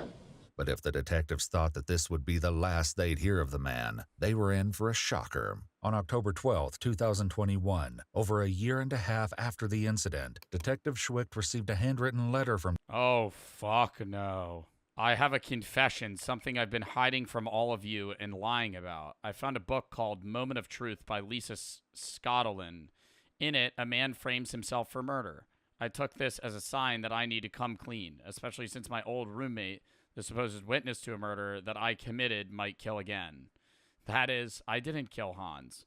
My old Latino roommate, I forgot his name, who appeared at the, what does that say, crime as a witness, is the one who killed Hans. I didn't. The reason I wanted to take blame was so that any more potential blank would back off. Since I might kill, I have since come to doubt this, as I have read that blank might kill as well in books like The Mask of Sanity and Without Conscious. So what really happened that night back in March 2020, I was out smoking a cigarette. After this, I went... Douglas, while he awaited trial. In the letter, Douglas claimed that he didn't kill Hans and alleged that his old roommate Aaron is the one who killed Hans. Douglas reports that he heard a sound, entered... Then why the fuck would he randomly... I mean, but I'm assuming there's probably fingerprints and shit, right? Like, it's not just he says he did the crime and then that's it. There's probably DNA evidence all over fucking Hans's body and the knife and all this other shit, and his fingerprints are all over it. Like, there's no way.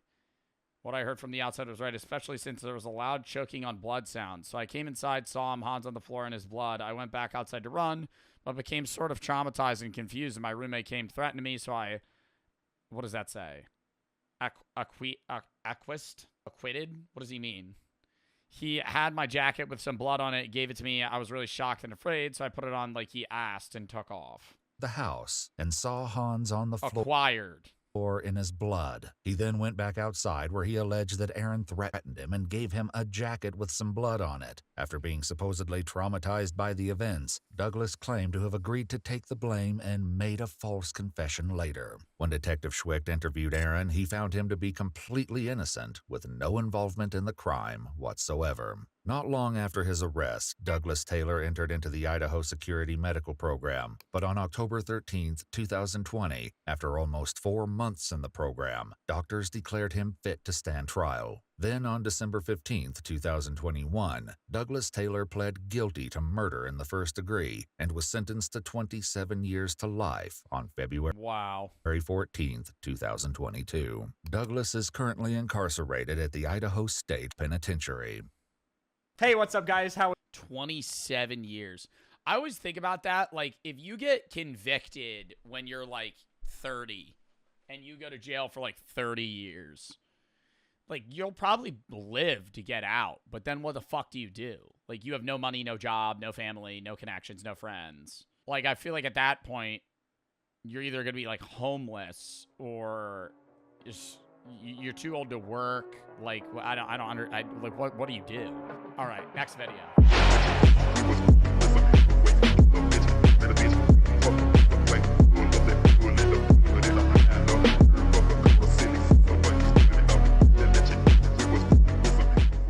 All right, he went on Joe Rogan, then killed somebody 38 days later. Lock it in. On the 1st of February 2024, Sheldon Johnson appeared on the Joe Rogan Experience. I've heard about this guy. I haven't heard about this exact story in detail, but I've heard about this guy that was like a reformed prisoner and then ended up killing somebody. 38 days later, he was arrested and charged with murder.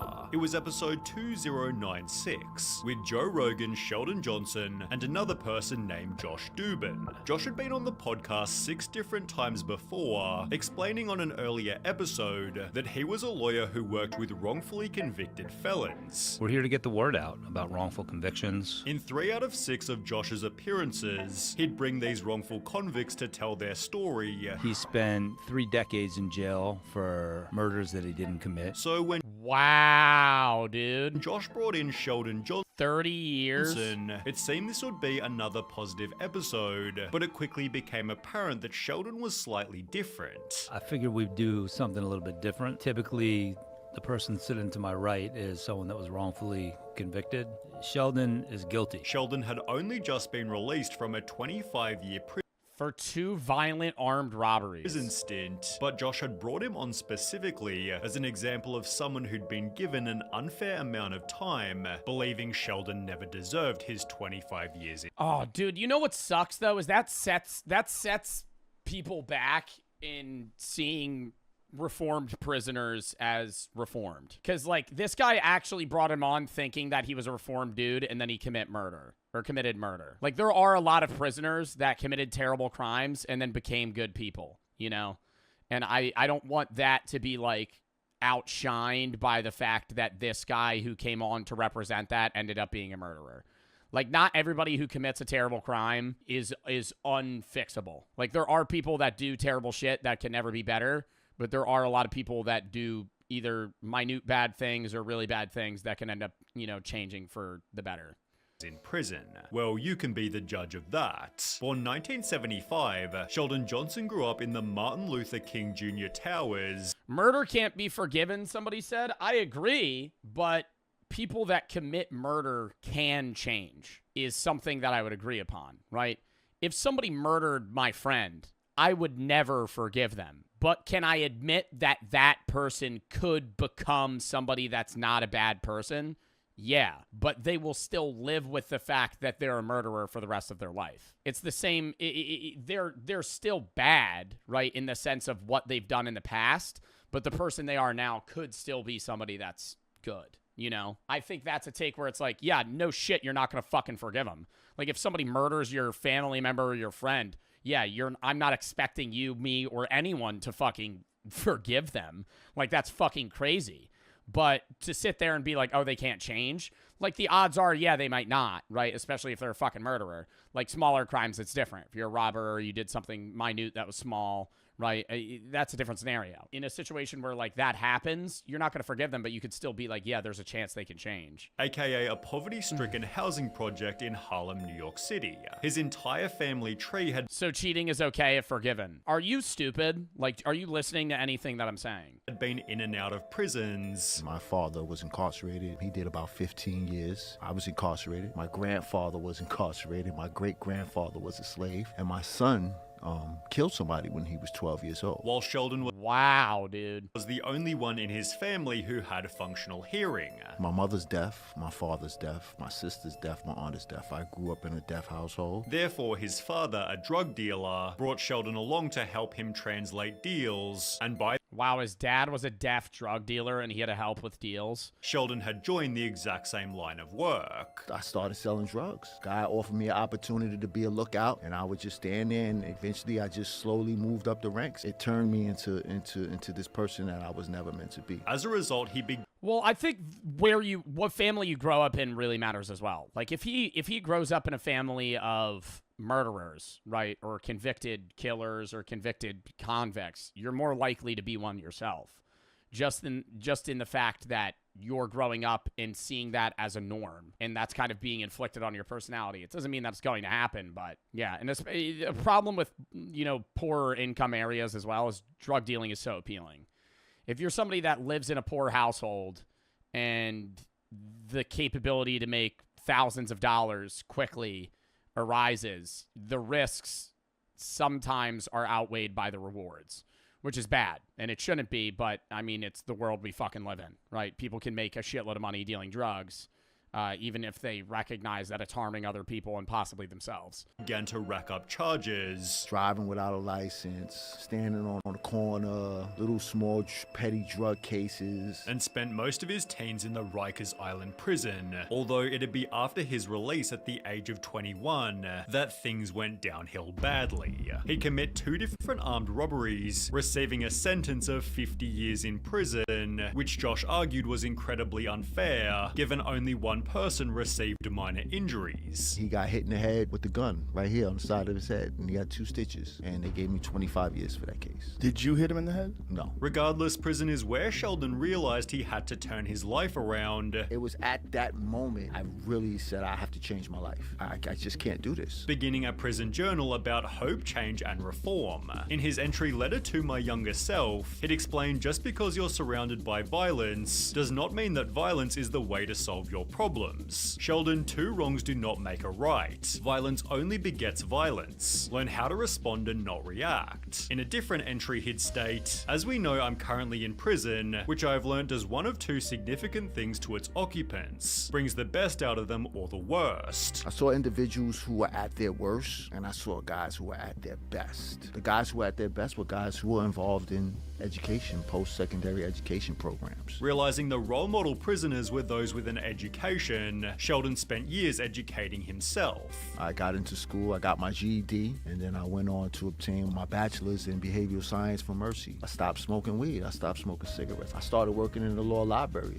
I mean, how long has he been out of prison? Discovered that I had a knack for complicated things. Like when this was recorded? Case law, and I was actually helping guys get it probably said, and I forgot. Out of prison. He'd further add to his journal, I have grown dramatically in these 14 years, when I could have easily withered away. I've learned that I love Shakespeare, that I love acting, that I love writing, that I enjoy reading philosophy, that I love reading criminal law, that I love writing legalese. Sheldon had changed his life to such an extent, BuzzFeed advocated for his release back in 2016. He became a model inmate, said David Roth, the prison social worker. His days were so full that he went to bed exhausted and fell asleep immediately. As a result of his good behavior, Sheldon was released after 25 years of his 50-year sentence, appearing on a podcast called Success After Lockdown, on which it implied that he'd never go back to prison. I'm reflecting, I'm saying to myself like, yo, I can't spend the next 50 years like this. When he'd appear on Joe Rogan 1 month I feel like he believed that though. I'm wondering what made him snap. Later, Sheldon again implied that he wouldn't go back to jail. Individuals who have been shown to acquire associate's degrees and bachelor's degrees are are like 92% less likely to return back to prison. With Josh using Sheldon as an example, that change was always possible.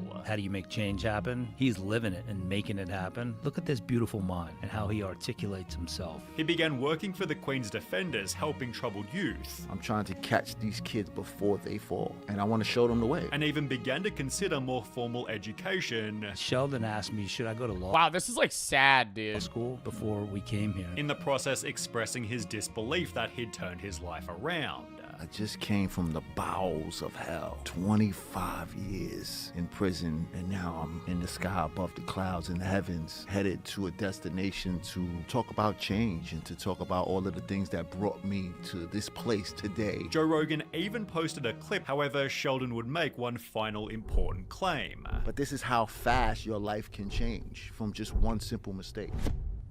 This became reality only 38 days later. He claimed that he had turned his life around after spending most of his adult life. The reason I know of this is because I saw a video on Twitter of him going in and out of an apartment, changing outfits every time with like a suitcase or a bag, where I believe he dismembered somebody's body and like slowly disposed of it, dressed as other people. Life in prison. In fact, last year, he started working for the Queen's Public Defender's Office. Well, now he is accused of killing a man and then dismembering his body. Sheldon was childhood friends with a man named Colin Small, with whom he'd also spent over 10 years in prison. Therefore, upon Sheldon's release, Small was helping Johnson get back on his feet. However, at some point... Did he kill him? Their friendship took a turn. On the 6th of March 2024, police received a call from a tenant who lived in New York, claiming to have heard 2 gunshots from Colin Small's apartment, as well as a voice begging, "Please don't, I have a family." Police drove over to the flat and knocked on the door, only to find Sheldon Johnson inside, who claimed that Colin Small had apparently gone upstate. Well, police searched the apartment and found half of Colin Small's body, finding the other half back at Sheldon's apartment, in addition to concrete and a Tyvek suit. CCTV outside Colin's apartment This is what I saw.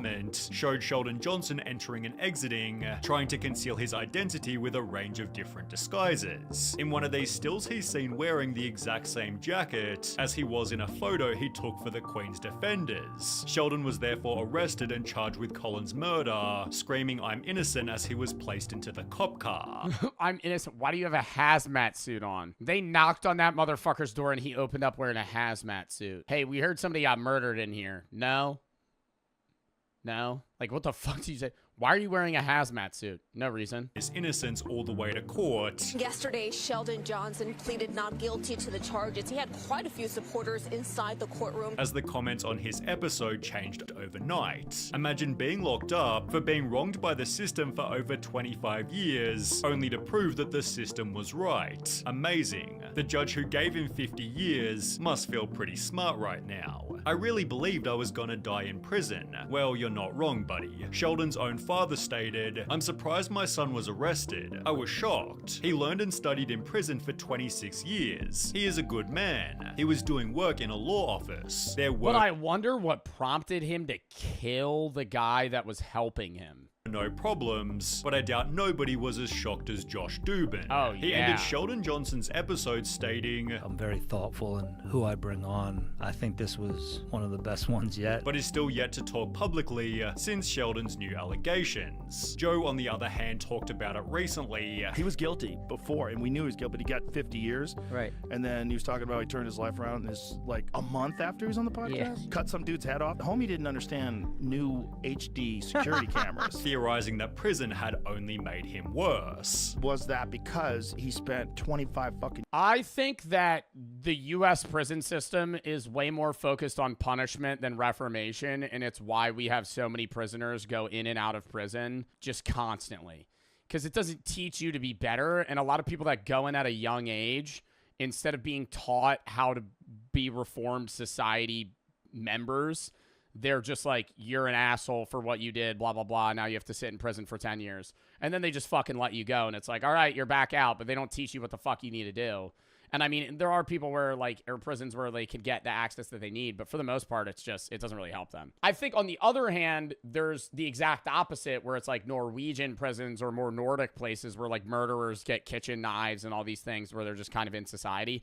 I think that's also kind of too far. I think it's two ends of the spectrum where it's like just too much punishment, too much reformation. I think you need more of a middle ground where it's like, hey, you did something wrong. You need to realize that it's wrong and you need to move forward from that. And then, hey, we're going to help you also become a regular society member. Years in jail, which is an insane amount of time to be locked up in a prison and then expect to acclimate. I don't understand how you could kill somebody and then not feel remorse. I don't know about killing somebody and not feeling remorse, but I forget who said it. I think it was on the Joe Rogan podcast or some other podcast I was fucking listening to where they were like, I think it was actually Theo Von, the comedian, was like, I heard killing's supposed to be, he has like a friend that like murdered people, and he said that like murder is supposed to be like, is supposed to like feel good or something. So in the moment, they don't really recognize what they're doing's wrong because you're just hyped up with adrenaline. And then on the outlook afterwards, they just feel like shit. Next!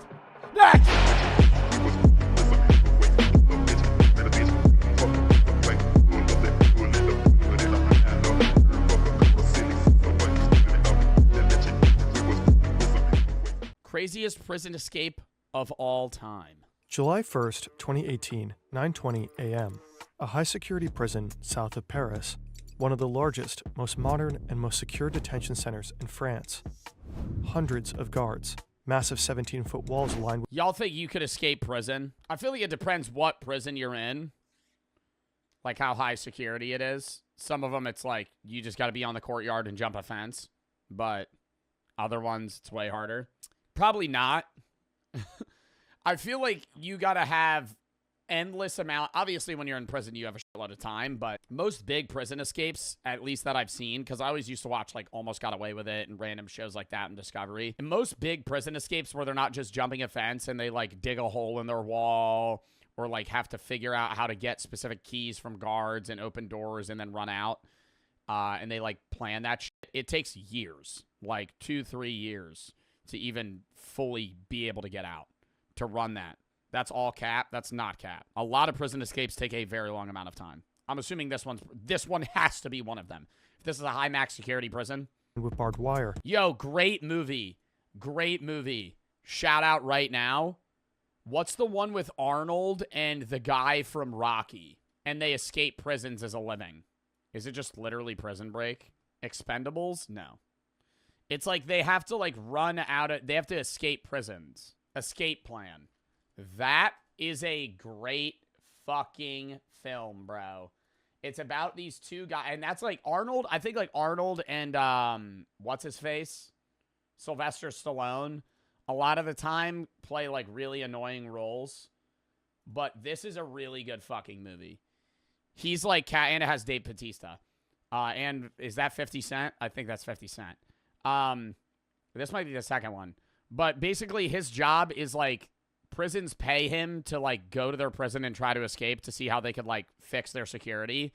And at some point there's like a guy that runs a prison that really doesn't like him. And he's like, yeah, I'll pay you. My prison's unbreakable. And tries to like keep him there forever. And it's like really hard for him to get out. And that's like the whole process of the film. And armored doors. All right, lock in. The courtyards are covered with anti-helicopter netting. On all 4 watchtowers, snipers with assault rifles stand at the ready. In solitary confinement cell for 24 hours a day, they just have snipers on roofs. 07, inmate number 00-10189 waits to be escorted to a visiting room. He is the most heavily guarded prisoner in the country. He was involved in at least 30 robberies, some including hostages, one involving a cash in transit heist that led to the death of a police officer. Twice, he slipped away from the police right at the scene of the crime. And 5 years ago, in 2013, he pulled off a spectacular escape from another high-security he's already been out, so now they're just watching him. Prison, using a smuggled gun and explosives to blast his way out. How you smuggle a gun into a prison? That ain't no keister job. You ain't fitting a Glock up your butt. That's an awkward object. How do you get that in pieces? They assemble the gun on the inside. You smuggle in a barrel. 2 guards unlock his cell to pat him down. They do find something suspicious, but it's just a pack of gum. The guards like him, despite his staggering record of high-stakes crimes. He's easygoing, funny, and likable. It's almost like he's perfectly comfortable here, behind bars. 20 miles away, 65-year-old flight instructor Stefan Bay welcomes 2 new students, Frédéric and Julien, father and son. They're both hyped for their flight. They say they just want to tag along and watch him fly, not pilot. Oh, they're going to knock this old ass out. They're going to knock him the fuck out, fly that plane over. Themselves. But they do request it to be on board the Alouette too. Your asshole can take five or 4 raccoons. You could fit a Glock up there. What are you talking about? Vintage collector's model from the 1950s. The pair have been marveling at it because it just looks so pretty. Something feels sketchy. Stefan will later recall that he thought they were wearing wigs. But hey, money is money, right? They pay 500 euros in cash up front. Back in jail, the prisoner is escorted to the visitors block for high-risk inmates. It's situated as far away from the prison entrance as possible. Prison management has been on edge for a while, noticing a change in the inmate's behavior. He's received more visits and seemed to be sending coded messages during phone calls. His casual vibe with the guards could be a tactic to extract useful intel. A couple of days ago, a drone was spotted scouting the facility from above. Stefan is waiting for his students on an open field. He has landed on the clearing because they said they needed to stop to pee. They stepped out and disappeared behind some trees. When they return, they're armed. They claim to know his family and his home address. They say they have been watching him. They stashed AKs in a bush, so when he landed for them to pee, they would shoot him and rob his helicopter. This is a very meticulously planned prison escape. And I never understand that either, because are there people, like maybe this is just not talked about, are there people that escape prison that get away forever, like recently? Because anytime they come out with like an elaborate plan, they end up getting put back in prison like 3 years later. Like they don't escape forever. Him for months, and that their accomplices are waiting at his house as they speak. If he doesn't do exactly as they say, his family dies. They'll tell him where to fly next. On the visitor side of booth number 50, the inmate's older brother is waiting to see his sibling. He has no idea that his little brother is about to pull off the most spectacular prison break in French history.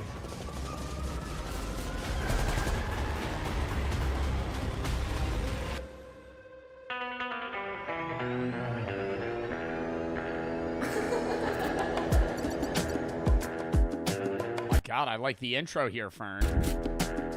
This is new. I'm liking this. I feel like I'm watching a film. I feel like I'm watching a movie. This is cinema.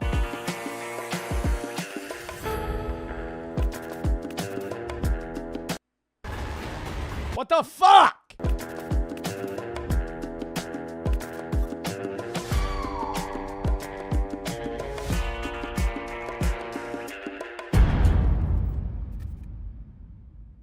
The prisoner.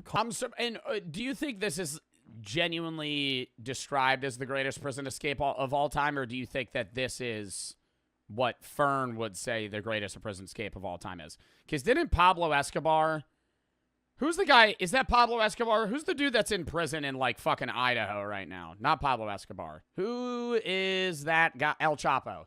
Didn't El Chapo dig like a 5-mile hole and they hooked up like fucking train tracks to it or some shit underground? And they like rented a property. El Chapo's escaped from prison like 4 times. And they rented a property miles away and dug underground to his cell. And randomly one day he just like squeezed behind a wall to go take a piss and just disappeared. And then they were like, oh my God. How did they not hear that? Like directly under the prison floor, you just hear and like heavy machinery. Calmly waiting for his helicopter ride is Redouane Faïd. He's the country's most infamous criminal. He's also a best-selling author, a movie buff and adrenaline junkie, and to many in France's immigrant suburbs, he's also a legend. But to understand all this, we need to go back to the beginning.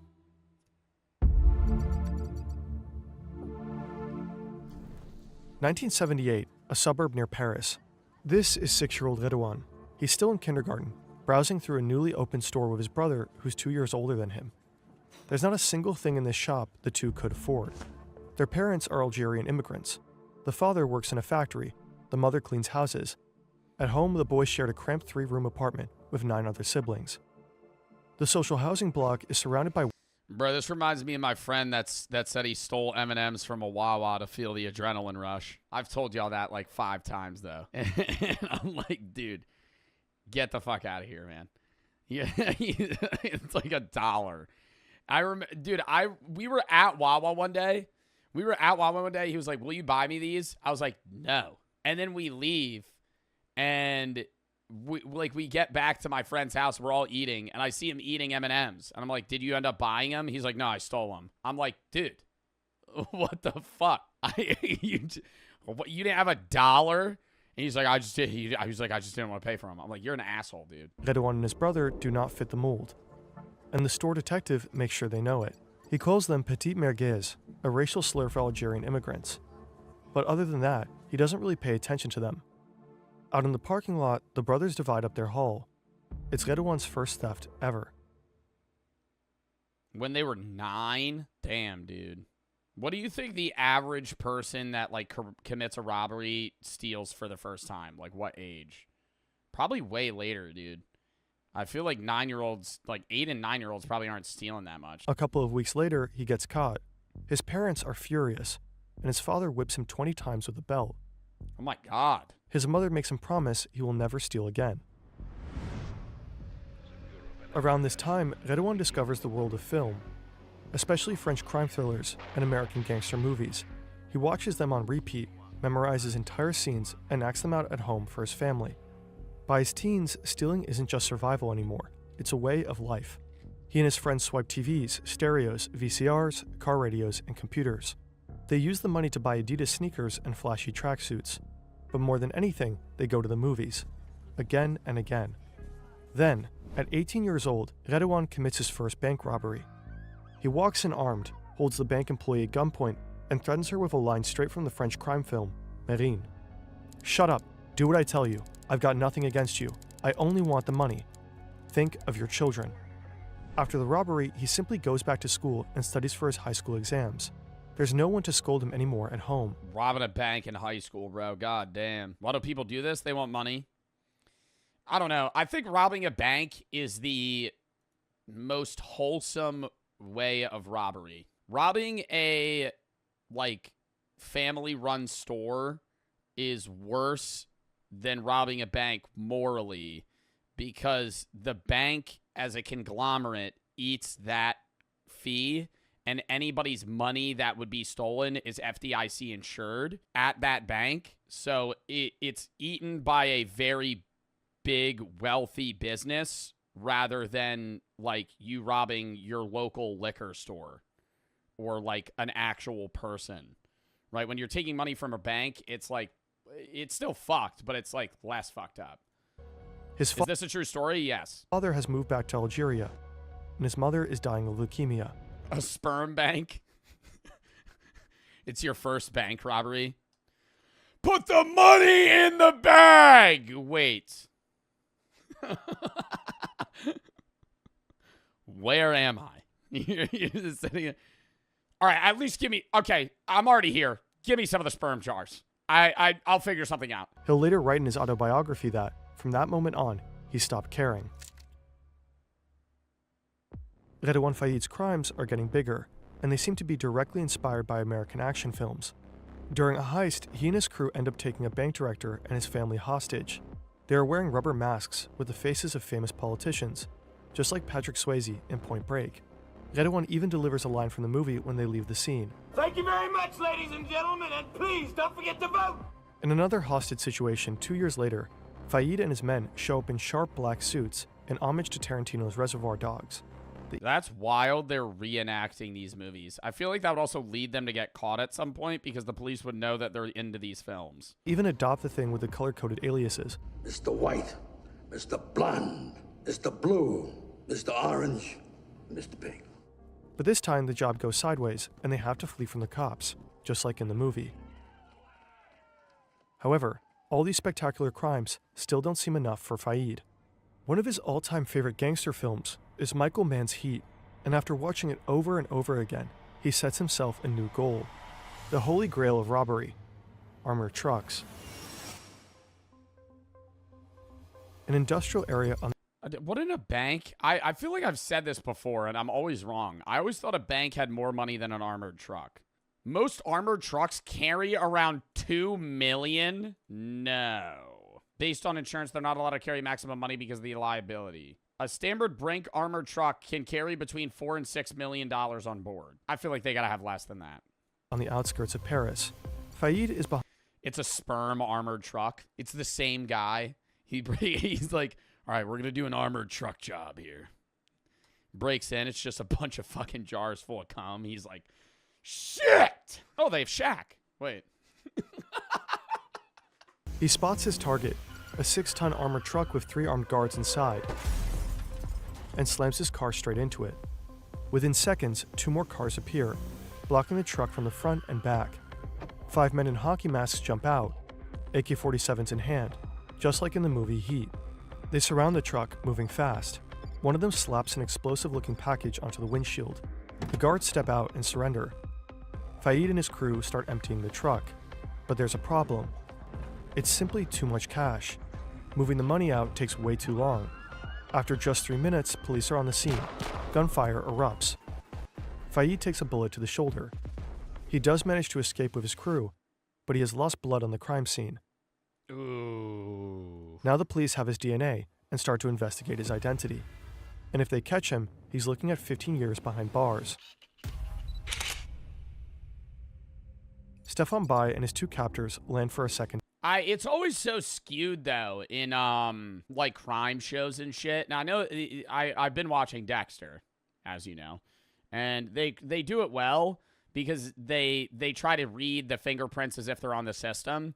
But certain like crime movies and shows act as if there's fingerprints or blood, you just get the guy. Like the United States just has a bank of all of your genetic information just ready and like at hand. But they don't. Right?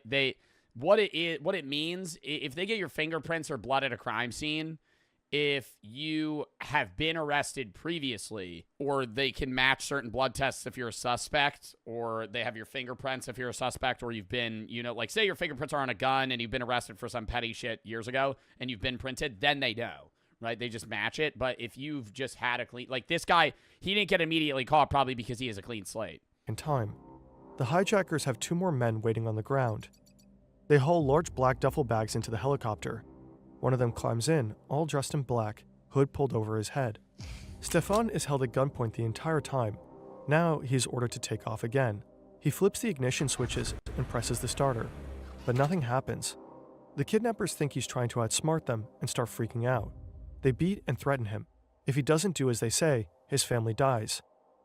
Stefan manages to convince them that he really needs to step out to check the wiring. Finally, the engine roars back to life. They take off again. The hijackers are well prepared. The duffel bags are packed with tear gas, smoke grenades, masks, AK-47s, and an angle grinder.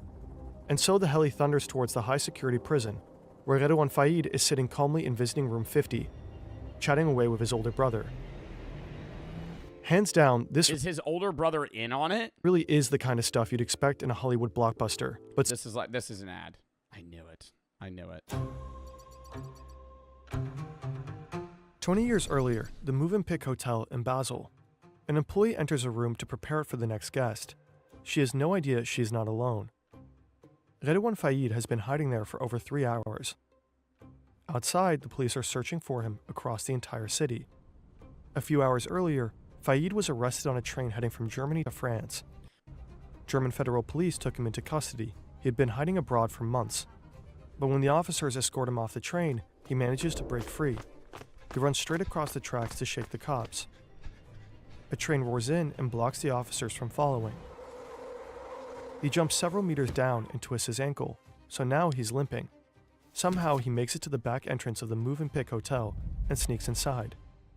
He finds several open doors, since the cleaning staff are still working. He needs to get out of here somehow. What if the cleaning lady looks under the bed for trash? You know how fucking scary that would be? She just goes, oh, it looks like there's something under there. And it's just some fucking dude. He thinks about calling a contact in Strasbourg, but he doesn't have a phone. So what now? There's a payphone right outside the hotel, but he also doesn't have any coins. He calmly approaches the receptionist to ask if she can give him some change for a bill. She places the coins in front of him, which leads to another problem. His hands are still cuffed. What if she notices and calls the police? Faid keeps it cool, acts like he's casually reading a promo poster behind the desk. The moment the receptionist turns away, he quickly scoops up the coins. The first call fails, and he disappears onto the hotel rooftop to hide for a couple of hours. He tries again, turns around, and finds himself surrounded by 20 police officers. That fast? How did they track his location like that? Unless they had like an eyewitness say he was there. Next day, Faid is at the hospital with 2 officers to have his ankle checked. He seems to be in serious pain, but that's just an act. In a fraction of a second, he drops his crutches and snatches a gun from one of the officers. He trained in Krav Maga during his time in Israel, a super efficient military combat technique designed for fast defense and brutal. Yeah, bro, but taking a gun from a cop's like the double down of the century. There's like that's like a no turn back moment. Before the second officer can react, Faid drives his elbow into his face. The officer drops, and Faid takes his gun too. Oh my god, is he gonna shoot Then him? he runs, as fast as he can, for the second time in 24 hours. You would think a guy like that would be watched extra closely in jail. At 11:18 a.m., this prison guard hears a strange noise. A low hum or buzzing sound coming from outside. To her, it sounds like a leaf blower. Weird, she thinks. The gardeners are not supposed to work on Sundays. Well, it's not a leaf blower. It's a fucking escape helicopter! But the facility is prepared for this. This sentinel receives an urgent order over the radio, unseal. The same thing happens on other watchtowers. Each one is equipped with a special case. The guard has to break the seal to open it. Inside is an HK G36 assault rifle. He grabs it and takes aim. The helicopter just keeps descending. The prison yards are covered with anti-helicopter netting. Flying in here would be a suicide mission. So then how are they going to land it? But lucky for the guys in the helicopter, one of them brought a chainsaw and he's going to be cutting the ropes away. But this is not a random helicopter. It's a 60-year-old vintage model, just small enough to slip through this unsecured gap in the last one of the prison yards. Also, this is not a regular landing. In fact, they're not touching down at all. Redouane Faid must have known somehow that prison guards are not allowed to shoot at a flying helicopter. There's a proper protocol for this. And maybe he also knew that Stefan Bayer... Wait, so if they just hover in the air like a foot off the ground, they can't shoot him? Investigators will later discover that Faid had been writing letters to Stefan's stepdaughter for 2 entire years. And this friendship was not Faid's only connection to the outside world, because at this point, Redouane Faid was already a star.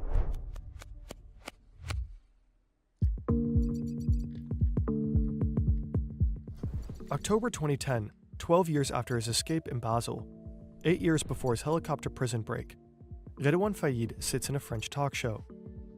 Gangster, braqueur. Wait, after his fucking escape? Was this like after he served time?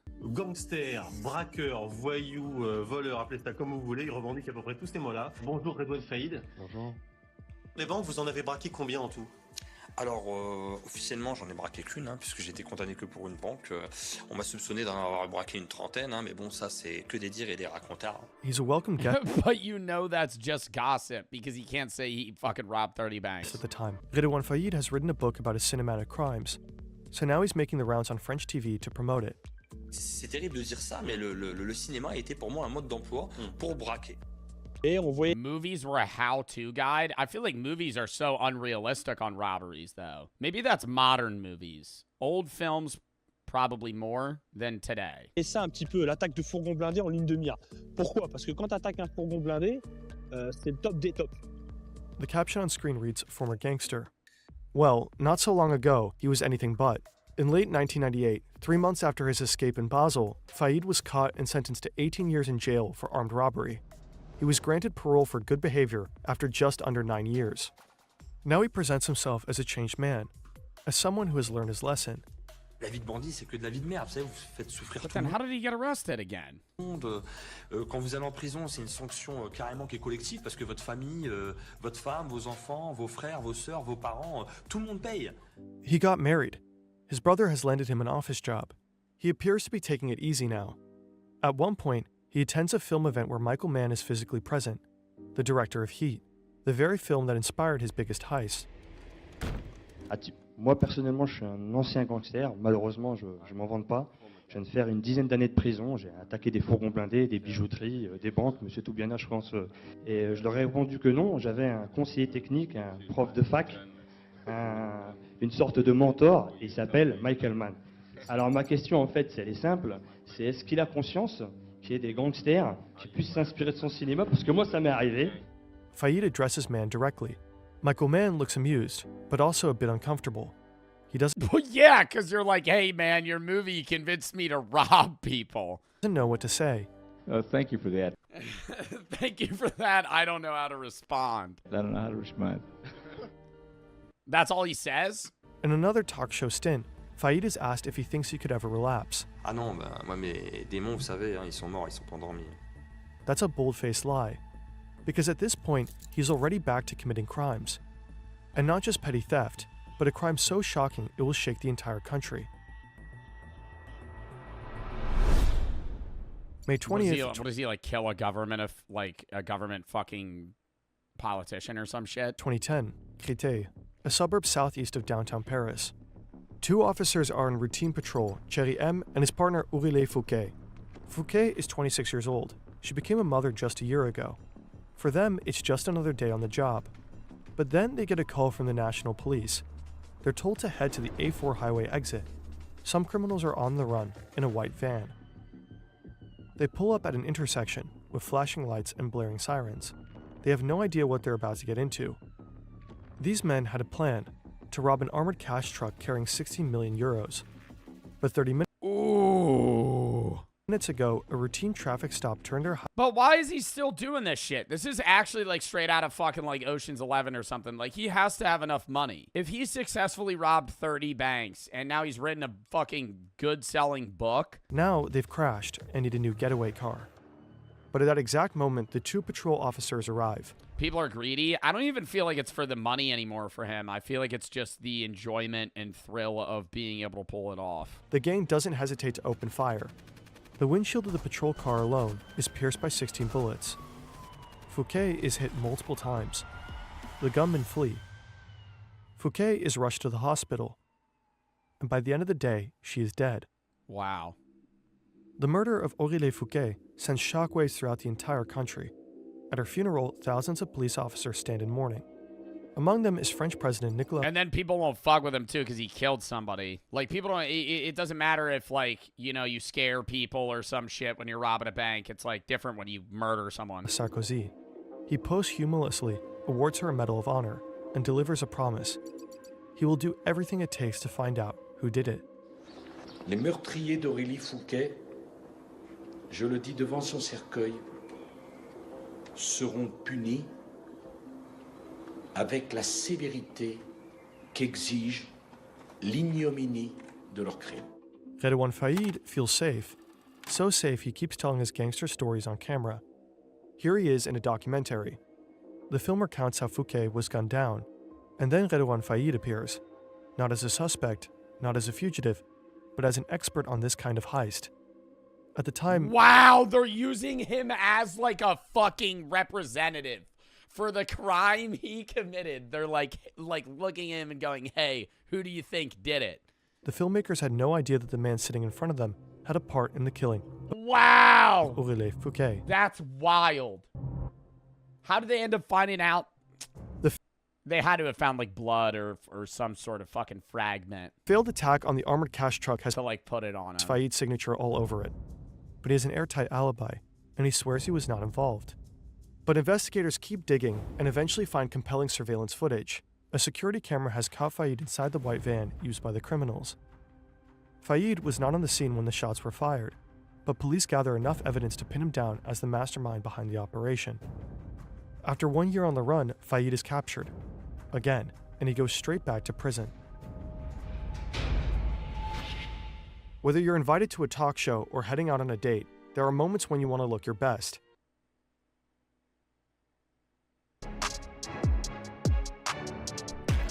Two inmates are taking out the trash, accompanied by a prison guard. Suddenly, they see a helicopter in the courtyard next to them. They wonder if it could be firefighters. The unarmed warden bolts into a nearby office, hiding behind bulletproof glass. Meanwhile, the two prisoners are about to witness Redouane Faïd's spectacular prison escape up close. One of the three men stays with Stefan. They had to have found him like a day later, dude. The pilot, and continues to press a gun to his head. The other two jump out. They are masked and wearing bulletproof vests beneath their clothes. Each of them carries an AK-47. They've just landed in the honored courtyard. Prisoners do not have access here. It's only used when inmates enter or leave the facility. That's why nobody thought anti-helicopter cables were needed here. The man in green runs towards a reinforced white door. He carries an angle grinder with a 14-inch 35cm blade. His partner sets off 3 smoke grenades, releasing thick white smoke. The helicopter's spinning blades churn it into a roaring chaos, until the entire courtyard is engulfed, a complete whiteout. The sound of the cutting angle screeches through the entire prison. Faïd knows what that means. It's time. By now, it's clear to everyone that nobody here is blowing leaves. The blade of the grinder slices through the lock. Aren't they just gonna fucking shoot him the second they fucking get into this door? Like, there has to be prison guards. If this is a high max security prison, there has to be prison guards just waiting for them to get through this door with a fucking gun. He is an AK? Yeah, but they're gonna be they're in a defensive position. They have to open the door. You've played video games like this before. Being the guy that has the angle cutter is the worst fucking position you could be in. It's Europe? Yeah, but prisons still have guns. Locking doors. Clean, precise. 40 seconds is all it takes. The man in green can just push the door open and step inside. The guards slowly realize what's happening, but they're not carrying And they're not firearms and are unable to interfere. What? They don't have guns? One of them sticks to protocol and calls the civil aviation Even in this scenario, like when they know which shit's going down, they don't got like a gun locker authority. They don't or like any weapon understand what's happening. Another calls the standard line for police emergencies and gets put on hold. A third contacts the local police, but the officer on the other end thinks it's a prank. The sentinels on the 4 watch. You aren't allowed guns in prison? That's not true. These guys have guns. Oh, they're outside of the jail though. I don't know. Towers are the only ones carrying firearms. But oh fuck, they're the only guys with guns? Yeah, they're cooked, bro. So what do the guards do? I'm not trying to sound like a dumbass. What do the guards do? Like carry around like a stick? Like a police baton? But they can't see the and like a taser or something? Helicopter, because their view is blocked by other buildings. And they're not allowed to fire at a flying aircraft anyway. Total, utter chaos. By now, Faïd's brother knows exactly what's going on. So they're just sitting there they literally can't shoot. They have to just sit there and wait. He's furious. He thought his brother was ready to change. And now this, another escape. Wow, the brother actually doesn't know. And they're sitting there arguing in the visitation room like, bro, are you fucking kidding me? Faïd's accomplice has already cut his way through several locks. And now he has reached the door to visiting room 50, where Redouane Faïd is waiting. The angle grinder slices through the metal. The door is open. Faïd has been waiting for this. He storms out and rushes down a long corridor, followed by the man in green. His brother is left behind, frozen and stunned. At 11:28 a.m., Redouane Faïd steps into the prison courtyard.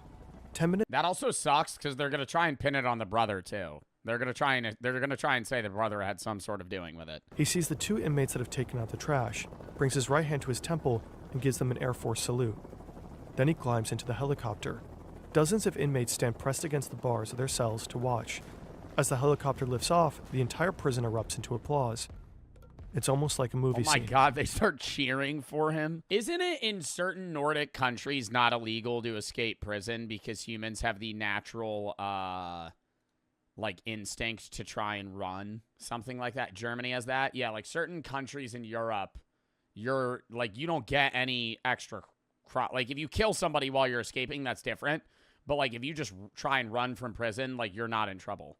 A French gangster who broke out of jail by hijacking a helicopter. A notorious gangster is on the run again. Criminal who is a big movie fan. It's never illegal to escape prison. That's just not true. If you're in the U.S. and you try to escape prison, you're getting a way higher sentence. A defendant who escapes from custody when in custody because of felony charges is fined and sentenced up to another 5 years of imprisonment. If they utilize force, 6. in California. He is broken out of prison twice And now. you can just about make out the helicopter flying off into the Help of distance. multiple armed men who hijacked a helicopter which picked up Redouane Faïd from within the prison grounds. The news of Redouane Faïd's prison break spreads across the world. He was already famous, a TV figure, the center of a cult-like hype. But this is a whole new level. A well-known French actress writes on social media, "Bravo, Redouane Faïd. All of France is with you." The French police declare him the country's most wanted man. 3 months later, the authorities track him down. Hiding in an apartment in his hometown, Caille, he's been disguising himself under a burqa during public outings. Like, why did he stay in the fucking city that he lives in, bro? What? When he finally stands trial in 2020, authorities take extreme security measures, including a no-fly zone above the courthouse. The court cites a psychiatric assessment describing him as a social predator and gifted at manipulation. He uses his charm and intelligence to control others and get what he wants. Faïd himself says that for him, it was always about the adrenaline. He says he is addicted to it and calls himself a sick man. His Hollywood-style heists made headlines worldwide, but he also made his family suffer, traumatized hostages, and caused the death of a 26-year-old police officer. Faïd stood 2 separate trials, for his heists, his role in Aurélie Fouquet's death, and his 2 escapes from prison. He was sentenced to a total of 39 years in jail. Oh yeah, he's gonna be there forever. His lawyer says he's been held in solitary confinement since 2019. He is strip searched up to 5 times a day at random intervals.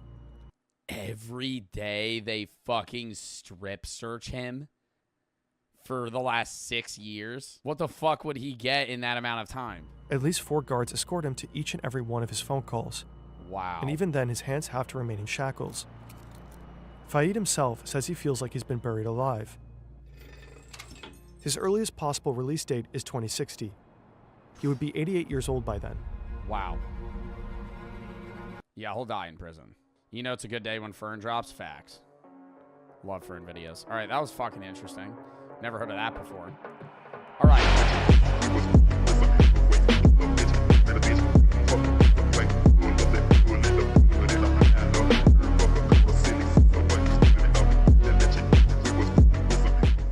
All right, lock in. Strangers decide who wins $70, a Dax Flame video. I don't think we've ever watched a Dax Flame video on this channel. Hello and welcome to episode 1 of Money Choice. 3 strangers are about to compete for a $70 cash prize. Who gets the cash will be... Why $70? I feel like that's just what he had. That's what he had in cash when he came up with this. $70. $70 is such a specific amount of money. Getting people to come out to your kitchen to play a fucking game show for $70. I would rather just put 50. Be decided by our picker Ben. He will pick one of the winners based solely on their answers without ever seeing them. So Ben, can you please introduce yourself? Yeah, my name is Ben, and I'm 23 years old, and I'm a music producer. And what are you going to be? Is everybody a fucking music producer these days? Base your decision on today. I'm gonna base my decision on just feeling, seeing who's actually genuine, who's lying, who's pulling my tail. I'm lying, who's pulling my tail. Yo, this feels like an interview for fucking Big Brother. Like they're competing for fucking $750,000 or some.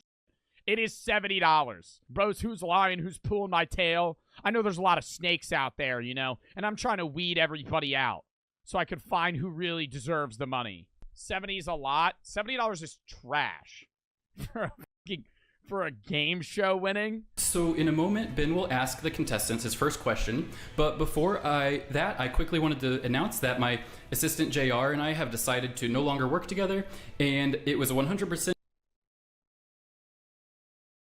amicable decision. And here's a quick message from JR. So yeah. Hey guys, I'm JR, and for the past few months I've been helping Dax stay accountable to his goals. I've loved helping Dax along on his journey, but there comes a time when the student must move on from the teacher. We're definitely going to be collaborating some way in the future. Hope you all have a great day. I'll share more about that at the end of the episode. So now let's dive into our first question. Who the fuck was that? We needed to announce that you're no longer working with your manager. All right. What makes you feel you're deserving of the money? I'll start with contestant number 1. Bro, what do you say to that? Like, if it that like for even the cup videos where they're competing for like 1,000, You could still go, oh, this will be like my rent money or my car payment. What are you going to say you're going to use $70 fucking for? Gas? Like, you can't, I need to pay my bills? Bro, $70 isn't covering your bills. I believe that I am deserving of the money because I'm an artist and I moved from Texas to here about like 4 years ago, and I've been working on a lot of painting, music, and you know, everything that I do, like every side quest, every side job, any money that I get, I always put it into my art so I can, you know, make a better future for myself and, you know, the ones that are around me. If you're gonna say your art, she should have to show her art. Because, like, what if that shit's just trash? And it's just, like, somebody that's an aspiring artist that has never been told that their art is just not gonna kick up. And it's just, like, the worst abstract paintings you've ever seen. Okay, okay. I like that. Contestant number 2? I think I deserve the money because I will be buying everyone drinks after this if I win the money. So yeah, you're gonna get about 3, maybe 4 drinks in LA with that amount of money. You might get like a Long Island iced tea and like 3 beers, and then $70 is down the drain. You're getting about nothing at a bar with $70. Cap, dude, it depends what bar you're going to. If you're in LA, which I'm assuming they are, fuck no, you're not getting, or Cali in general, you're not getting shit for $70. Yeah, if you go to a fucking dive bar in Iowa, you're gonna get fucking dollar shots. But the odds that they live in a fucking rural area where shit's cheap, unlikely. Even in New Jersey. Like 70, if I go to an average bar in New Jersey, a beer is anywhere between $5 and $8. High Noon is anywhere between $9 and $12. A White Claw's the same. Then if you're getting mixed drinks, you're probably getting a mixed drink for anywhere between $8 and $15. And a shot is going to be anywhere between $6 and $12. It depends where you go.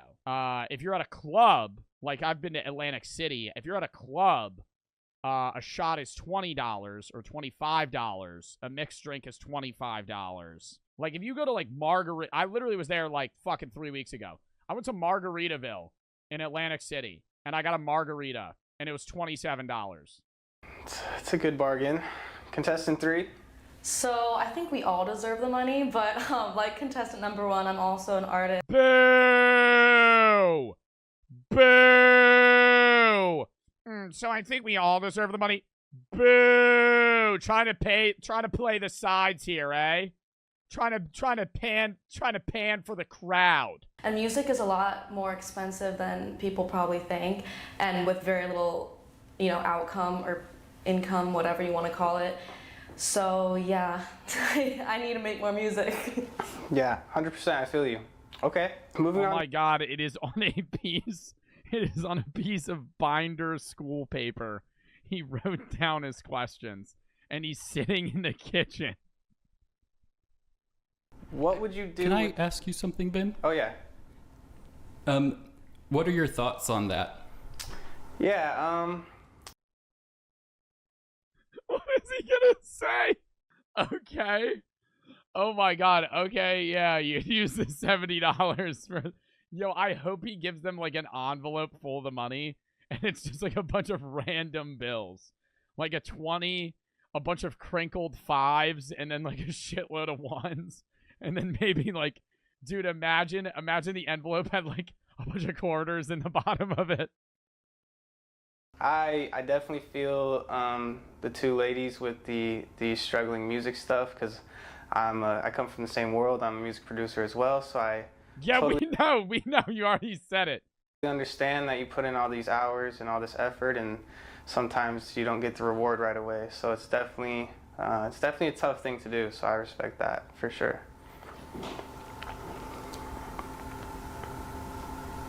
Then question number 2. Dude, the gain being turned up that high. This is so awkward. Okay, sorry. All right, question number 2. If you win, what would you do with the money? Contestant number 1. If I win, what I would do with the money is I'm working on a mural right now. I go to an MMA. Isn't that the same question? Why do you need the money? And then what would you do with the money? I mean, yeah, they're slightly different, but it's like the middle guy's going to say, I'm going to buy y'all drinks. In kickboxing gym, I like train there, but I also help out like with like art and stuff there. So I'd probably just get more paintbrushes and paints that I need, but also with that, helping with the mural, I can also just get that supplies for like other endeavors in art. Okay. So, yeah. Cool. Yo, it would have been hilarious if the guy in the middle is like, I'd probably just buy like a sheet of acid. I don't know. Maybe just buy a bunch of like Whippets or something. I might get like some whipped cream cans and then like huff it in the back of my car. Contestant 2? What would I do with the money? I would, I did say I was going to buy everyone drinks, but if, you guys don't want drinks, I would be putting the money into my... oh my God, please say put it into your investment portfolio. That would be so funny if he says he's going to put $70 into like a fucking Roth IRA. Because that's going to compound to nothing in 30 years. Please tell me he puts it in his 401k and doesn't touch it until he's 65. My professions, which is... Oh, fuck. Dude, that would have been so funny if he was like, I'll probably invest it into, like, maybe some niche cryptocurrencies. Probably going to put $70 into Bitcoin. I'm a car mechanic, a Mercedes mechanic. So I could buy parts for my cars. Man, I can go many ways. I could, maybe buy a new blender. But I think I'm probably gonna need to put some extra money out for it too. Some fixtures for my house, or something that'll improve my life better. Okay, so reinvesting into yourself. Okay, contestant number 3. Can we not say reinvest? Can we not use the word reinvest with $70? It's not enough to use the term invest. With $70 is just it doesn't match. Either towards my music and promotion for my music, or just towards rent. All right, fair enough. Do you have any thoughts on that? I'm probably gonna go to the casino and gamble it because $70 is enough to buy the new Call of Duty. But if I double it, then I'll probably be able to buy the new GTA 6 when it comes out. Nothing too much. I see that everybody wants to reinvest in their own careers and obviously help themselves get further in other places. So I liked all their answers on that one. Right. Question number 3. Who do you believe is the least deserving of the money? Bro, it's just that it's $70. To say who's least deserving is so fun. It makes sense when it's like, oh, $10,000, $70. I don't think anybody deserves fucking like $20 more than somebody else. Contestant number 1. I guess you have to be honest. I think contestant number 2, only just because of his answer at the beginning, I'm more than sure, be on it, if I'm being straight honest, I feel like we're all deserving of it, but answer-wise, and if we're gonna get, to the point, I feel like he could have had a little bit of a better answers. All right, contestant number 2? All right, well, contestant number 1's an absolute bitch for that. I'm just gonna put it bluntly, I think her music career is gonna go nowhere. I think her art career is terrible. She was talking about hanging up paintings in a kickboxing arena, and I'm gonna say this right now, who the fuck is looking at the paintings in the kickboxing arena? I would be able to buy a few beers with that. She's gonna buy a fucking couple brushes from Kmart. What the fuck is that doing? Okay, fair enough. Contestant number 2. Man, that's a tough one. I think both you ladies are great, are doing great things. But if I'm gonna pick one, I'm gonna have to throw it back to contestant number 1, because I gotta stick up for my music girl over here, contestant number 3. So. Trying to get an ally here. I think that's why. All right, I saw that one coming, not gonna lie. All right, contestant number 3. Oh God. I saw that one coming, not gonna lie. I am a music producer, by the way. That is my profession. I produce music, so no, I can honestly understand why you would side with contestant number 3 versus contestant number 1. Okay, I'm gonna have to say contestant number 2, only because you said you are a Mercedes. He gets really mad. He's like, "You bitch! I backed you! And you're gonna fucking throw me into the gutter like that. You're gonna fucking piss on my grave. You're gonna piss on my grave like that. You're gonna fucking spit on my new leather shoes. Because I fucking backed you. I shit on contestant number 1. I don't even like your music career. I don't even like your music career. Who gives a shit about your fucking music career? I'm gonna use the $70 to buy in-game skins in League of Legends. You can go fuck yourself. Nice car mechanic, right? That's a bougie car, so I bet that pays nice. Or, I don't know, I could be completely wrong. Watch But them do Splitter Steel. Oh my god. I wish they did that. I wish they, if they do Splitter Steel with the top 2, that would be fucking hilarious. $35. Dude, this is like life-changing money. We should walk out. Dude, hit split, okay? Hit split. I'm just saying, if we both walk out $35, you know, $35 richer. Sorry. All right, so the music girlies are sticking together. Got it. All right. Now, one of the contestants is about to be eliminated. All right. This is a tough... All right, so as you guys know, because I'm a music producer, I can't eliminate number 3, so number 3 is safe. choice. I think you all deserve the money. He's going to get rid of Tails. I think I'm going to have to agree with all of you, and I'm going to have to eliminate contestant number 2. Sorry. Ah! Oh, man. Sorry, Cameron. That's okay, thank you. You can meet Ben now, and then... Sure, yes. Hey, nice to meet you, man. You too, brother. Good luck. Well, I already lost. No good luck to me. Yeah, well, you know. I'm just kidding. No, you're good. So Ben will make his final decision in just a moment. And y'all could share one last thing with him to help him make his decision. I Ubered here. I don't know what else to say. I think I pleaded my case, but she's also... Bad financial responsibility. You could have walked. You could have walked. You could have walked here. Could have walked here, gotten some steps in. You Ubered here? You Ubered here? Why don't you buy a bicycle or a scooter, right? Why don't you invest in some hedge clippers and steal bikes? Why don't you get a side hustle? Why don't you learn how to, I don't know, steal people's bike locks and then take their bikes? So contestant number 1 is also very deserving of the money, so I think whoever gets it deserves it. Okay. Contestant number 1.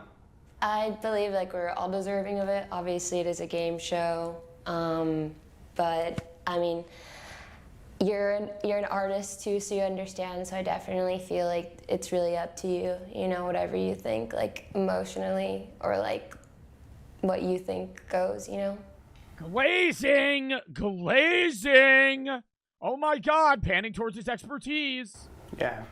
Yeah, he loved that answer. So before Ben makes his decision, a twist, you could also choose to share the money.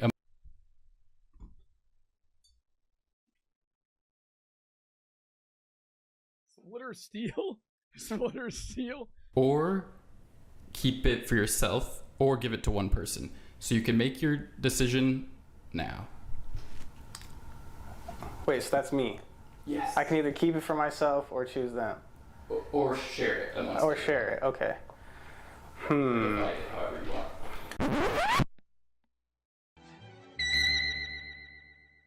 Am I feeling... Wait. He can divide the $70 amongst the 3 of them. He can split the $70 3 ways. He could either steal the money and get $70. He could give $35 to both of them. He could split it 3 ways, 23 each, or he could just give it to one of them. It's whatever the fuck he wants to do. Nice today. I'm kind of on demon time today, I'm not gonna lie. Sorry guys, I think I'm gonna have to take the cash for myself.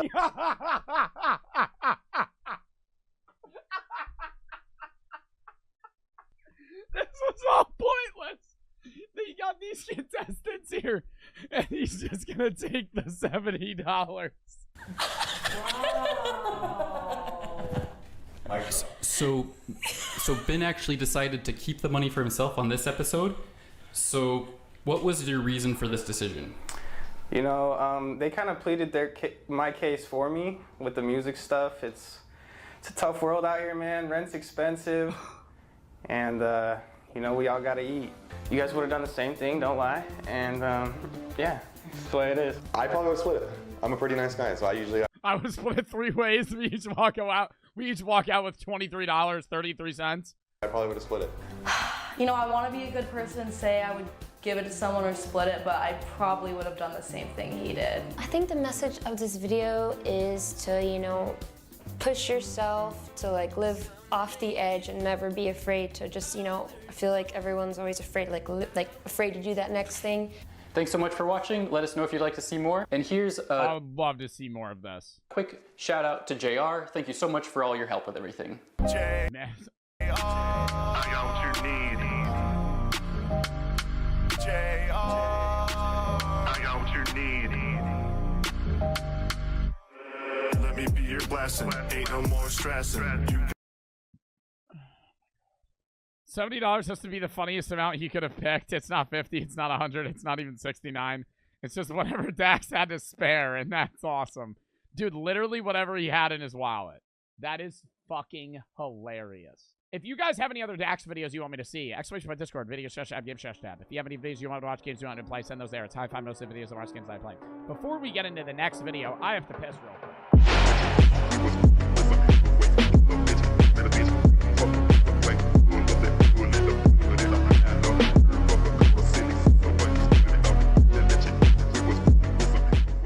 The horrors of incel gooners. So old. Welcome back to the Papa Meat channel. How you doing?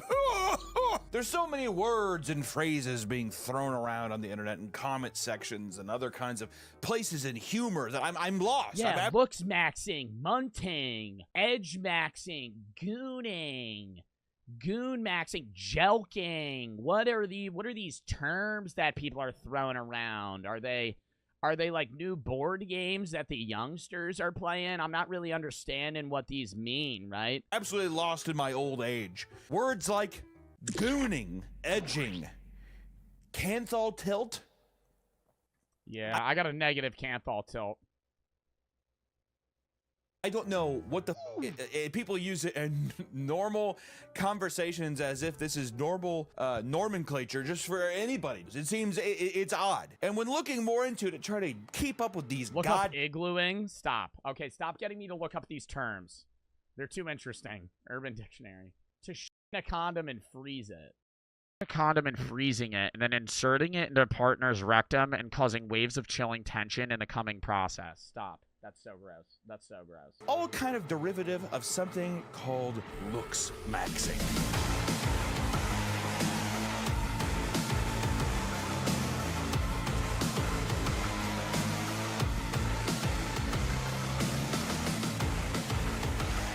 Looks maxing is a very, very popular trend right now on. Dude, but nobody actually sits there and goes,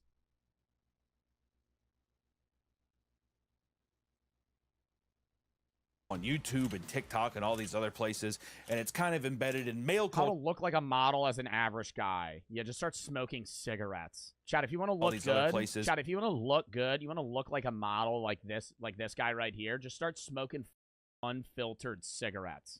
Just fucking Camelbacks. And it's kind of embedded in male culture. Yeah, the females, they do looks maxing too. Who gives a shit, dude? We need to talk about the real fucking juggernauts of this. The real people who hurt and suffer more than anyone else. Me and the boys, aka the incel community. Hey, if you're an incel, stand up, be proud. This one's for us, guys. There's level of obviously... Isn't he married or some shit? He's not an incel. Irony and other kinds of humor in it, but it is a very real thing. And it's something that I am going to take into consideration moving forward with my own looks, because I'm a morbidly obese piece of shit. I even got my my face evaluated by a Giga Chad, and this was the score. Not good. He got a 3 out of 10. Who the fuck rated him? Who the fuck you just got a random Giga Chad to give you a looks max rating? I would not say Papa Meat is morbidly obese. I would honestly say Papa Meat's a good looking guy. I think he rocks the curly hair, and he kind of has like the cool rock look. My face evaluated by a Giga Chad. You could clean up the beard. And this was the score. Not good.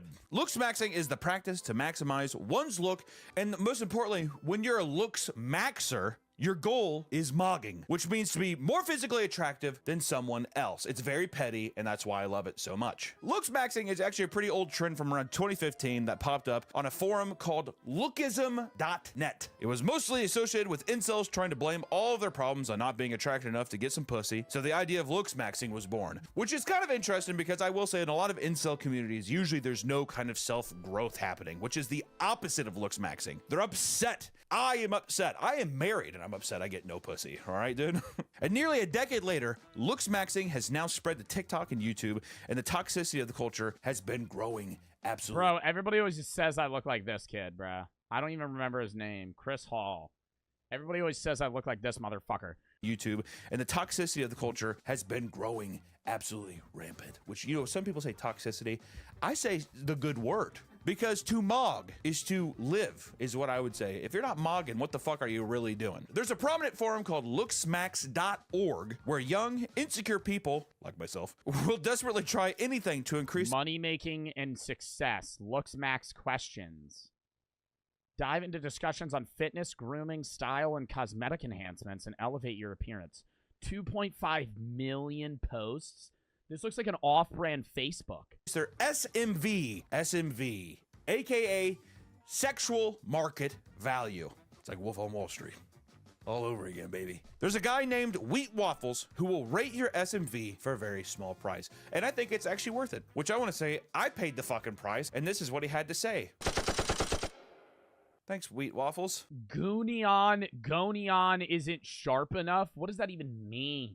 Men just got it, dude. Honestly, can I just be real for a second, Nick? And just like cut the bullshit. We don't have to include this in, honestly. I'm just saying, just like cut it if it's bad. But I just want to talk about men because they just have it harder. Like, I don't know. I'm tired of like I go on these forums with women and they're like, oh, I don't look at it. Dude, I hate women! So let's take a look at some of the techniques to increase your SMV. And if you're a woman, get out of here! Get the hell out! Today's video is sponsored by Fume. If you have any unhealthy habit, I gotta skip it. I'm sorry, Papa Meat. Then off your order today. Thanks, Fume, for sponsoring the video, and back to the video. Which first on our long list is soft maxing. These are lifestyle changes that include basic care to your hygiene and aesthetic presence, such as going to the gym, getting a haircut, and moisturizing. That's right, I said moisturizing. It's no longer— But that's not insane. Right? Like, when I think of looks maxing, I'm thinking of those guys that are like, you have to fucking mew all day. Chew fucking 6 packs of big league gum. Never don't have gum in your mouth. Run fucking 10 miles every day all day. Fucking go to the gym for 4 hours. When you're fucking working at the cash register, do calf raises during your breaks, right? Only eat unseasoned beef and rice. Like, that's fucking just to the point of like, okay, bro, now you hate your wife, so you look good. Considered gay. Back in my day, if I would have brought some lotion or if I would have told, hey, I got some aloe vera, I'm going to put it on my arms, people would say you're gay. And I think that actually drops my SMV. Correct? Nick?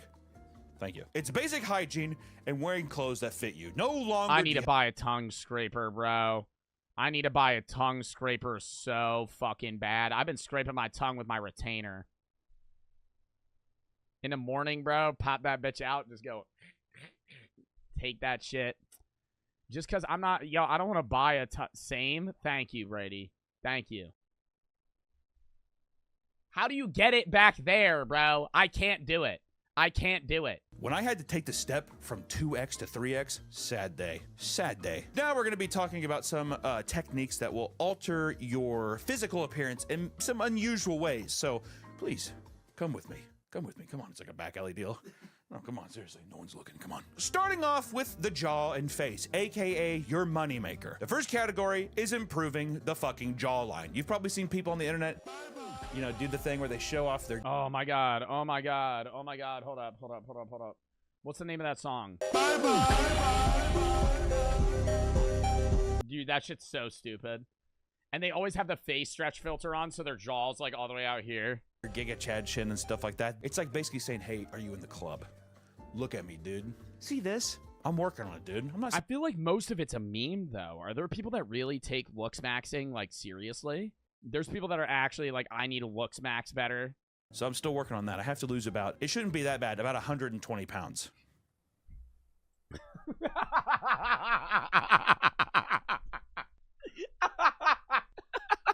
It shouldn't be that bad. I just have to lose. I have to lose the weight of like an average elementary school student. Looks Maxing 101, dude, and it's named after its creator, Dr. Mike Mew. This is a facial reconstruction technique that involves placing your tongue on the roof of your mouth to change the shape of your jawline. Some of the benefits include Would that actually change the shape of your jawline, though? What, you're all day, you're just supposed to be like... ass teeth, improve facial aesthetics so you get that chiseled Giga Chad jaw, and it stops you from becoming a mouth breather. If you're a mouth breather and you're a fucking... Actually, I do have my tongue on the roof of my mouth, like, naturally. Wait, no, most people don't do that. Like, if I'm sitting still, this is my tongue's here. Like, at the roof of my mouth. I'll go back of the line, get the SMV up. You're not a Mog man yet. Mew immediately. I have sleep apnea, and that does not help my SMV. I want to see some before and afters, dude. 20 months mewing plus hard mewing. Oh my god, it's unbelievable. Beautiful man. But you can tell he's flexing his jaw. And he shaved his face. And he got a different haircut, right? I think a lot of it's just not, you're not changing your bone structure. You just look better because you changed your haircut. You shaved your face, right? And you took a better angled photo. And you went like this. You know, I would say that he was a pretty handsome guy to begin with. But that jawline now, unbelievable.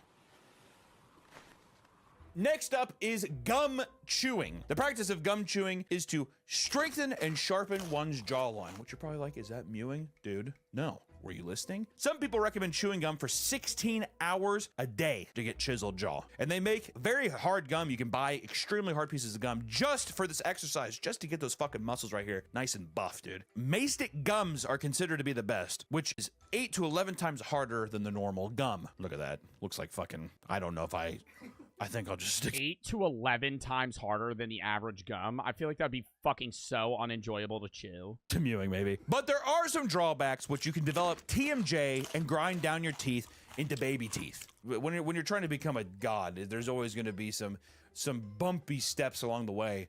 But the people who persevere and who don't end up getting baby teeth or TMJ, they're the champions.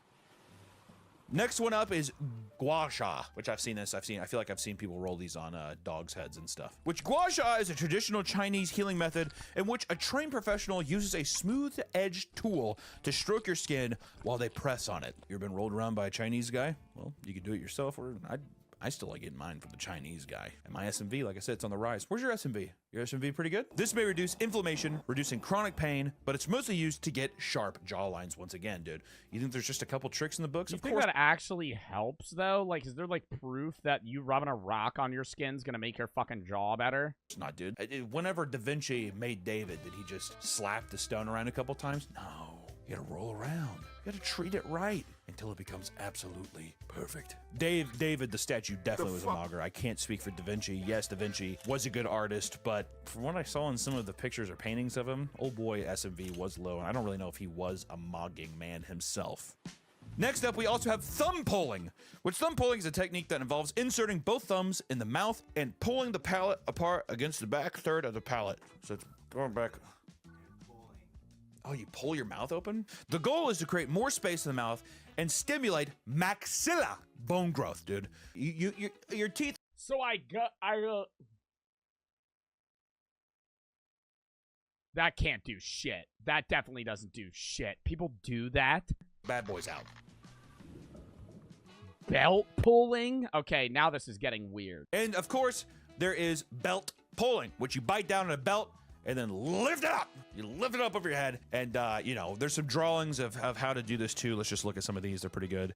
This is haunting. First off, he put a lot of time in those eyes. That is fucking crazy. Dude, when we did the medieval torture device video. What the fuck is that doing for you, though? Like, you're just biting down on a belt and pulling upward. This is exactly what this is. Look at the fucking like the scribbles on there too. This is a madman. This is Da Vinci. He's saying hold his weight by his fucking teeth, body weight free hang? What Da Vinci wanted to be. I thought that was his asshole for a second, where he's bent over, but no. So that's him. And that's him. You put it around your knees, and you also pull that way too.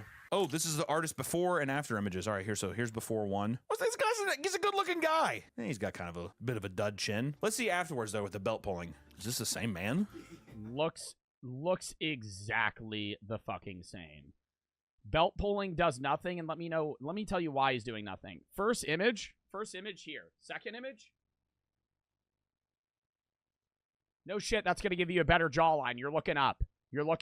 Right? If you take a picture like this versus this, you're going to fucking look better. Right? That's why half of the people that are trying to fucking look like they have a good jawline are going. Because it's going to fucking make you look better. This is the same guy? You know what? I think the old boy just should have grown his hair out. Because I think the long hair also accentuates. No, it was the belt pulling. I think it was a good deal, dude. I'll tell you a quick story about how I fucked my face up 5 years ago. I took a fucking belt, bit down on that shit, and started yanking it from my face with my arms. It didn't feel very good, so I lifted up my legs and put the ends around my feet, started pulling hard as possible, and felt a pop. I looked in the mirror and my face appeared forward as fuck. I was ecstatic. I finally found how to ascend hard. Praise be to you, brother. A true mogger. So every day this guy fucking bites down on a belt and pulls it. No matter what he says, through and through, the SMV is way up, and his belt chewing is only proof of that. I tried this for a week and then took a break. Within 2 fucking days, it all collapsed and reverted. Whoa! It was worse than before, and I literally looked like my face had shrunk. Don't pull your maxilla. Just get an expander or MSE. Wow. Oh my god. Next up, we have carrot maxing, which is a practice of consuming extreme amounts of carrots and foods with beta carotene in order to get that. Well, that is actually good for your skin. I think that's more just a health tip. Orange glow. It is recommended to eat around 7 large carrots a day, or about 7 large carrots a day? Pounds of carrots. 7 pounds. That can't be healthy. That's probably actually unsafe. Wasn't there a guy that died from drinking so much carrot juice? You know, you want to hear something? Like 10 years ago, I was doing that. You actually, like, literally, you were eating tons of carrots to get a glow? It just makes you orange, though. It's supposed to make you look a little tan, but... Well, why don't you just tan? Well, is it because of the damage that UV rays do, so this is a more holistic way of going about it? Okay, well, I can see the MOG aspect of that. Let's move on to the eyes. Which the eyes... windows of the soul, dude. Very, very important when you're thinking about doing looks maxing, all right? Have you ever heard of the Canthal tilt? Oh, wait. This is the angle of your... fix a canthal tilt, though? That's literally just your genetic bone structure. Your eyes are oriented on your face, dude, which we have a thing here, which is positive, looking more assertive, more dominant, neutral. You look like, you know, not intimidating, but you could be passable. And of course, negative. You look sad. Yeah, chat. Do I got a negative? Do I look sad? Do I got a negative canthal tilt? Chat, is it over? Chat, do I have a negative canthal tilt? Got that psychopath stare. Positive thing. I was gonna say it's either neutral or negative. It's negative? Those with negative. It's negative. Fuck! He goes and sits in the corner, starts crying. He's like, what am I gonna do, man? What am I gonna fucking do? Canthal tilt, apparently me, are called prey eyes. These make you look weak and vulnerable, which I don't look weak and vulnerable, dude. I bet you there's been so many people who watch my videos and are like, I could fuck him up. And you know what I have to say that to? I'd be like, stop. Outside of surgery, there's no way to change your Canthal tilt, and that doesn't mean people aren't trying. Here are some exercises that are paraded around. Squint maxing. I look like I'm gonna shit myself. How is that fixing it? To help with your eyes, you can do squint maxing, which do 100 partial squints before bed and try to... 100 every day? I gotta go.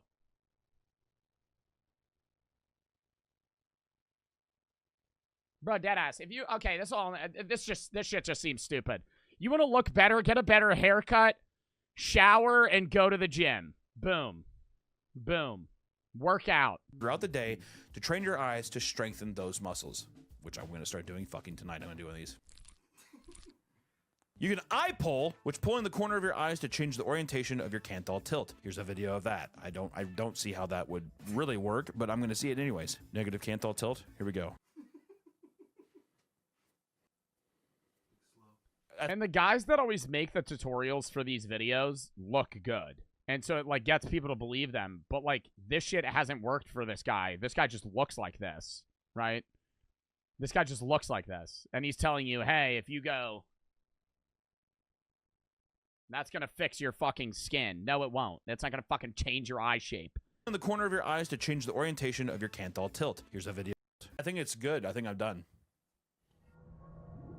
Hard maxing? Oh, We've God. done the jaw, the face, and now we've done eyes. But now it's time to move on to hard maxing, which going to more extremes and changing your appearance via cosmetic surgeries, limb lengthening surgeries, and steroids. Come on, boys. Make the tough decisions. You know what, can you actually do it without help? Sometimes Steroids might make you look worse. Steroids can have side effects that give you, like, fucking massive acne and, like, fuck up your face. Like, you could look, your body, yeah, you're gonna get more jacked, but you might look uglier on, your face is probably gonna look uglier on steroids. 100K hard maxing to go from ugly to average. I spent most of it on multiple jaw and chin surgeries, had a very recessed chin, but a very wide jaw, and hypertrophied masseter. Jesus Christ, dude. Some of it's just bone structure, dude. I mean, like, some of it you can't control. I mean, you could focus on the things that, what I would say is if you're worried about how you look, be proud in how you look, but focus on the things you can control. If you're sitting there trying to change your fucking bone structure, dude, I mean, yeah, if you have the money to get those surgeries, whatever, do whatever the hell you want with your fucking life. But, like, if your chin's, like, I have, like, a abnormally long chin, right? Like, if you look at my chin protrudes. Like, when I work out and I'm doing shoulder press, I hit my chin every fucking time. But that's just bone structure. Like, you can't get I couldn't recede my chin more into my body. It's my fucking bones. Hair transplants to bring my 6 head down to a 4.5 head. I also got 2 rhinoplasties and a full body liposuction. God damn. That's getting obsessed. That looks bad. That looks bad. Like, I'm not, like, he looks like a Ken doll. Dude, this is Ken. We're talking about Ken right here. I always told myself I just want to be average. If I can get to average, it would all be worth it, and I won't have any more surgery then. Well, now I do believe I am average. I'm very happy about it. Thank God for modern medicine. But now I wish I were attractive. I spent so long thinking I'd be happy being average that I never expected to be somewhat dissatisfied when I reached my goal. But now I see how attractive— I don't want to judge how people look, right? But when people go and they change how they look and they get so much plastic surgery that they look like a fucking plastic doll, like, that's not— you're not achieving what you wanted. You're pumping your face with, like, chemicals to make it more full or more defined, and then it just ends up looking unnatural. Girls are treated, and it just looks so much more fun. However, my body can't take any more surgery, nor can I tolerate it mentally, so average it is. Has anyone experienced the same thing after hard maxing? The man's mog is so high, and it's a shame that he values his SMV so low. That's a fucking crazy— that's like a Greek tragedy. Teddy Roosevelt had a great quote. He said, "I have never in my life envied a human being who led an easy life. I'd envied a great many people who led difficult lives and led them well." That wasn't the quote I was thinking. It should be something like, "Envy is the thief of joy." I think also part of mogging is self-confidence in yourself and raising other boys up, dude. Making sure the men feel good around you, man. You know what I mean? I wish I could give this guy a hug. I'd buy this guy a drink. Leg lengthening. Some of the other ones for hard maxing, there is leg lengthening surgery, which is during a leg lengthening procedure, the bone is purposely broken. Surgeons fit a support device either on the outside of the leg or inside the bone that can be stretched 1 millimeter, 3 inches, or 0.03 inches every day. That's from Business Insider. What the fuck are they writing about over there at Business Insider, dude? Jesus. Another issue, if the leg becomes over-lengthened, the patient will struggle to walk. But then won't your body structure look weird? You have dimensions, right? Like, you have, like, your torso. I mean, some people have longer torsos or shorter legs, but if I'm like, I want to be taller, and I make my fucking knee to foot area 3 inches bigger, I'm gonna look weird. Like, I'm gonna walk funny. My center of balance is gonna be fucked up. Walk and certainly cannot run. It is also costly, with the prices starting around $30,000 per leg. How fucked is that? Dude, don't give me a fucking— I'll just do one this time. Just fucking price it like it's both your legs. You're not gonna just do one, dude. Which this guy went from 5'11" to 6'6". Oh, dude. 5'11" to 6'6".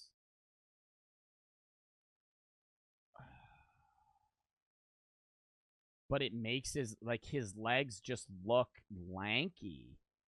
They look unnaturally long. He already had a very long torso, so it worked for him. Like, he had shorter legs and a long torso. This worked, right? Like, right here, he could get more muscle on his legs. But, like, this is just, why would you want to be number one, why would you want to make yourself grow 7 inches? Dude, that is crazy. Kind of reminds me of this episode of Tales from the Crypt where this rich old man keeps 5'11". Like, that's not even short.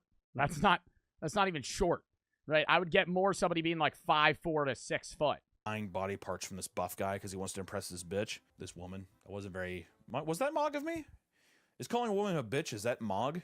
5'3" to 5'9". Yeah, the 5'3" to 5'9". It looks pretty natural. I'm just thinking about my legs. Like, I wonder how bad that hurts. Oh, it probably hurts actually. like a You know what I'm going to say? fucking Actually, yeah, if you motherfucker. feel insecure about yourself, get a very expensive procedures done. You'll feel great.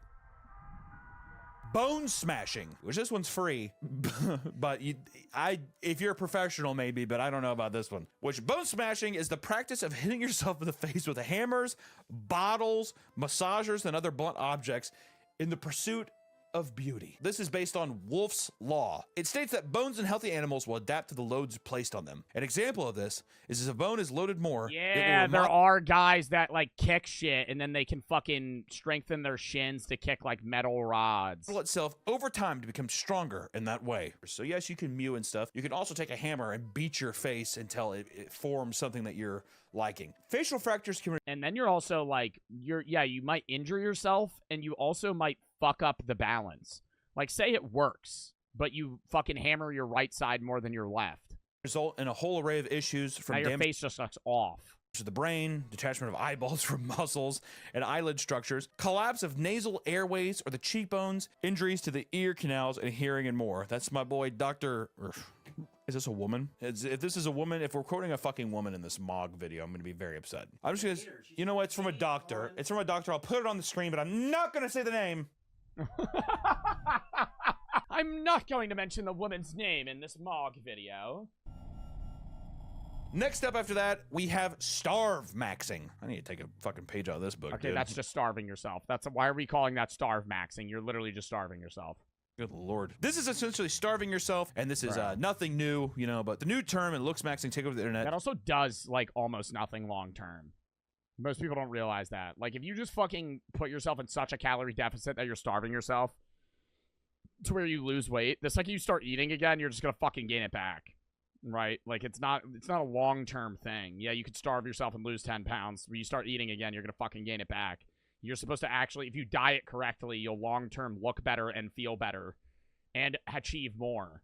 Yeah, like you might have a faster short-term goal, yeah, because you're fucking not eating for a week. It is weirdly being praised where it normally would not. Many men in comments congratulate the people starving themselves and encourage them to go on. You gotta raise those boys up. You gotta make sure and be like, hey, no more food. You're looking great, man. Starve maxing to the most. Especially if you couple that with some mewing and some carrot maxing, I think you're on your way to doing something pretty good. Next, Jelking. I don't know what's going to be worse than jelking. He's at jelking, and there's still 5 minutes left in the video. Up is jelking. Ancient techniques to stretch the penis to help add size and girth, which I will be copying and saving this one to my phone. So how do you jelk? Put your index finger or thumb in an O shape, like okay, hand signal. I don't even want to hear him describe this. It's so uncomfortable to fucking visualize. Place the O-shaped gesture at the base of your banana. Make the O smaller and smaller until you put mild pressure on your penile shaft. Slowly move your finger and thumb toward the head of your penile unit until you reach the tip. Reduce the pressure if this feels painful. Boy, we're not trying to torture ourselves here, right? We're just trying to get bigger members, which in increase will bring us bigger confidence, all right? Repeat this once per day for about 20 minutes. That is a full workout, dude. 20 minutes? Dude, I don't even do cardio for that fucking long. Instructions for a Bowflex, all right? That's how serious you have to take this.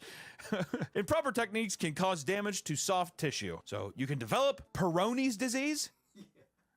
That's a great name for a penile disease, dude, which is scar tissue that can build up and create severe curvature on the member. Dude, you might like that. I thought they called that a shooting rainbow. I thought people liked that. They called that a shooting rainbow? They have a fucking name for that? Some people have also experienced erectile dysfunction. Okay, yeah, okay. This has to be the end. Edging and gooning.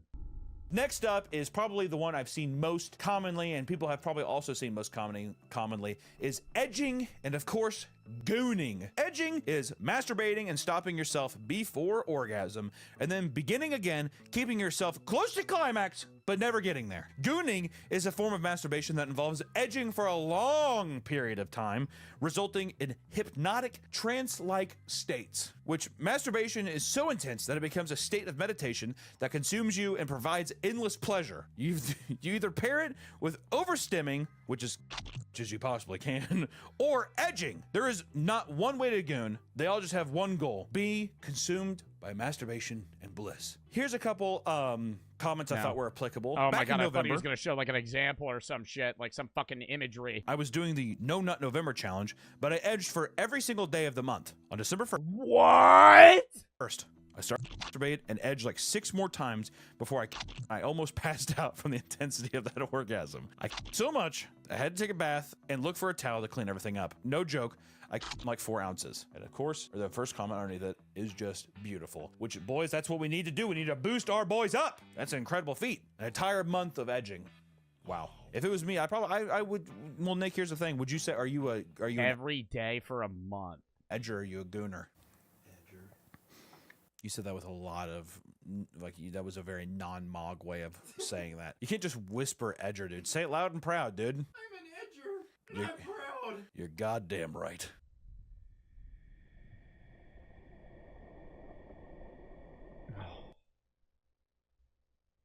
We've reached it.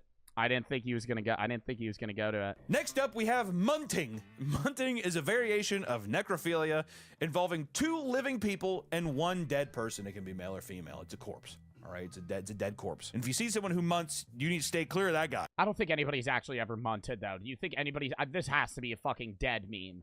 But if you do, this is how to munt if that's a road that you want to go down, which is find and dig up a semi-decomposed corpse. One person then goes down on said corpse while the other one jumps on the dead person's stomach, causing the juices to be forced out of all orifice. These are drank by the person orally connected to the corpses. Idea stream. Idea stream. Idea stream.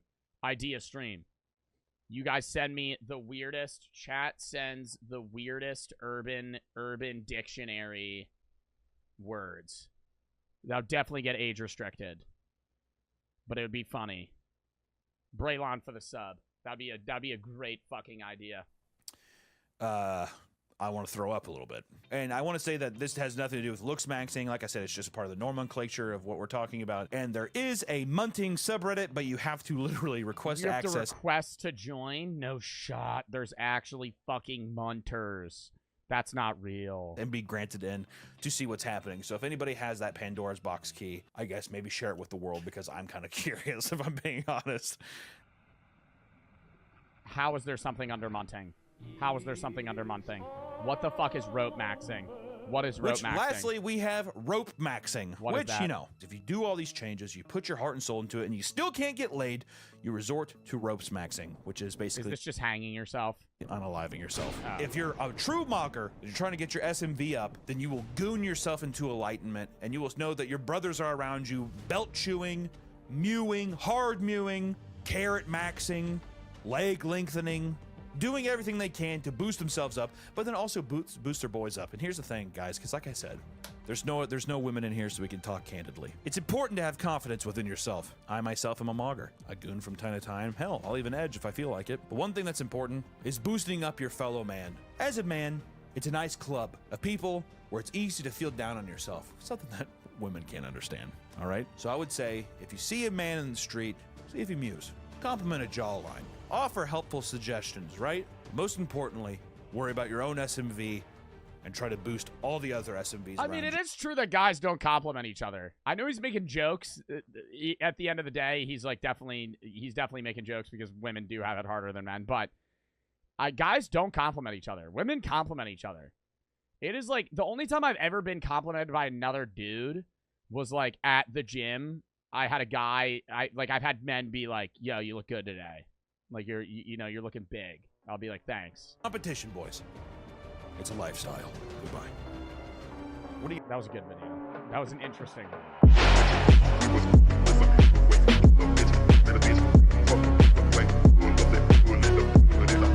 I spent 24 hours with Roblox millionaires. This is Cole. These are his 2 best friends. They all live in the same apartment, and they claim to make millions off Roblox.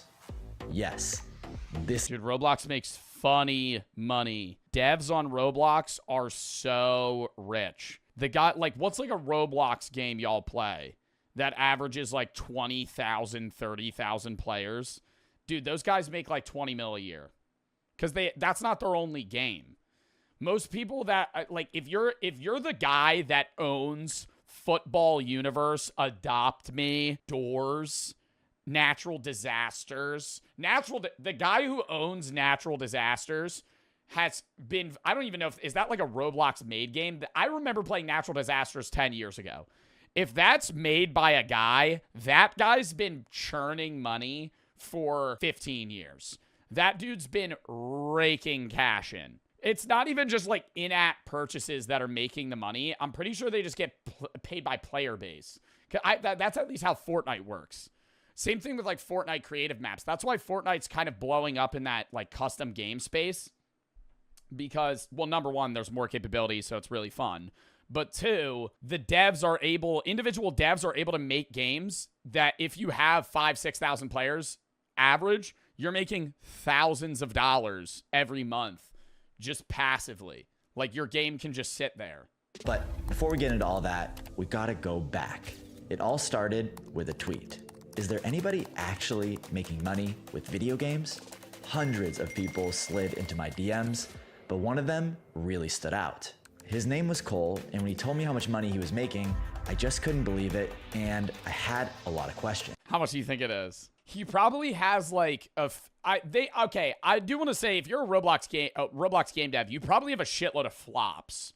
So I'm assuming he probably has like 5 good games that are making, you know, I don't know, a substantial amount of money. What that would be though, in the hundreds of thousands a month, over $1 million a year, surely. And I don't want to say, okay, I'm not trying to stereotype. These guys look like Roblox game devs. And that's not a diss. It's just like, when I think of a Roblox game dev, I'm immediately going like, yeah, a white guy named Cole. A white guy in his early 20s named Cole that has fucking Mark Zuckerberg level talent in Roblox world. Is this actually real? Is this something that's actually gonna last? And how much are you really profiting from this?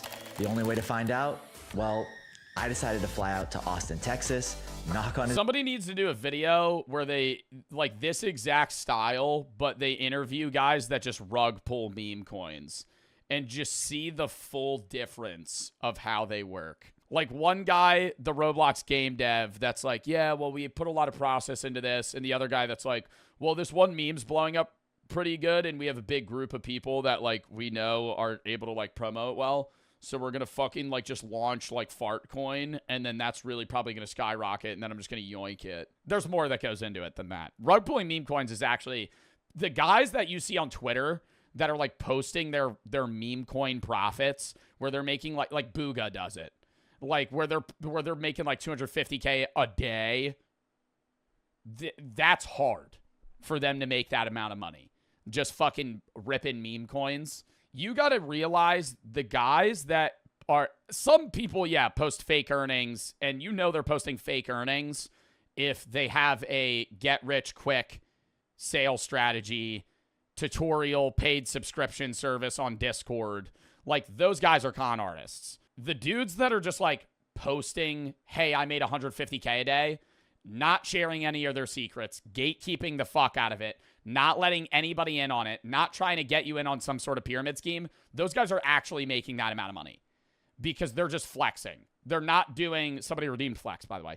They're just flexing the amount of money they're making. They're not sharing shit with you. They're gatekeeping the fuck out of it. They're just like, look, I made 150K on fucking, you know, Hawk to a coin. Not Hawk to a coin, but whatever coin they made. His door and have him show me proof. Come join me as I spend 24 hours with Roblox millionaires. I'm Pat Walls, and this is Starter Story. So after landing in Austin, Texas, we grabbed a couple crappy airport sandwiches and got ourselves a taxi to Cole's place. At this point, I was still pretty skeptical. Austin, Texas. This guy's rich. I'm going higher. I think I'm changing my guess. If you're this tracks. I think I'm going 4 mil a year. Austin, Texas, moved to Texas to not pay state taxes. Lives in a more expensive city in Texas that has very nice mansions.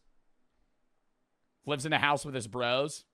On if this was actually going to be real, and I had a lot of questions to ask these kids, which is why the ride felt like an eternity. Finally, we arrived.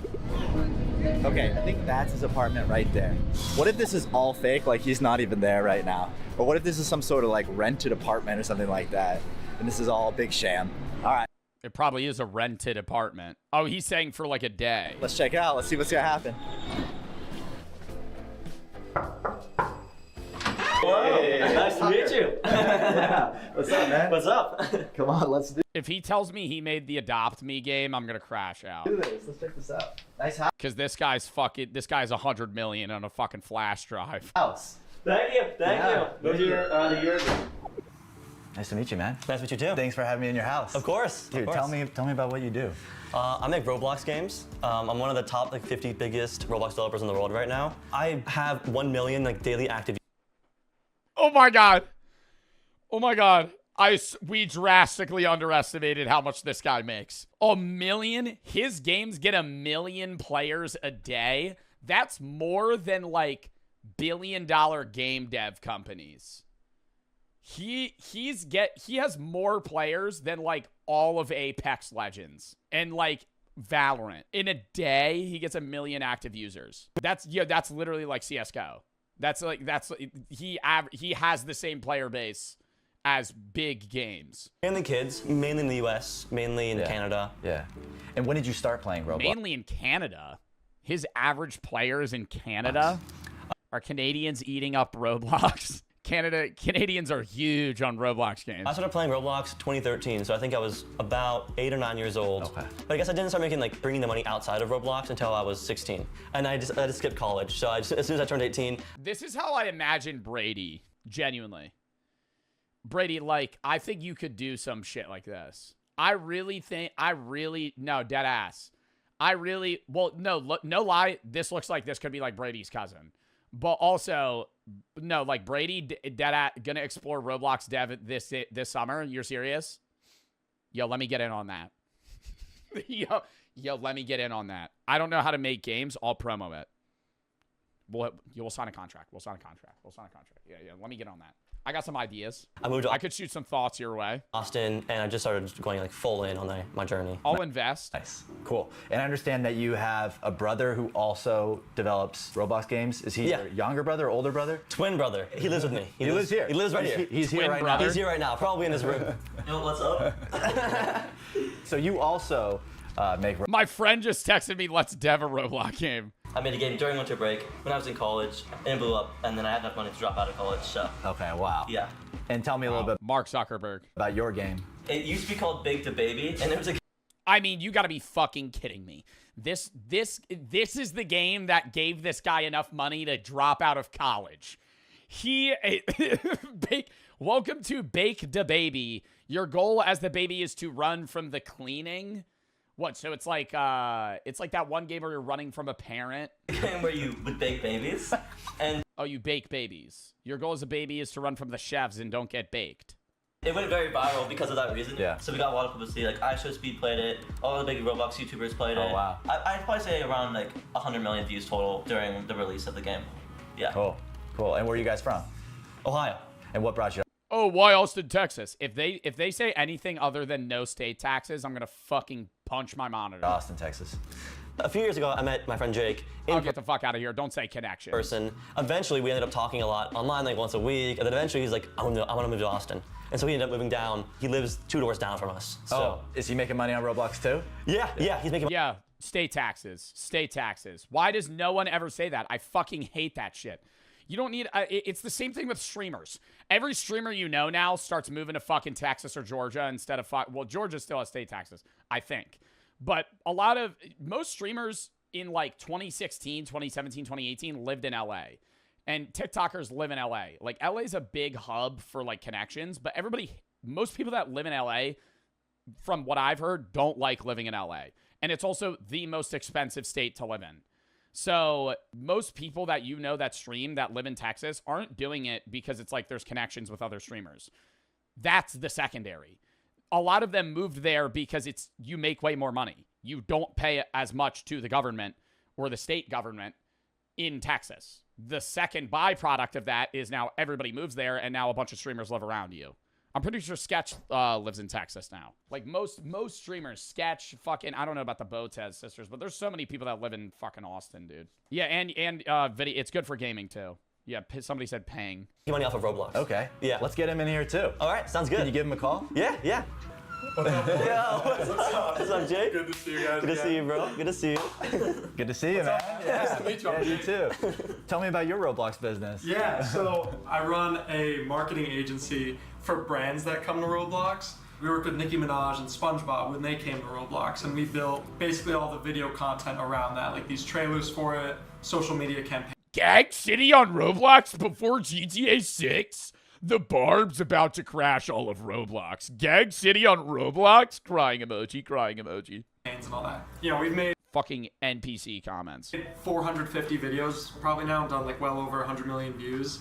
Okay. Yeah, so he gets paid like flat rates. I think his revenue is more solidified. Theirs is more speculative, but he has active income, they have passive income. Okay, we're gonna talk all about I would rather be this guy. Your guys' businesses, but first, I want you guys to break down the Roblox economy and really the opportunity here for anyone that's watching. So let's go to the whiteboard and let's do some math. Let's do it. Let's do it. I'd love you to explain to me, what is Roblox? Like, how does the whole thing work? Yeah, so Roblox is basically just YouTube for video games. Anyone can make a video game on the Wow, that's such a great relation. I always just say it's a site, it's like Steam. I always related it to Steam, but you do have to use their, like, you know, developing shit. Platform the same way that anyone can put out a YouTube video. So when you go on a Roblox, you basically just have this page with a ton of different games that you scroll through and play.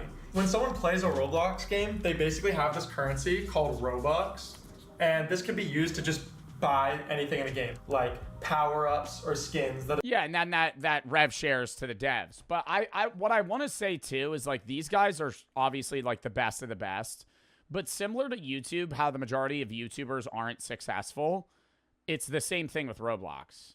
Like, I would say maybe there's a higher chance of your Roblox game succeeding than you being a blow-up YouTuber. Like, you could probably make 20 games on Roblox and one of them do, like, mediocre. You're probably not going to make that much money from it. But it's like, yeah, top 50 dev on Roblox probably control 80% of the games played. It's very skewed in that if you're just like a solo dev on a Roblox game, you're probably not going to blow up that easily. The developer can create an ad to their game. As the developer of the game, then, I receive those Robux. And then you turn your Robux into real money. Then, like, newer way that games are also making a ton of money is brands sponsoring them. So, bro, I should have gotten Salty Unreal to fucking ask that motherfucker questions. The guy that made me a game. I think he owns Rust servers, though. I don't think he mains Roblox. But I know Salty Unreal has, like, a Roblox skin that's, like, $5,000. So he has to be making money on Roblox. There's no way he just bought that. Instead of just going out and, you know, putting a YouTube sponsor, like before this video, for example, they can build something that's interactive in Roblox, and that's the new way to make people into kind of lifelong fans. Yeah. That's so weird that Walmart would sponsor a Roblox map. I just feel like the sponsorship opportunities on Roblox have to be fucking stupid. What brand wants to market to 6-year-olds? Like, what's the average user base age on Roblox, if you had to guess? Like 10? Roblox is used by a lot of people. Like, I'll play Roblox on stream. I know a lot of you guys play Roblox. But for every 16-year-old that plays Roblox, there's 10 10-year-olds that play Roblox. Like, kids play Roblox way more than teenagers and college students. Like, That's probably a Googleable question. 20% of Roblox users are 9 to 12, 16% are 13 to 16, 25% are 17 to 24. Whoa. So more, but that's also a larger age range. Most users are between 9 and 12 because 20% are 9, 10, 11, or 12, but 25% are 17, 18, 19, 20, 21, 22, 23, or 24. Like that's an 8-year gap. People probably lie about their age on Roblox. Yeah, the whole YouTube analytics shit is so skewed. That's why when brands ever ask me for that, I'm like, dude, you got to take that shit with a grain of salt. Because I remember when I used YouTube when I was like 10, bro. My account said I was born in 1983. Like, I'm like 80. I'm like fucking 50 years old on my old YouTube account. Like, I'm unk on that shit. Just because then you don't have to watch, then you don't have to deal with like age restrictions. There's no like fucking age verification system on that. I would say the majority do listen to it though. The majority put their actual age because when a video gets age restricted, it gets heavily tanked in viewership. We get into guys' businesses. I just want to let anyone watching know how big Roblox is because I think it's almost kind of unfathomable how big these numbers are. It's not even unfathomable how big Roblox is as a whole. It's unfathomable how big individual games have, what pull they have on Roblox. What's the most popular game right now on Roblox? Adopt Me, maybe? I'm going on my Roblox right now. It is Sunday at 3 p.m. EST, and there are currently 162,000 people currently playing Adopt Me. One game on one platform. Dead Rails is more popular. Dead Rails has...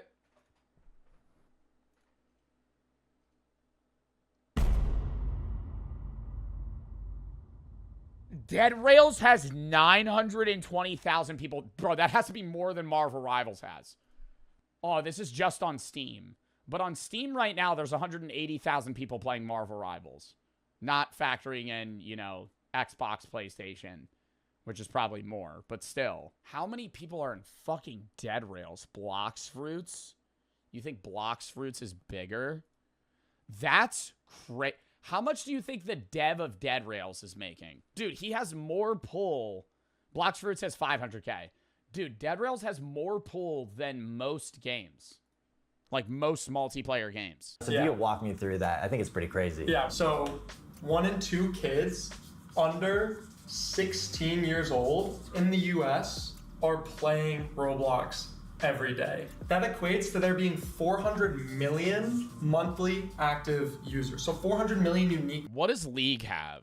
How many active users monthly on League of Legends? Or like Fortnite? League of Legends, which is arguably one of the biggest games ever. 117 million players monthly. What's a bigger game than League?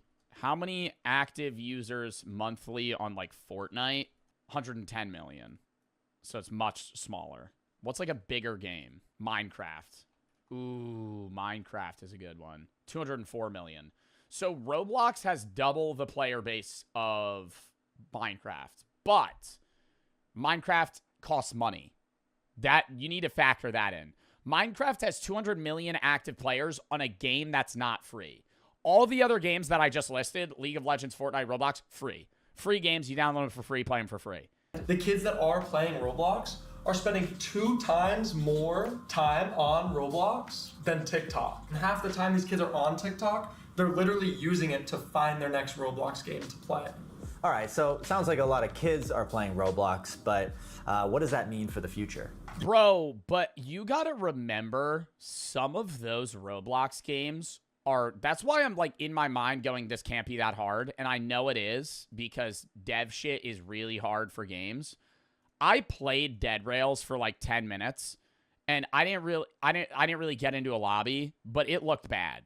Like whenever I load into a Roblox lobby, and if this becomes a YouTube video, editor, fucking pop this up. Whenever I launch a Roblox game and the UI has new outfit, infinite stamina, fart measure, and then the UI has 80 other bubbles and fucking, like, I can only see 1/5 of my screen because there's like 100 purchase items just surrounding my fucking experience.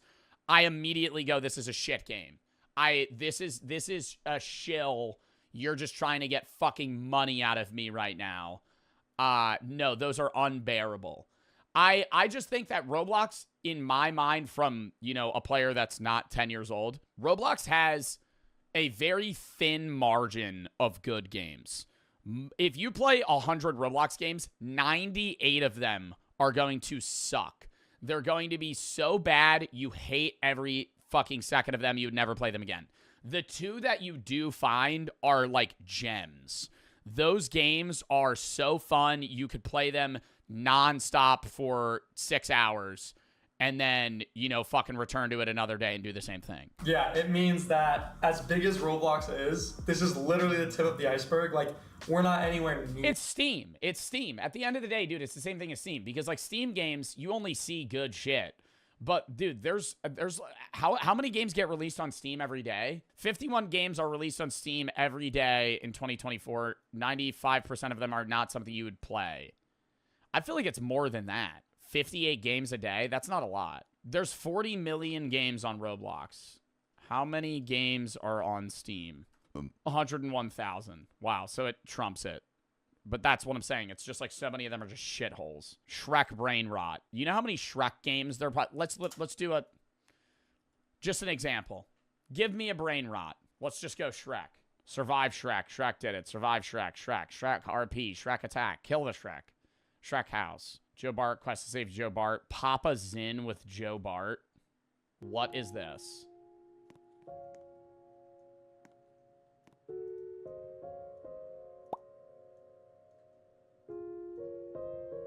Bro, stop logging onto the game with me, bro. Come on. I'm just doing this as an example. What is this over here? Who made this? Like, I don't understand, bro. Like, nobody... And it's not... Like, this isn't a game that a chatter let me know they made.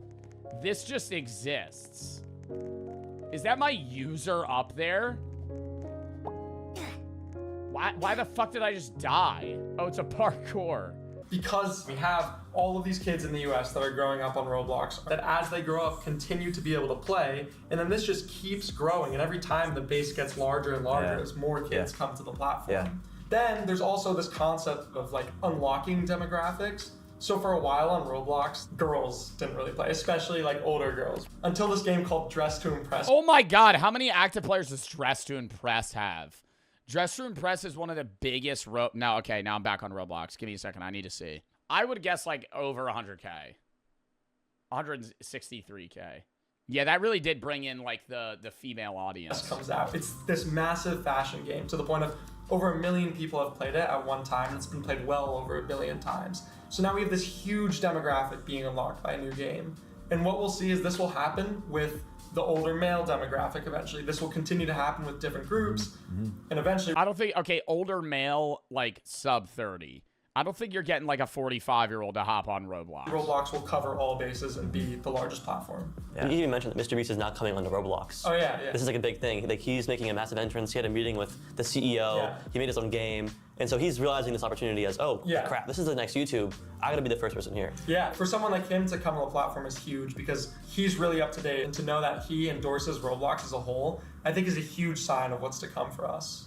So I decided to have each of the boys dive deep into their respective Roblox business, explain how it works, and how much money it actually makes. Let's start off with Cole. I'd love if you could actually pull up your game, pull up some of the money that you're making so that people can see. I'd love to just see what you do specifically. Yeah, I mean, I can definitely show you. Yeah.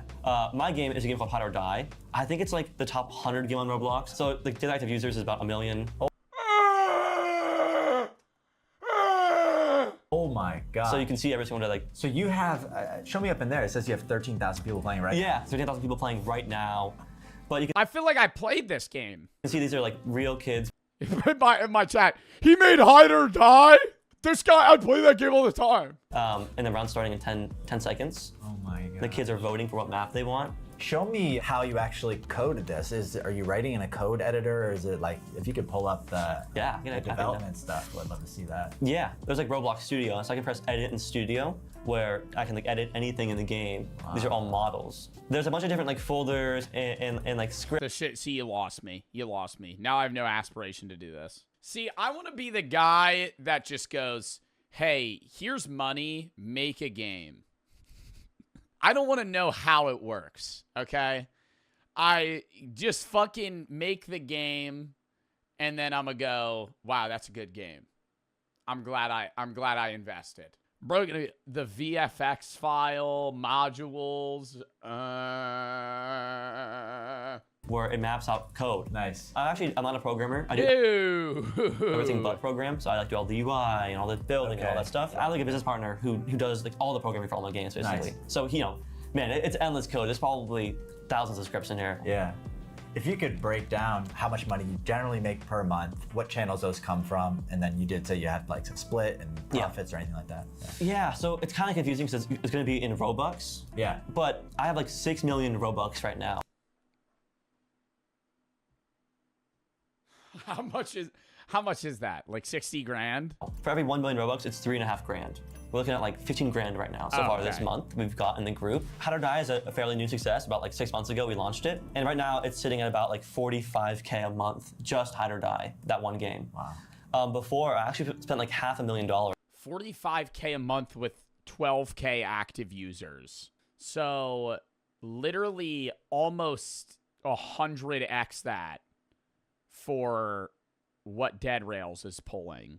Dead Rails has to be making over $1 million a month. On 2 projects that both failed. One of them was a Roblox game that I spent a bunch of money and time on that just didn't end up blowing up. And see, that's what's so ass, having to have failed projects. It destroyed me. And then I had this other company where you could hire like YouTubers and content creators to make videos on your game. I spent 3 years on these projects. That is such a good idea. Oh my, well, Twitch already has, I feel like the reason this failed is because there's already, this exists within individual platforms where you could just get offers from specific brands. But the idea of like you being able to effectively hire an influencer and like reach out to them and be like, hey, play my game for $600. You could hire like YouTubers and content creators to make videos on your game. I spent 3 years on these projects, spent all my money on these projects. I was like super burnt out and I was like, man, I just want to make a game quick. And that's when we made Hide or Die. Yeah. And then we've started to like help out other developers with their game. We're taking like splits of that too.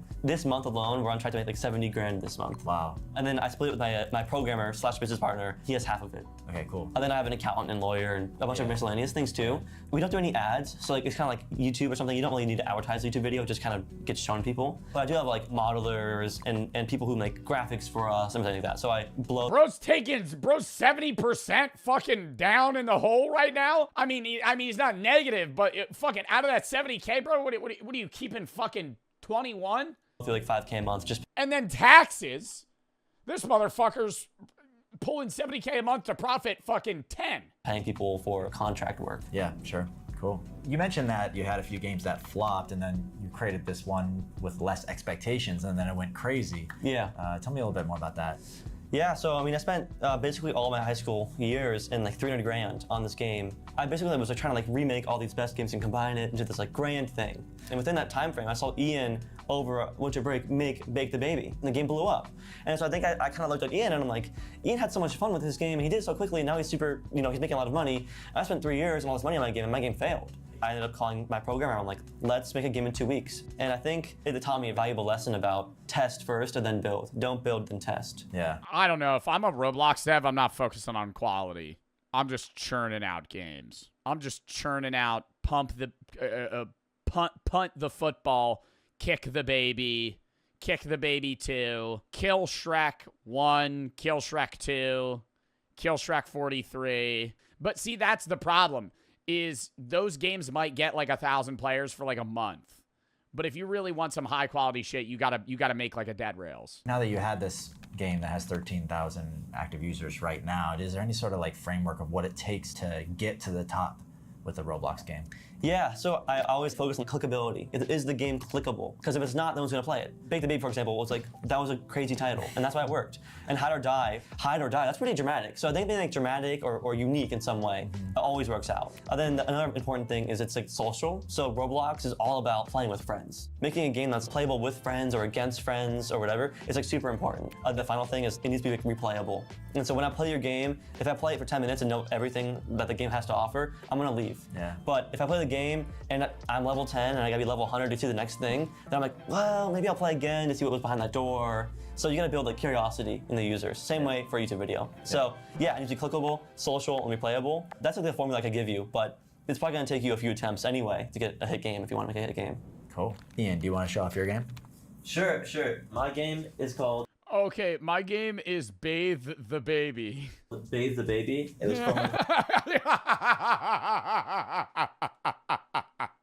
All right, so this one, it's shoot the baby with a desert eagle. Okay, so the premise of this game, kind of in the title, your goal is to acquire a desert eagle, and then you kill the baby. Basically, it's a game where players will step in this pad, and we make all of our money from this like daily shop. So we sell like a pigeon skin, cow That's skin. not pre-watched. His other game was Bake the Baby.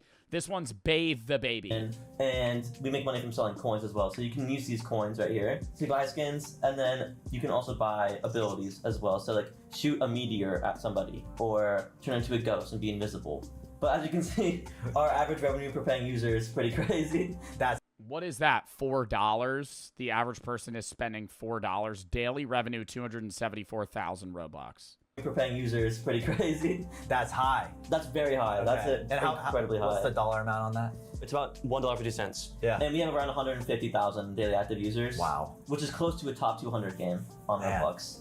All right, so how much does your Roblox game make? And also go over some of the costs involved with it. Okay, mine makes around 25 grand a month, and I also have a business partner, and we split it 50-50. Basically the exact same process as Cole. We also have brand deals as well that come in, but my brand deals are closer to like 5 grand. We also have a few modelers, a few people who make graphics for us, like the thumbnails and icons, but it's still a pretty small team, probably like... What brand is fucking sponsoring Bathe the Baby? Fucking Gerber Foods? That's what I don't understand. Is like, what is Walmart coming to Bathe the Baby and going, yeah, you should throw up a fucking Walmart store here. All right, Jake, tell me about the business you built around Roblox and how it's a little bit different. Yeah, so I built a company called Vector 3. So anytime like a brand comes to Roblox, there's a pretty good chance that we're creating a... Bro, SpongeBob probably gave this dude funny money to fucking help with that. Media around it. So, you know, a bunch of TikTok videos on the game, have it go viral, and that would...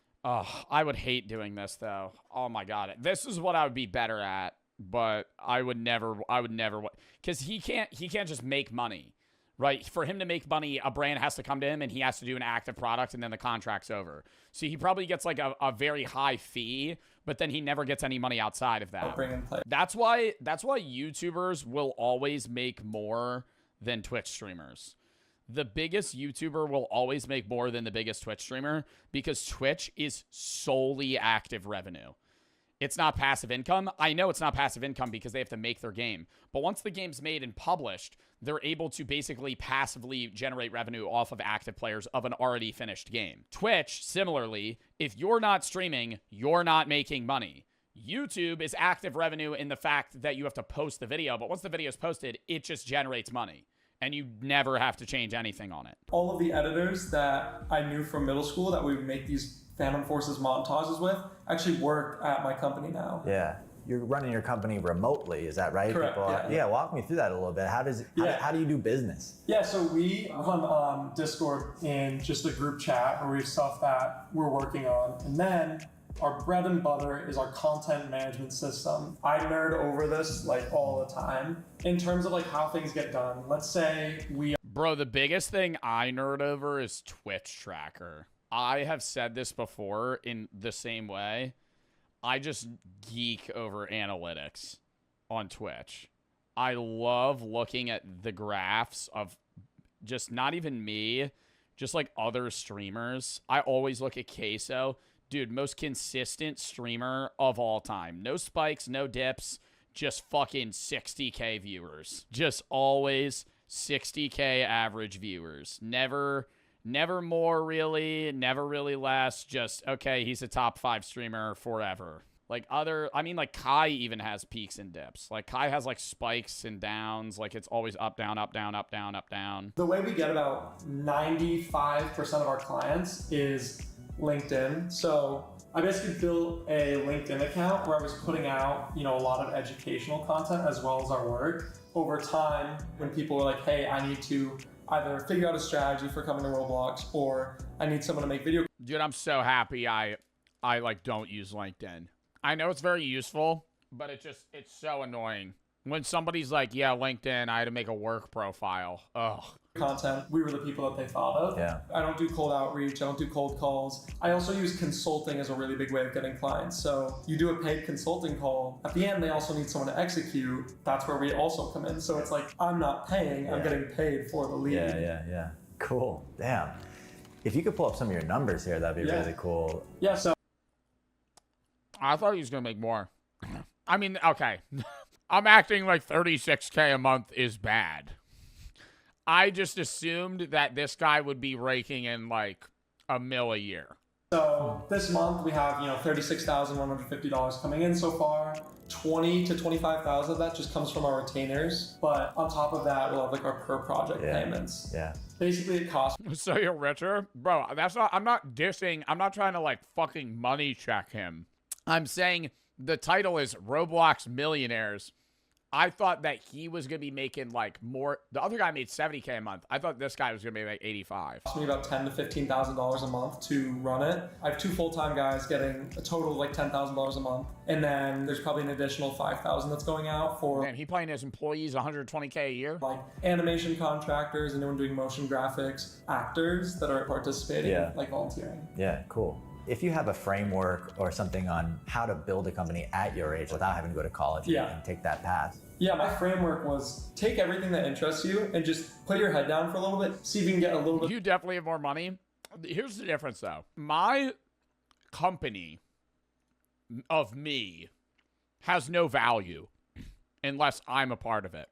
Theoretically, this guy could sell his company. I'm saying I'm a business, right? All influencers are basically businesses. You market yourself. I'm the product, right? That you guys buy into.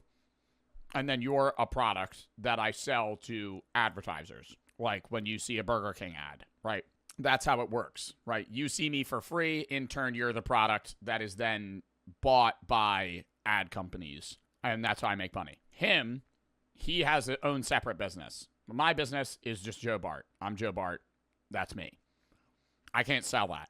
He could theoretically build this up and then offshoot it into somebody else and make like, I don't know what the market is for fucking Roblox companies like this, but whenever he's done running it, he could theoretically sell it for a lot of money.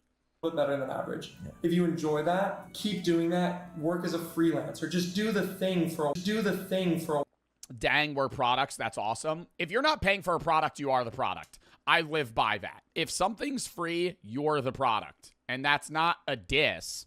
I'm saying that's of anything. If you ever obtain something for free or get something for free, your eyes are what is valuable, right? You looking at something, marketing is everything in everyday life. You cannot go a day in your life without seeing something that's marketed to you unless you live in the fucking woods off-grid. When you're driving, you see fucking advertisements. When you're at school, you're going to see advertisements. When you fucking see any brand, you're going to see advertisements. When you're on the internet in general, anything that you access for free, you're basically getting sold something that that company is making money from. Don't even think about it from the approach of like wanting to build this business. If you can do that, you put yourself onto a path for success no matter what, right? And it might not be the thing you started out doing. I bounced around between 100 different skills. The difference was that because I did them all, I know what I like and how to be good at it and scale it. Yeah, that's great advice. All right, boys. Tell me what a day in the life looks like for you guys. Building $1 million businesses while you're not even going to college. Just tell me about what's life like. Probably way less exciting than anyone would expect. Yeah, I think you'd imagine like the craziest things ever. And I think it's funny because like we have like crazy moments, but most of our life is just super boring or like just super normal. I'll wake up at like 10:59 usually for my meeting at 10:59, very specific. 11 with my team. I'll take it in my bed on my phone, and then I'll have a really slow morning. And then you just sit at your desk, you put on your headphones, put your phone in your other room, sit like that for usually 4 or 5 hours. We're really big about like, you're either working or you're like resting. There's not like that in between. So we'll all just kind of work, and then usually around like 5 o'clock or when the sun's starting to set, we just sit out there and no phone, just kind of hang out.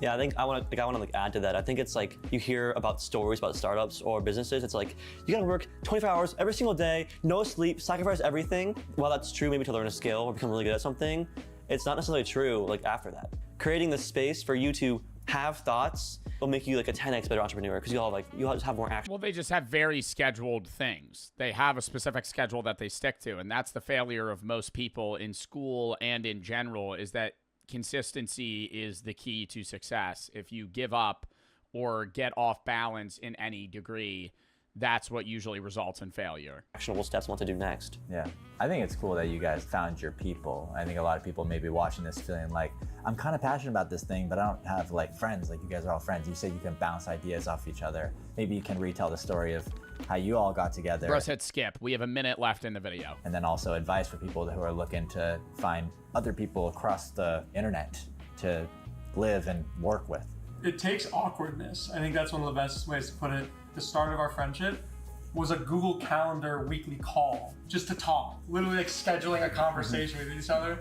But if you can embrace that and do that at scale and keep trying, it'll lead to finding your circle, and it's so worth it. Yeah. And it's also important when you own a business and you do anything to build a real relationship. You have to make sure it's not transactional, and you have to set the clear boundaries. I mean, you have to build a relationship in the sense of, cordial acquaintanceship. Like you have to be acquaintances with your coworkers, but it is transactional. Like you don't generally become friends with your workers and that's it, right? Like I am friends with Brady. Me and him are chill, but he has a transactional relationship with me. Like Brady works for me. Brady makes money off of me. Like, we may have a conversation about shit, but, like, it is a transactional relationship. That's any job market that you're going to be in. I think it's different if they're on the same level where they're both non-transactional relationships because they both run their own individual entities and they communicate with each other. It's like two businesses talking. But if it's him and his coworkers or people that are under him, in that scale, like, you're not going to be like best friends. You're going to be chill, right? You might be a little more than acquaintances, but it's not like, oh, the transactional relationship doesn't matter. I mean, like, that's why they're there to begin with. These are my friends. These are not people I'm selling to. These are not people I'm doing like a quid pro quo for. Like, these are like my people, my friends that I think the best way that I can try to kind of relate what he's saying is that, like, the friendship that I have with Sneak Snag is a work-based relationship, but it's non-transactional. I would say Sneak Snag's my friend. I have hung out with him in non-work settings, but me and him on written basis are technically co-workers. We both do jobs that make us money and collaborate to create content that creates money. Like, we're non-transactional friends, but in turn, we also do work together. I think that's different than just like hiring an editor. Damn. All right, guys. Well, you got a good head on your shoulders. I mean, what you guys built is amazing. It was great to meet you guys. So thank you. I really did like that video. That was really fucking fun to watch and also learn how crazy Roblox devs are. I gotta go piss. We have 2 more reacts and then we're gonna get into the wine review. Counting down 30 seconds.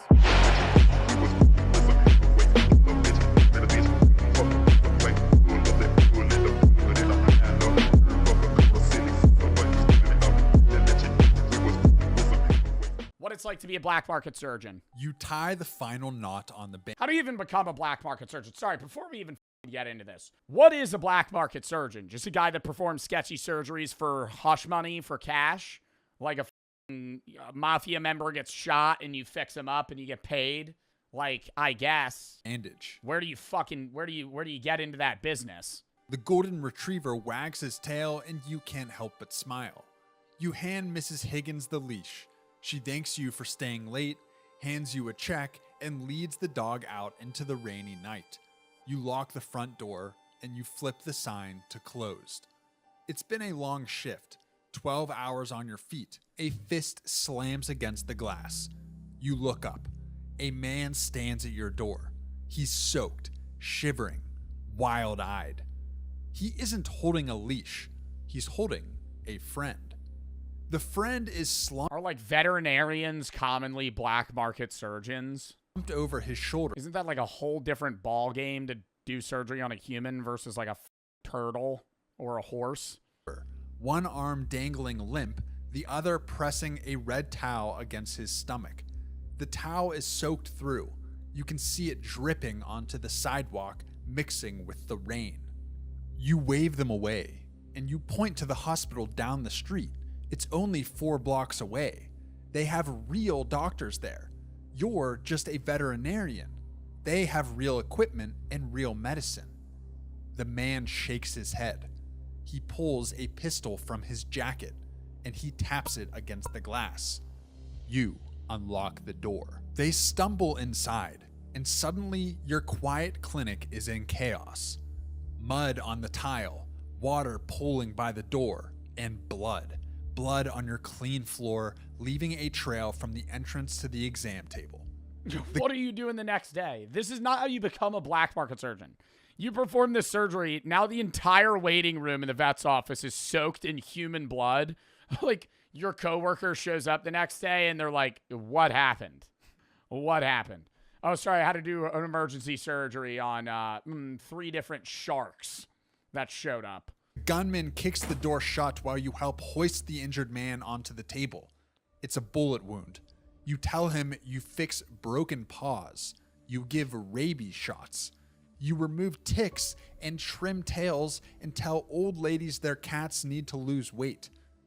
I don't know, bro. I think if you're a high-tech vet that's doing surgery on like random animals, I low-key feel like you're at least qualified to save a guy that got shot in the chest. Like, you might not. He might bleed to death, but I would take, like, if I got shot and the best guy in the room's a vet that performs surgery on, like, I don't know, horses. This feels like a Rick and Morty segment. I'm trusting them to do surgery on me. Did you know 82% of Americans don't have a high-yield savings account? That is leaving free money on the table that you could have. You just have sitting in a bank account, not accruing interest. That's where Chime, the sponsor of today's video, can help you. Chime's high-yield savings account earns 3% APY. That is 7 times the national average of 0.39%. That is a huge difference. Let's do the math. If you have $7,000 in a regular savings account earning 0.39% APY, that is $27 a year. If you use Chime's high-yield savings account, that $7,000 could earn $210 a year. That is an entire gym membership, pair of headphones, so many other things. That's way more money. Way more money. The average American also spends $300 a year in bank fees. Chime, on the other hand, has no overdraft fees, no minimum balance, and no monthly fees. Another reason to switch over. Signing up is quick and easy, and what better time to get in than right now, because you can file your taxes for free through Chime. Make your money work for you and switch to Chime. To get up to a $350 bonus and earn up to 3% APY on your savings, go to chime.com/Joe Bartolozzi. It'll be the top link in my description, or scan the QR code on screen and make sure to go through my link to get the bonus. Plus, you get no overdraft fees and your paycheck up to 2 days early with Chime. That is chime.com/Joe Bartolozzi. Thank you to Chime for sponsoring this video, and let's get back into it. Do this. You've never done this. The gunman doesn't care. Fix him. That's all he says. But you understand everything those words mean. Fix. It's different, more pressure. Yeah, bro, it's more pressure even if you're a fucking regular surgeon. You have a random guy pointing a gun to your head saying, save this guy's life. I feel like that's more stressful than even a regular surgeon. Him or join him. You look at the wound. Then you look at your cabinets. You don't have human medicine. You don't have the right tools. You don't have training for You have ketamine for this, but you have to try. You grab a tranquilizer meant for horses. It's strong enough to drop a 1,000-pound animal in 30 seconds. You do the Let's just give him fucking all of it. Math in your head, calculating the dose for a man.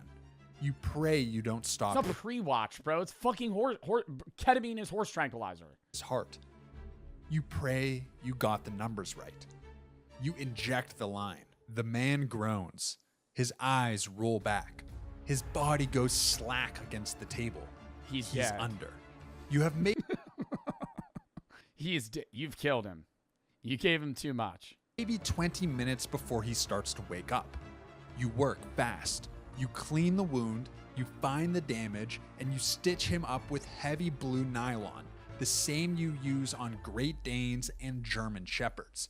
It will leave a jagged scar. But he is alive. The gunman watches the whole time. He doesn't speak. Dude, Daisy has a crazy scar on her head. Under her fucking they don't care about not leaving a scar on a dog. But Daisy is a crazy dude. She had a tumor on her head when she was like a puppy. We had to get it removed. Bro, they just like pinched her face. Like if you look at Daisy's face straight on, it's like kind of like this, like pinched to the side on one eye because they just removed the tumor, just grabbed the skin, went, cleaned it up. He doesn't move. He just watches. When you tie the final knot, he steps forward. He reaches, gives him how much money? How much money? $10,000. Into his jacket and pulls out a thick envelope, then tosses it onto the patient's chest. Keep your mouth shut, he says. Buy yourself something nice. He carries the man out the back door. You don't help them. You just stand there, hands shaking, watching them disappear into the alley behind your clinic. The door swings shut. You're alone. Bro, the biggest problem is now the entire facility is covered in human blood. You pick up the envelope. You open it. You count the bills inside. $5,000. Fucking wipe your ass with $5,000. You're a veterinarian that's just held at gunpoint to save a fucking guy's life, and they give you $5,000. What are we on, fucking Family Feud? I'm snitching for $5,000. I would say, says the millionaire, Ryan, you're snitching for $5,000. Let's be real, brother. You're a vet that just performed a surgery on a guy that was definitely involved in an illegal crime. You're an accomplice to a crime now, by the way. And all they're giving you as hush money is $5,000. I'm expecting, I would say minimum 20. Minimum 20. 20K, you just saved the guy's life that was definitely in a shooting. Cash. You don't know what to do. This isn't a crime. It definitely is. It's not a crime to save the guy's life. It's a crime for him to not report it. He's withholding information from police by willingly saving a, for sure, criminal's life because they didn't go to a hospital, meaning he definitely did something illegal. And you're not saying anything. Part of you wants to call it's 100% a crime. Police.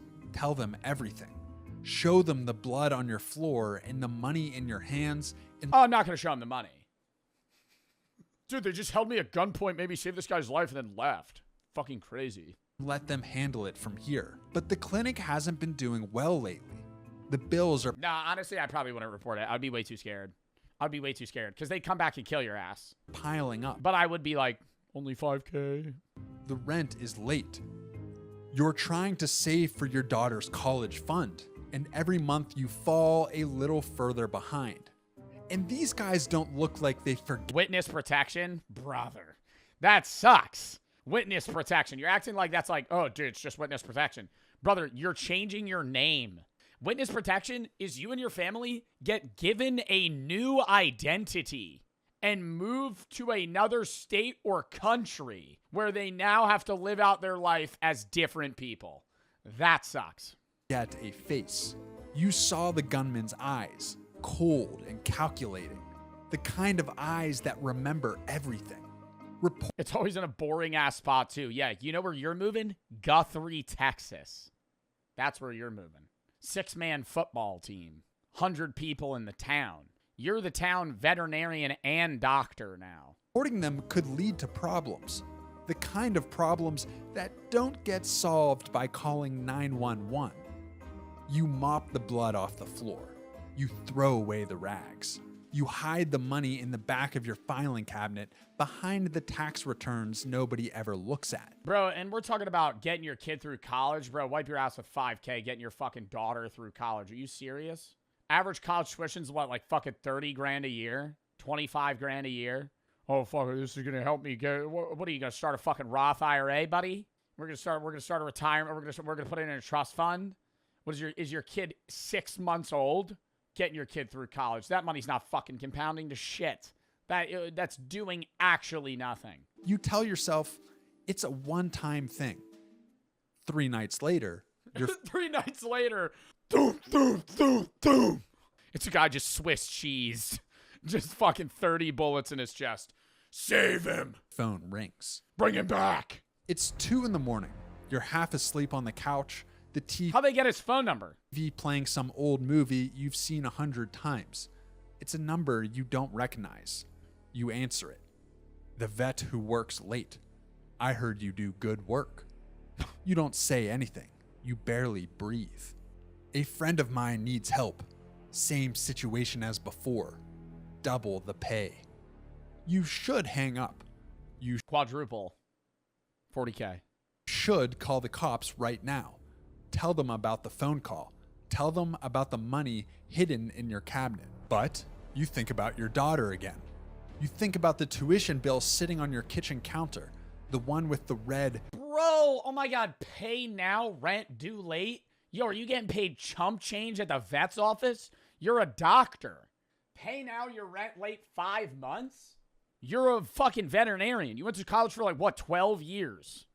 Past due stamp in the corner. You give them the address. The second patient is a woman. She's hurt badly. You clean the wound, you stitch her up. 47 stitches in a neat, careful line. When you're done, her partner hands you an envelope. You don't count it until they leave. Okay, and we're also trusting that this isn't dirty money that would throw up a red flag in a system if you were ever to cash it. And because now he has to launder this money. This is not laundered money. He has to launder this money. So now he's going in a breaking back. Now he has to buy a car wash or some shit. How is he going to get this money into legal spendable money? And what's stopping them from just shooting him in the head when he's done the surgery? All right, they're stitched up. Thanks. Here's your 20 grand. Just kidding, jackass. Bang. Right to the fucking dome. Thanks for the fix. $10,000. You start launder it at the casino. That actually is a strategy. Keeping the back door unlocked on Tuesdays and Thursdays. Word spreads. You don't know how, and you don't ask, but it does. A man with a shattered kneecap shows up on a Tuesday. You set the bone with a splint meant for Bernese mountain dogs, wrapping it tight, telling him to stay off it for 6 weeks. A woman with burns on her palms comes on a Thursday. She says she grabbed something hot. You don't ask what, you just wrap her hands in gauze and give her antibiotics. And how much money is she giving you, dude? Fucking $30? She burned her hand? I mean, what did she do that she couldn't go to a hospital? She burned her hand. On a Thursday, she's coming to the vet. Antibiotics meant for chickens. They all pay cash. They all leave through the back door. They all know better than to ask your name, and you know better than to ask theirs. But isn't it a little stupid that he's doing the surgeries at the vet? This is all hypothetical. Sorry, I'm bringing myself back to reality. This is not a real person. This is a stick figure that has a fake daughter and is trying to get her to attend a fake university. This is purely hypothetical. None of this is real. Why am I getting so... I'm saying, why is he doing the surgery at the vet's office? I feel like he should, get a warehouse, you know? But here's the... This is a real story? This could be, a real... I'm not saying this isn't, based off real information.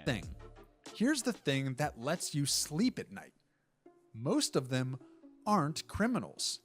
Yes, every now and then you're dealing with someone dangerous. Oh, they ain't got insurance. That's worse, bro.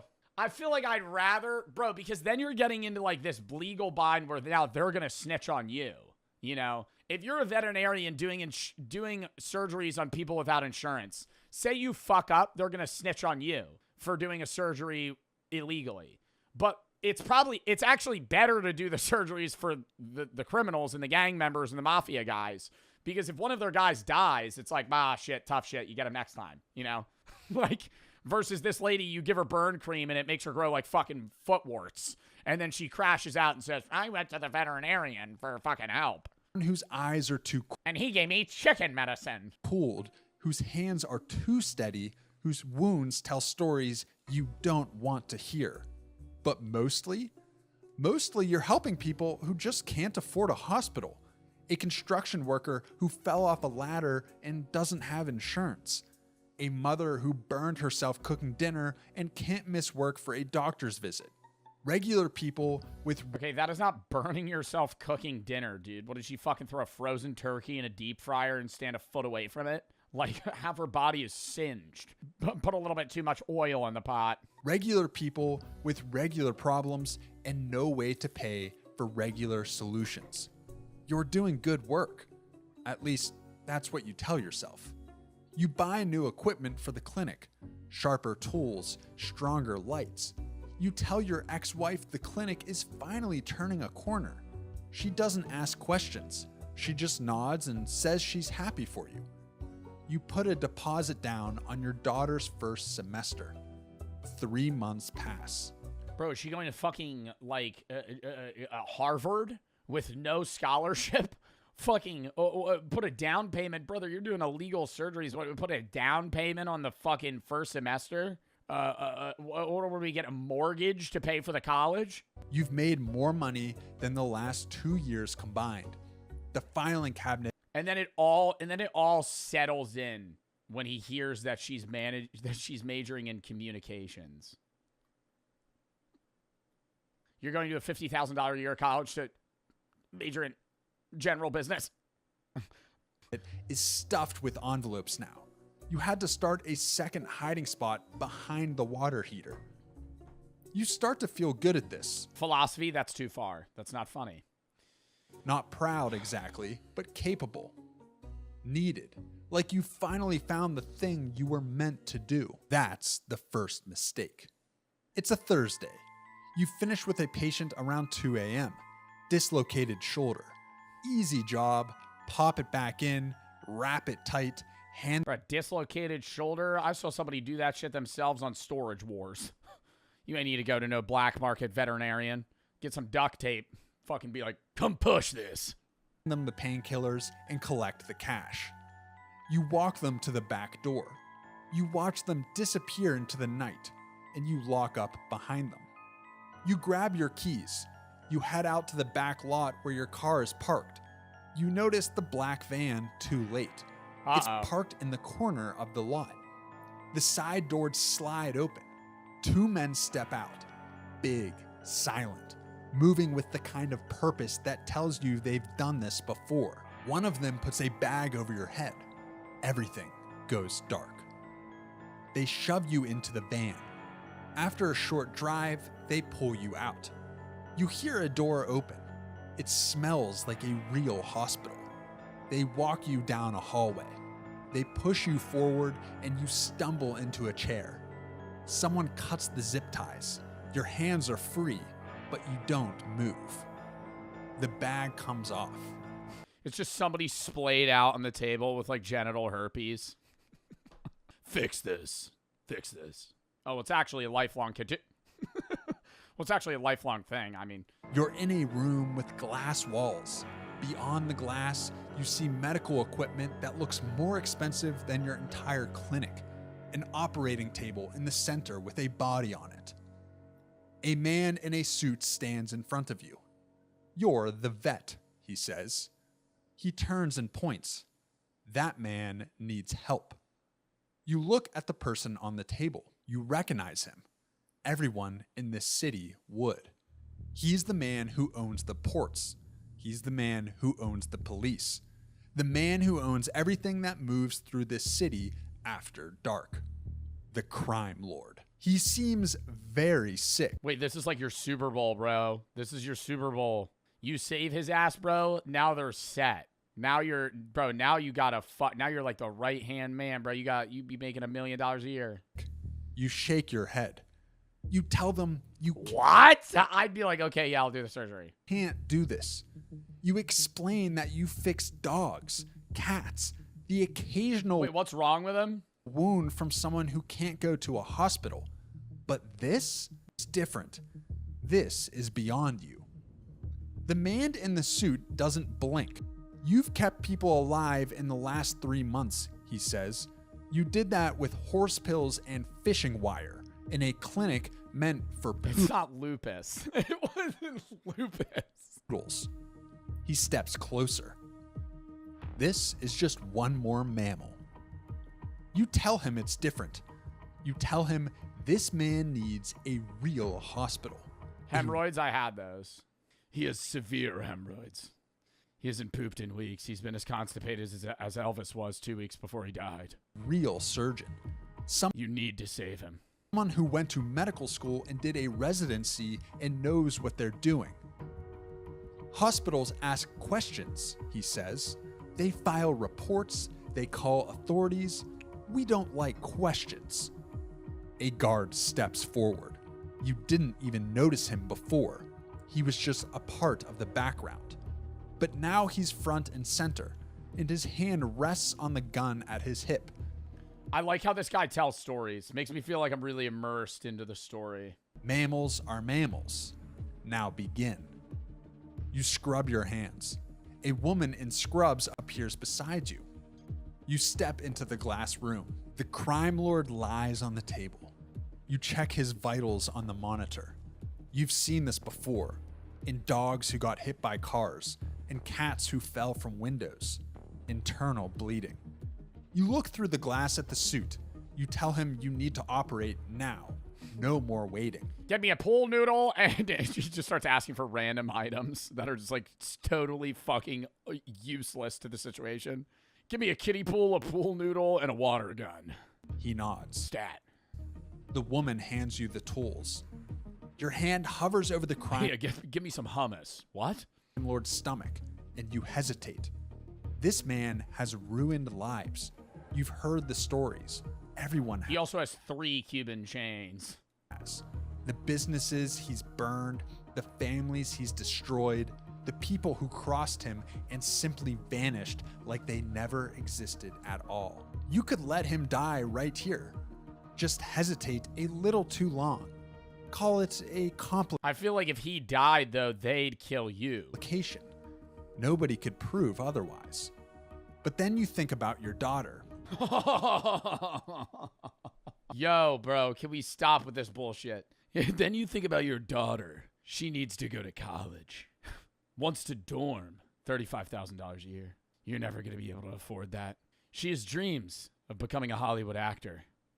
She can't even sing, let alone do an emotional scene. She's never going to make it. You contemplate whether or not you want to just give her the tough news now or send her through, you know, have her complete the degree work, try to become an actor and fail, just to start working part-time at a Starbucks. Her smile, her laugh, the way she hugs you when you pick her up on weekends, squeezing tight like she never wants to let go. You begin. The next 2 hours disappear. You work fast. Then you think about your son, how he thinks he's going to get rich quick on meme coins. He tried to, quote-unquote, buy the dip on Shiba Inu. He lost the family's fortune. Faster than you've ever worked before. But he's got this great new idea for this new coin that just came out this year called Trump Coin, backed by the president himself. Surely this doesn't get rug pulled. The woman assists you. She's good. She anticipates your moves before you make them, handing you tools before you ask, adjusting the lights when you need to see better. You wonder how many times she's done this. You wonder if she chose this life or if it chose her. Another hour passes. Your back aches. Your legs are numb. What are we, in Interstellar, dude? What are we getting into the fucking purpose of this shit? If this life chose her. What am I, John Wick? Sweat drips down your face, stinging your eyes. Am I Neo? But your hands are steady now. Steadier than they've ever been. You start to stitch him up. You tie the final knot. The crime lord is alive. You stand there for a long moment. You don't feel proud. You don't feel relieved. You don't feel much of anything at all. Just empty, hollow, like you left something of yourself. Bro, that would feel like a ranked win. Like, I know we're getting, like, you're trying to loop me into, like, the mindset of, like, oh, this is a crime boss. But I'm like, in the moment, bro, you save some guy's life when you're only, like, you're a veterinarian, you've never done fucking internal bleeding surgery. That's gonna feel like you just got a fucking promo game into a rank that you've never been able to achieve before. You just got unhard stuck. And now you're leaping to new bounds in life. On that operating table, the suit enters the room. Better than I expected. You pull off your gloves, you drop them in the bin. You tell him you're finished. You ask for a ride home. You want to see your daughter. You want to sleep in your own bed. You want to forget this night ever happened. The suit doesn't move. Soon, They have another surgery, but this time they have your daughter at gunpoint. You already put a down payment on the 4-year anniversary. No takesies backsies. The money is already locked in, and you don't want to take her place going to college for a communications degree. So you might as well do the surgery to save her life. He says. He presses a button on the wall. The glass walls turn white. You can't see out. It's already paid for anymore. You spin around. The door is sealed. You push against it. Nothing. You pound your fists against the glass. Nothing. You turn around slowly, your heart pounding in your chest. The crime lord's eyes are open. He looks at you the way a cat looks at a mouse. He smiles. You saved my life, he whispers. His voice is weak. You nod. You tell him you did what they Another rough day. It's a dog pun. He just starts getting into one-liners. Asked. Now you need to. I feel like I'm kind of like Leon from Resident Evil now. Maybe I should pick up this badass personality. Leave. You have a family, a daughter who needs her father, a life that's waiting for you outside these walls. He shakes his head. A gift like yours, he says, wasted on house pets? He points to the corner of the room. You look. There's a bed, neatly made, a small desk with a lamp, a stack of medical textbooks, thick and heavy. I've been looking for someone like you, he says, calm under pressure, asks no questions, works with what they have. You tell him no. Your voice cracks. You tell him you have a life out there, a practice, a daughter. A daughter. We're remembering for the 150th time we have a kid. We have a kid that we have to provide for monetarily. Who needs her father at her graduation, at her wedding, at all the moments that matter. She'll be taken care of, he says. Best schools, nice home. She'll have everything she needs. She won't even notice you're gone. You move toward the door. You press your hands against the glass. It's cold against your palms. Nobody comes. Oh, I thought they were going to keep him in a cage like a hamster. That's his bed for when he's tired and he just wants to sleep there. I think they're going to let him leave. He just needs to take the job. This is like, maybe an all-nighter he sleeps there. The suit's voice fills the room. Get some rest. You start early tomorrow. You look at the bed in the corner. You look at the locked door. You look at the man you just saved on the table. You think about that first night, the gunman at your window, the pistol tapping against the glass, the cash on the table. You thought you were making a choice. You thought you were in control. You were wrong. You spent your whole life saving animals. Now you've become one. What it's like to be undercover in the KKK. Brother, what? Brother, what are these other videos? So you put on the cape. Your peripheral vision's very lackluster. You're starting to question why they would even wear these stupid fucking uniforms.